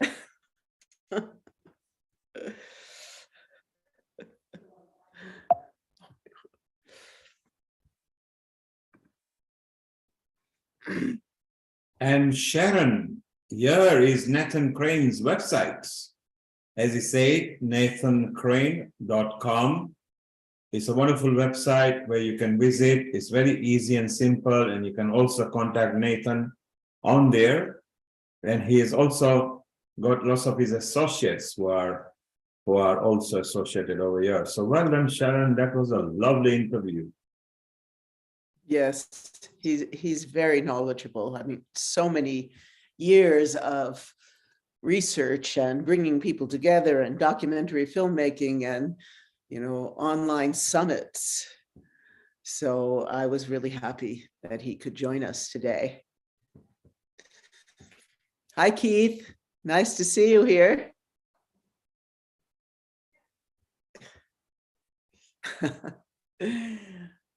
Hi, Keith.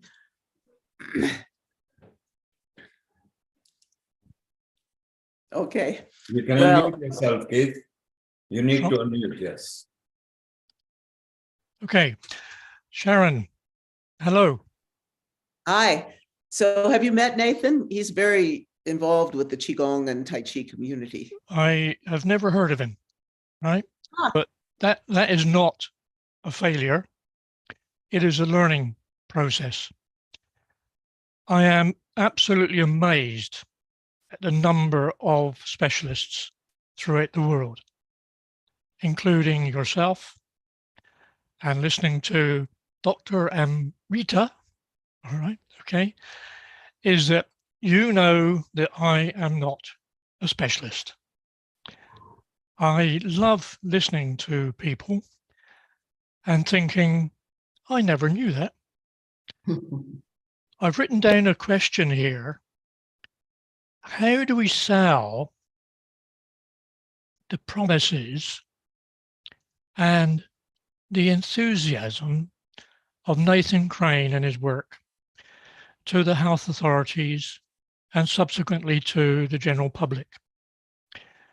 I use a term called end user. And I hate to be very quantifiable, I suppose, from an engineering background, but yes, there is lots of science, but we need to have it identified in a clear and understandable and proven way. I started Parkinson classes here in the UK. It took them 6 months to convince me that I should run a Parkinson's class. I did, using some elements of Tai Chi and Qigong, but from a medical perspective, I never get involved. But the cheer that I got from seeing people walk into the class, whether they could walk through the doorway or not, or whether they floated across the room without smashing one piece of furniture or glass, I was gobsmacked. I'm now learning many, many years later of all the wonderful work being done by people like Nathan. But of course, it's how do we collaborate? How do we join forces? And you know that from my perspective, it's a case of how do we use an umbrella to keep everything together? That's what Nathan is creating with Healing Life. That's what's so exciting. Not only does he have very deep knowledge of the healing arts, and particularly of Qigong. He worked with Mingtong Gu for a long time and still is. But he's a very good marketer. And I think that's what we need. We need people who really know how to get it out. So that's exciting. And I want to bring in, we have another guest coming in. Sharon, can I just say something? That was really wonderful video, actually. And I love to meet him personally. Well, but the kind of integration he has about the umbrella that just now Keith talked about, which is so important. And in that umbrella, every spike has its own role to heal an individual. And when all the spikes come together and they put one stick, which you are holding, and that's the the stick of faith, I would say. That's the stick of enthusiasm in yourself, self-confidence. That's the stick of your love for yourself, and that builds up the faith to live life. And I'm really very happy to see all these things together. We have Neilji over here again. Your comments, please. Thank you, Amrita. Thank you for your comment. It mentioned, how do we create an umbrella? Well, that's what Healing Our Earth is. Healing Our Earth is an umbrella for all the organization. It then unites people. It actually shares information and creates private social media groups, email groups, WhatsApp groups. And now there are lots of groups of Ayurveda, yoga, integrated health, alternative medicine, wellness, well-being. So Sharron, you as a coordinator of USA, you bring in so many facilitators to us. Let's build in. Of course, Kit Sharp is a resident panelist at Healing Our Earth. Behind the back, he's already working with few people, including Bill Douglas and other people in America, together with our people down here, Mohan Thangwalu, Rajiv. So hopefully by tail end of this year or early next year, we could have actual conferences in main cities of the earth, and then we can meet in and develop and bring the unity, harmony, peace, liberty that Healing Our Earth subscribes to. Let's move on to and stay in USA with Fran Bailey, and let's introduce her, Sharron. I'm very pleased. So many of you know that I've been involved in dance not only as entertainment, but as a spiritual art and as a healing art. And so I was very pleased to meet Fran, who is also a dancer. She's going to be talking about cancer and Shiva methods, seeking harmony in energy, voice, and action. Fran Bailey's extensive training in dancing combined with energy healing has evolved into a simple method for evolving the mind, body, heart, and soul since 2002. She has channeled her passion in the Shiva method, seeking harmony in energy, voice, and action. This process resets your system to restore with practical techniques to live more consciously through energetic awareness. For 12 years, Fran worked as an energy healer for the Alliance Institute for Integrative Medicine in Cincinnati, Ohio, and so much more. She has an extensive bio. So I'm very pleased to have you here with us, Fran. Thank you so much. Namaste. Thank you so much. I appreciate that. And I loved our conversation yesterday about our training, and similar people that we trained with is always a joy to roll back and sort of take a look at that. So well, go ahead. Let's start with dance, because there's something very interesting. And I think it relates to all dancers and to healing in general. And it's that as dancers, we have developed a high level of kinesthetic awareness. Mm-hmm. Mm-hmm. Absolutely. Yeah. I definitely, as a young child, I was dancing all the time and learned at a very young age. And I think that the combination of music, understanding the body, understanding the anatomy, because I had to study anatomy as a major in dance intensely. And so the interest of how the body flows and how the music comes and how we relate and how we express an emotion or however, we have to be so quick and so definite in our movement. And I think that takes an body intelligence. And that's part of the Shiva method, is teaching all about the body intelligence and how the body moves through the chakra system, through the meridian system. And that's how I began the Shiva method, with, knowing the body first, then deep meditation, teaching about the chakra system.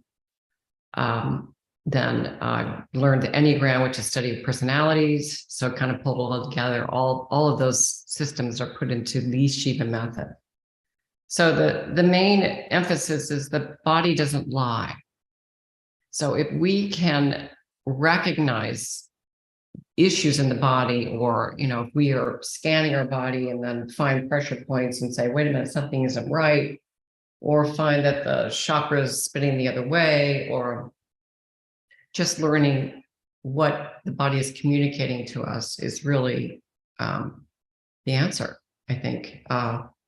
So interesting listening to the gentleman before. My experience with cancer. I also had cervical cancer, stage 4, after my father died of prostate cancer. So looking at this and reviewing my issue or my experience with cancer is that, we all have cancer cells, and it's just, as he said, if things aren't going to the flowing, and if you are not spiritually connected, or if stress is, I had 3 young children, my husband wasn't traveling, and I went to a new house and helping my mother's loss and my own, and then my body just went boom. I think it just, said, okay, stop. It's the stress. It's stress. Yeah, emotional stress for sure. So that's that first and second chakra. Bingo. To me, that was like, well, of course, I've lost my father. I want to go with him. I don't want him to leave. And so I think the body made a connection. And so, my doctor said, well, you have stage 4. Let's get a hysterectomy. And, by the way, get a tummy lift because you had twins. Oh, no. 2 male doctors said that to me. I went, really? So I got a female doctor, and she said, no, you do not have to have a hysterectomy. You just go through a long period of coming back to see me every 3 months. And so I did some procedures, but at the same time, I was beginning my spiritual path with Rosalind Briere, who is out of California. She's a medical intuitive. And I worked for the Alliance Institute for 12 years. And I said, wow. And working with John Friedlander and Gloria Hampshire on chakra clearing, deep chakra clearing. I said, I think I'm going to work on myself. So Rosalind had a technique of actually shrinking the cell muscles, or cancer cells. And I started doing that daily, releasing guilt, shame, because cancer brings shame. And I said, my body's full. I'm going to be creative. I'm going to bring love into that area of my body. So it was really an incredible process. But the clincher was I was definitely on the spiritual path, and Babaji right behind me is my main guide. And the spiritual path sort of chased me at 12 when I had a near-death experience, and at 19 when I lived in California, and then at 26 and 30, and then finally after my 3 kids and this experience, my spiritual awakening came. So I was sitting in this room, this is a studio, in this chair, and I said, all right, am I going to dance? Am I going to heal? Am I going to do both? How am I going to do all this? So I hear this voice, and he says, bring your hands out like this. I said, okay. And he says, now look down to your left corner. And I saw these feet, 2 feet in sandals. And I looked up, and there was some cloth, there was like a robe. And I went, no, it can't be. So he said, touch the cloth. Now, I'm not going to say who this is, but it was certainly pretty powerful. And so I touched the cloth, and of course I fell out of the chair in tears, and the energy that was transmitted into my hand with the touch of that cloth, and the humbleness in which that happened, that was like, bingo, you found me. So he said, hold your hands out like this. I said, okay. And he put his hands on mine, and he said, you can dance. And he said, flip them over. And he put his hands underneath mine, and you can heal. And with that, I went, I think I'm going to do that. So the power of touch, the power of intention, the power of energy transmission, I'm a total believer. I've had a lot of success with healing. And I think that, you know, the body doesn't lie. It's mind over matter. It's developing the trust of knowing your own intuition. And the Shiva method is dedicated to self-healing. So, you know, there's meditation, there's body work, there's my book, Emergence. And it's all on my franbailey.healer.com. And I do individuals and classes. And it's a foundation. And I think it was a gift. And I treasure it and, you know, live by it. And I really think that with this positive energy that we can shift so many things. So I worked on a lot of cancer patients and through the Alliance Institute with MDs, with doctors, but also here in my studio, that they would come here for healing work to take out the toxins, number one. Number two, I would always say that you were whole and that you're just changing. It's an interruption in your life. And that it's important that you know that you're surrounded in love in every cell of your body. So it's that kind of impetus and that kind of positive reinforcement. So anyway, I'm thrilled to be here, and that's sort of my story. And well, it's a beautiful story. It's a beautiful story. And I know that you have, you are a magnificent healer. Yeah, thank you. And for all of you out there that know our dear friend Kathy Mason, they grew up together, right? Kathy? Yeah. Yes. And that what we would like is to experience one of your meditations. It would be a beautiful ending to the show to really have that energetic experience of what you bring. Okay, I will do that. So in this work, and of course, as we know, as we advance in discovering our abilities, the speed in which healing is coming right now is so fast and so clean and so clear. The veil is very thin. So it's not as much as what I am saying, it's the actual energy transmitted. So I'm going to go through the chakra system and we're going to clear each center. I'm assuming you all know what chakras are. 1 to 7. And then we're going to go through the layers, 1 through 7. And then we're going to go clean the organs, each organ, which I think you will really enjoy. It's kind of you either get really sleepy or you are really energetic.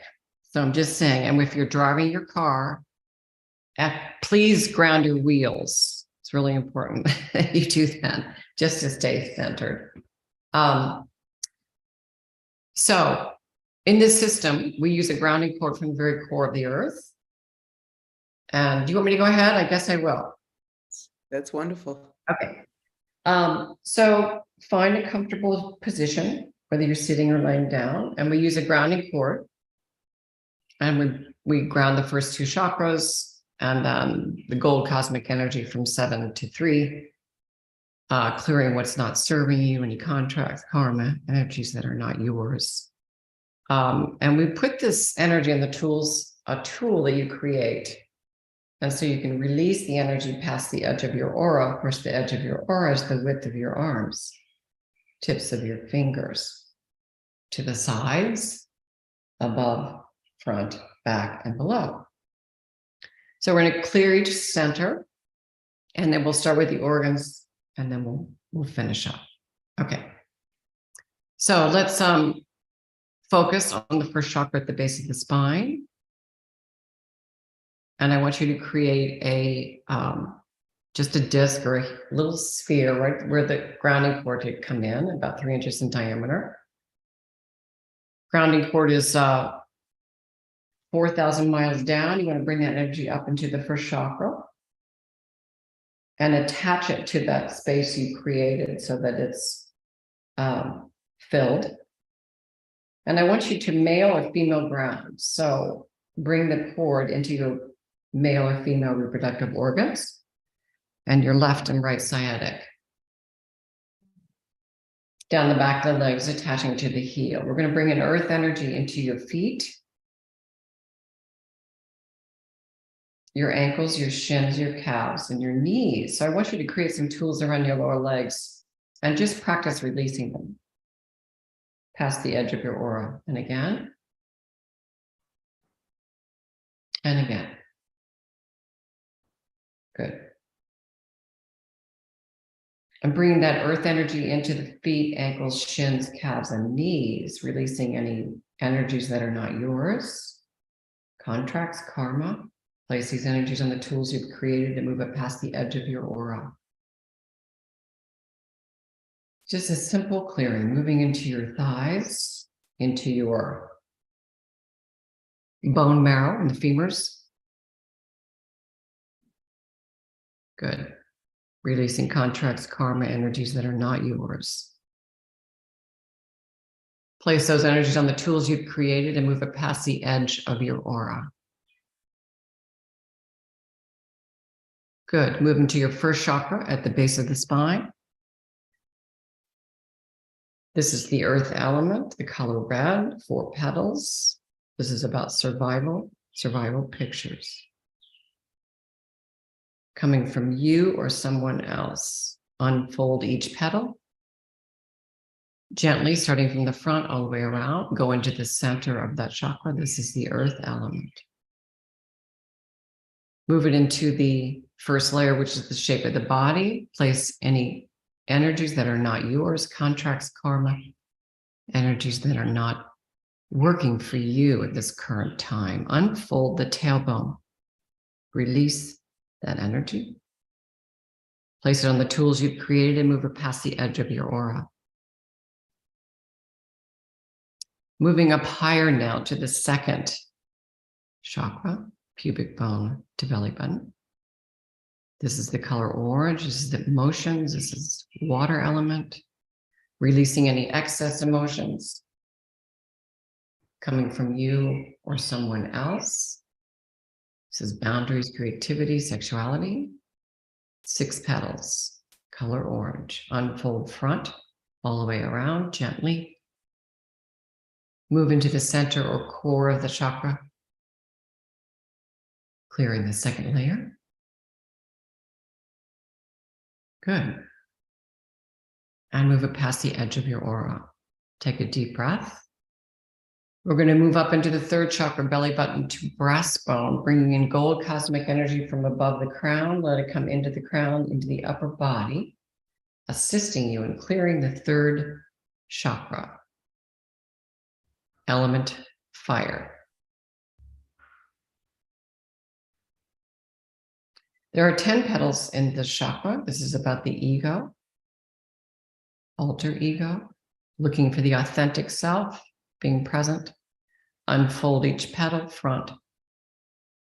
Go gently around, really gently unfold each one. Move into the center or core of that chakra, clearing the third layer as well. Place those energies that are not yours on the tools you've created and move it past the edge of your aura.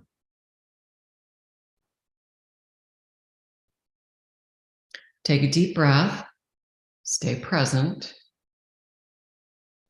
As we move higher in the fourth chakra at the heart, this is the color green. This is the air element. So take a deep breath. We're going to unfold 12 petals releasing karma, contracts, energies that are not yours. Move into the core of the fourth chakra, center, clearing the fourth layer. Place those energies and the tools you've created and move it past the edge of your aura. Take a deep breath.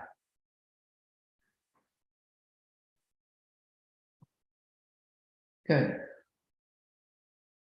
Moving up higher now to the fifth chakra, the communication center. Larynx, telepathic channels in the ear canal, sinuses. 16 petals. This is a turquoise blue. Unfold gently each petal, releasing karma, contracts, energies that are not serving you in this current time. Good. We're looking for the authentic voice coming from the authentic self, speaking through the heart.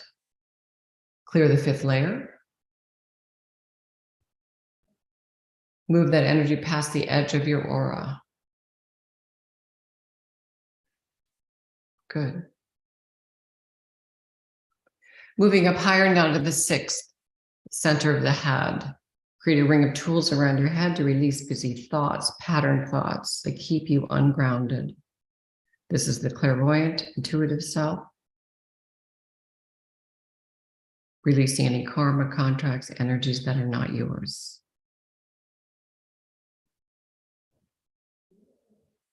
Third eye, 2 petals between the brow.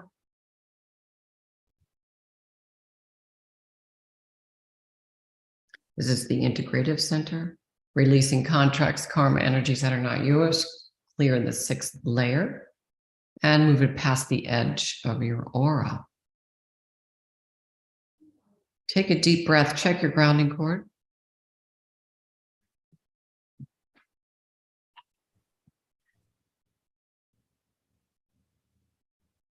Nice. Stay with it. Move up higher and out of the crown. There are 1,000 petals. Imagine a fan running through them to release any resistance to higher self, source, God. This is the color violet, the 6th with purple. Create some tools above your head to release karma, contracts, energies that are not yours. Place those energies on the tools you've created, clearing the 7th layer and move it past the edge of your aura.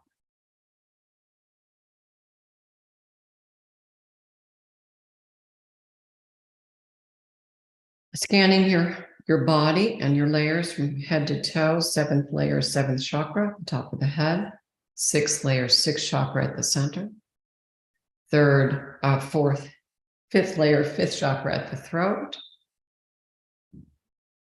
4th layer, 4th chakra at the heart. Include your arms and hands.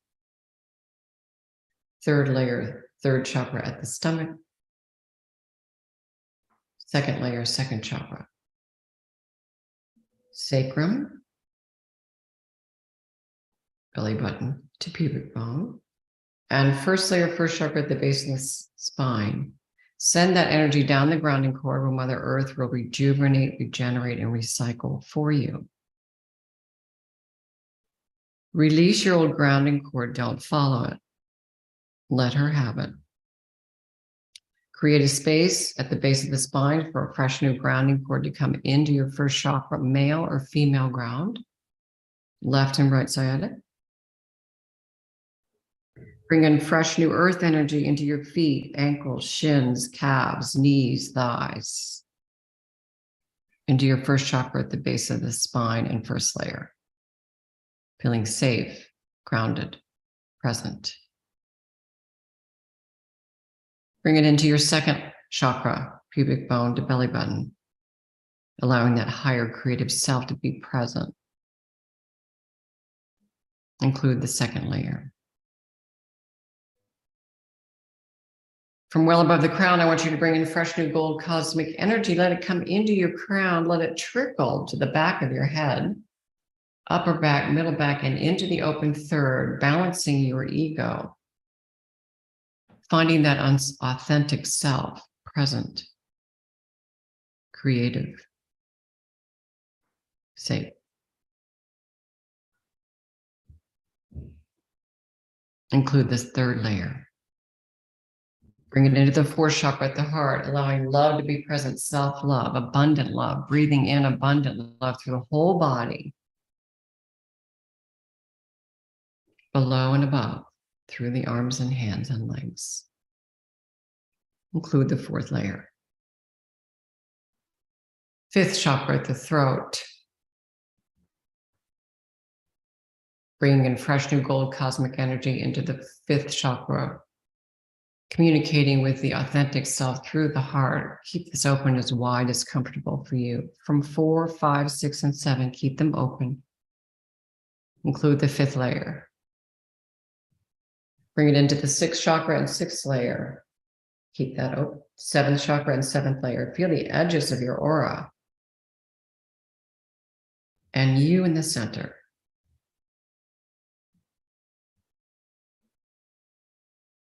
Take a deep breath and be present.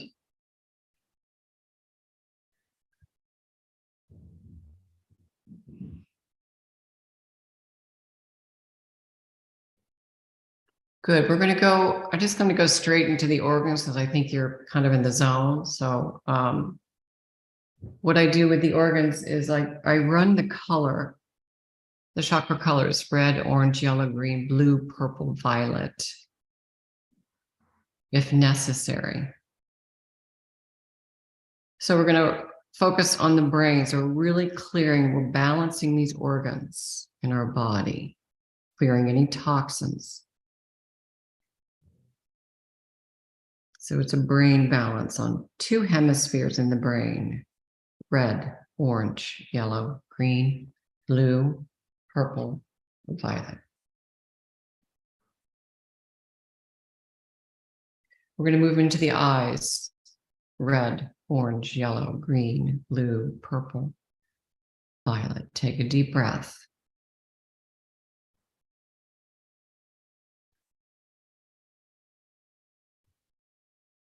Good. We're going to go into the vagus nerve, running to the heart, stomach, and on either side, and the sciatic nerve, red, orange, yellow, green, blue, purple, violet.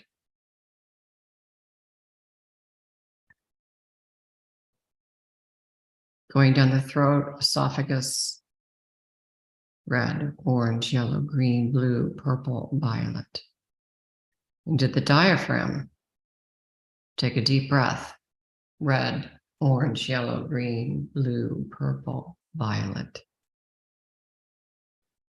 Watch the diaphragm breathe up and down, sideways, filling the lungs. Inside the ribs, red, orange, yellow, green, blue, purple, violet.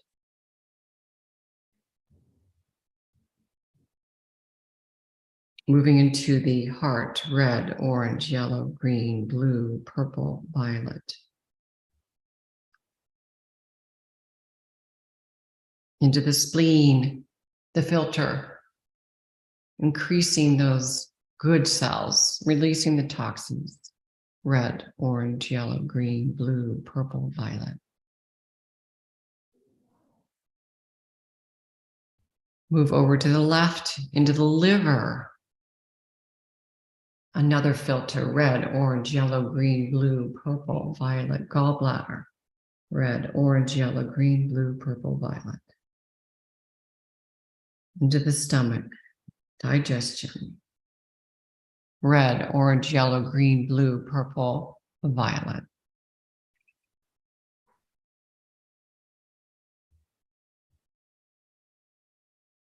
Pancreas, red, orange, yellow, green, blue, purple, violet, small intestine.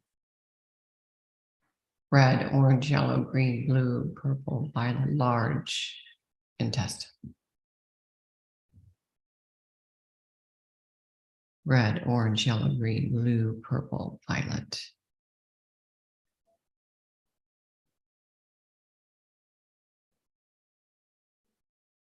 Kidneys in the middle of the back, and adrenals, red, orange, yellow, green, blue, purple, violet.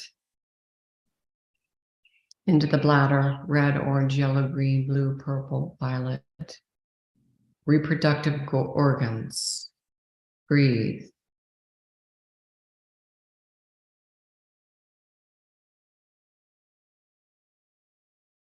Nice. Stay with it. Epidermis, red, orange, yellow, green, blue, purple, violet. Fascia, muscles, red, orange, yellow, green, blue, purple, violet. Tendons, red, orange, yellow, green, blue, purple, violet. Ligaments and bones, red, orange, yellow, green, blue, purple, violet.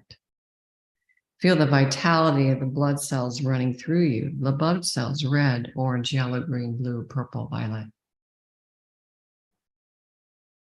Take a deep breath.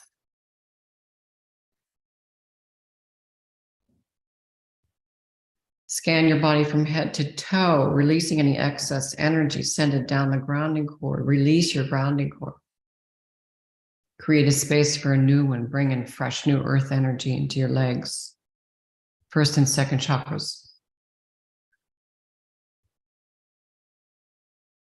And fresh new gold cosmic energy from the crown to the belly button, balancing the two energies. Saying hello to your new body, your new energy, the vitality. Take a deep breath, and when you're ready, you can open your eyes.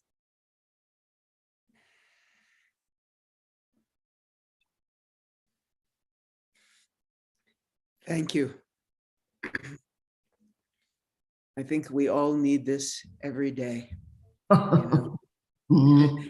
As Nathan was saying, you know, the power of meditation, the power of bringing this clear, present energy and connecting with the part of us that's already enlightened, like the guru within. Yeah. I mean, it's just this, I could feel even in this process, it's like we're all in it together. And it's just like one unit, and it's beautiful. So it's great. Thank you, friend. Thank you, Sharon. That was wonderful presentation. Sharon, what we will do, earlier, Fran was talking about Shiva method. Let's share her website so people can visit her, which is Fran Bailey Healing. And here she is very clearly demonstrating what the Shiva method is. Oh, wait a minute, that's the wrong site. That's the This is not you? No, that's the wrong one. That's not your website? No, franbaileyhealer.com. Try that. This has got your picture on it, Fran. That's strange. An old one. Let me just quickly show you. It's Fran. One moment. Bear with me one moment. It may be wrong, but I think, is this you? Yes, but that's an old site. Okay. So what is your new site? You need to get it blocked, or you need to get it repointed. Okay, sorry. Yeah. To the new one. You can ask the domain provider to park it and just point it to the new one. If you could remind the viewers, what is the new website? It's franbaileyhealer.com. franbaileyhealer.com. Yeah. Okay. Very good. And so this domain is frankbaileyhealer.com. Maybe if you get it checked, if it's mixed up, because the domain that I was showing was frankbaileyhealer.com. Well, I'll have to ask Kathy about that. But it's beautiful. It's beautiful. You very clearly explained there what it is, plus together with the other facilities that you provide, which is also beautiful. So I think the viewers should go and point when you send the WhatsApp the right ID again. Maybe we'll just send it to people. Let's start concluding now. We're running half an hour late. And Amrita, what's your comment? And then Sharon can nicely round off with Fran Bailey.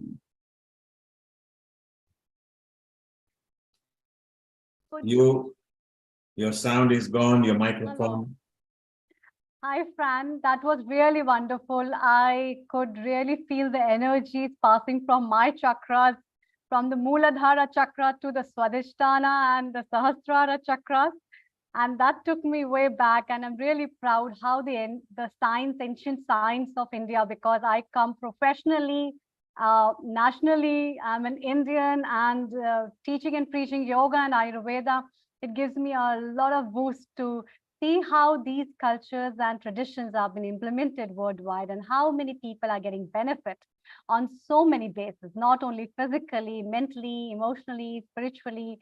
So it's a pleasure meeting you and a wonderful job that you've been doing. And I can also feel the aura of your home, if that's your place, where I can see the stones and the stone healing things, which is with the gurus. I think that is Lari Mahashay, and I can recognize the gurus. Many years, yeah. That's really nice. Little India I can see and peep into from the camera. That's really wonderful. Thank you. Thank you so much.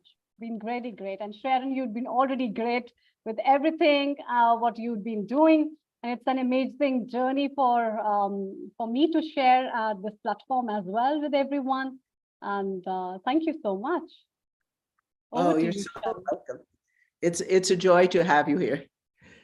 Thank you. Well, Fran, that really helped me. I'm going through a detox right now. I got hit by a bunch of toxins in the air here from the winds. And so that was very helpful to me, and I'm sure to our audience. So good. Epsom salts. Yes, I did last night. Epsom salt, soda. Yeah. Good. Well, I'm thrilled to share it, and it was a joy to be with you and feel the energy of all these wonderful people. And I will send you the right website. Wonderful. I'll ask Kathy. Yeah. Thank you. And to all of you out there, we have both gone through cancer, and we are vital women now. And all of you can do it. The Healing Our Earth is dedicated to helping all of you out in the world to heal and to connect with your deepest, highest self. So thank you all for being with us, and we look forward to seeing you next week. Global Namaste.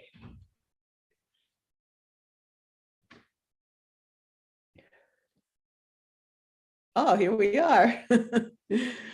Next week, very important show, World Environment Day.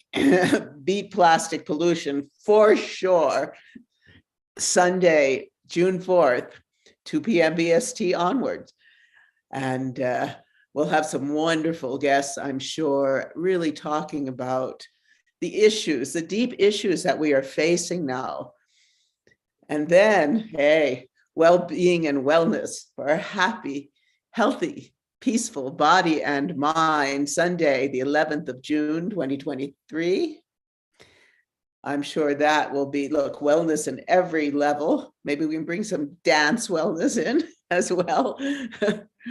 Then the International Yoga Day Special, which is always a wonderful show, bringing in yoga teachers and practitioners, scholars from all around the world. Join us for this free global. And then another, yes, we have so many amazing yoga teachers, practitioners, scholars, etc., that we have to have it twice to give you so much to practice with, so much to think about, so much to bring into your lives on Sunday, the 25th of June. And then Guru Purnima, yes, where we pay homage to all of our gurus. And that will be on the 2nd of July. So we have some wonderful shows coming up for you. We love you. We bring you joy, abundance, bliss, and true healing. Thank you.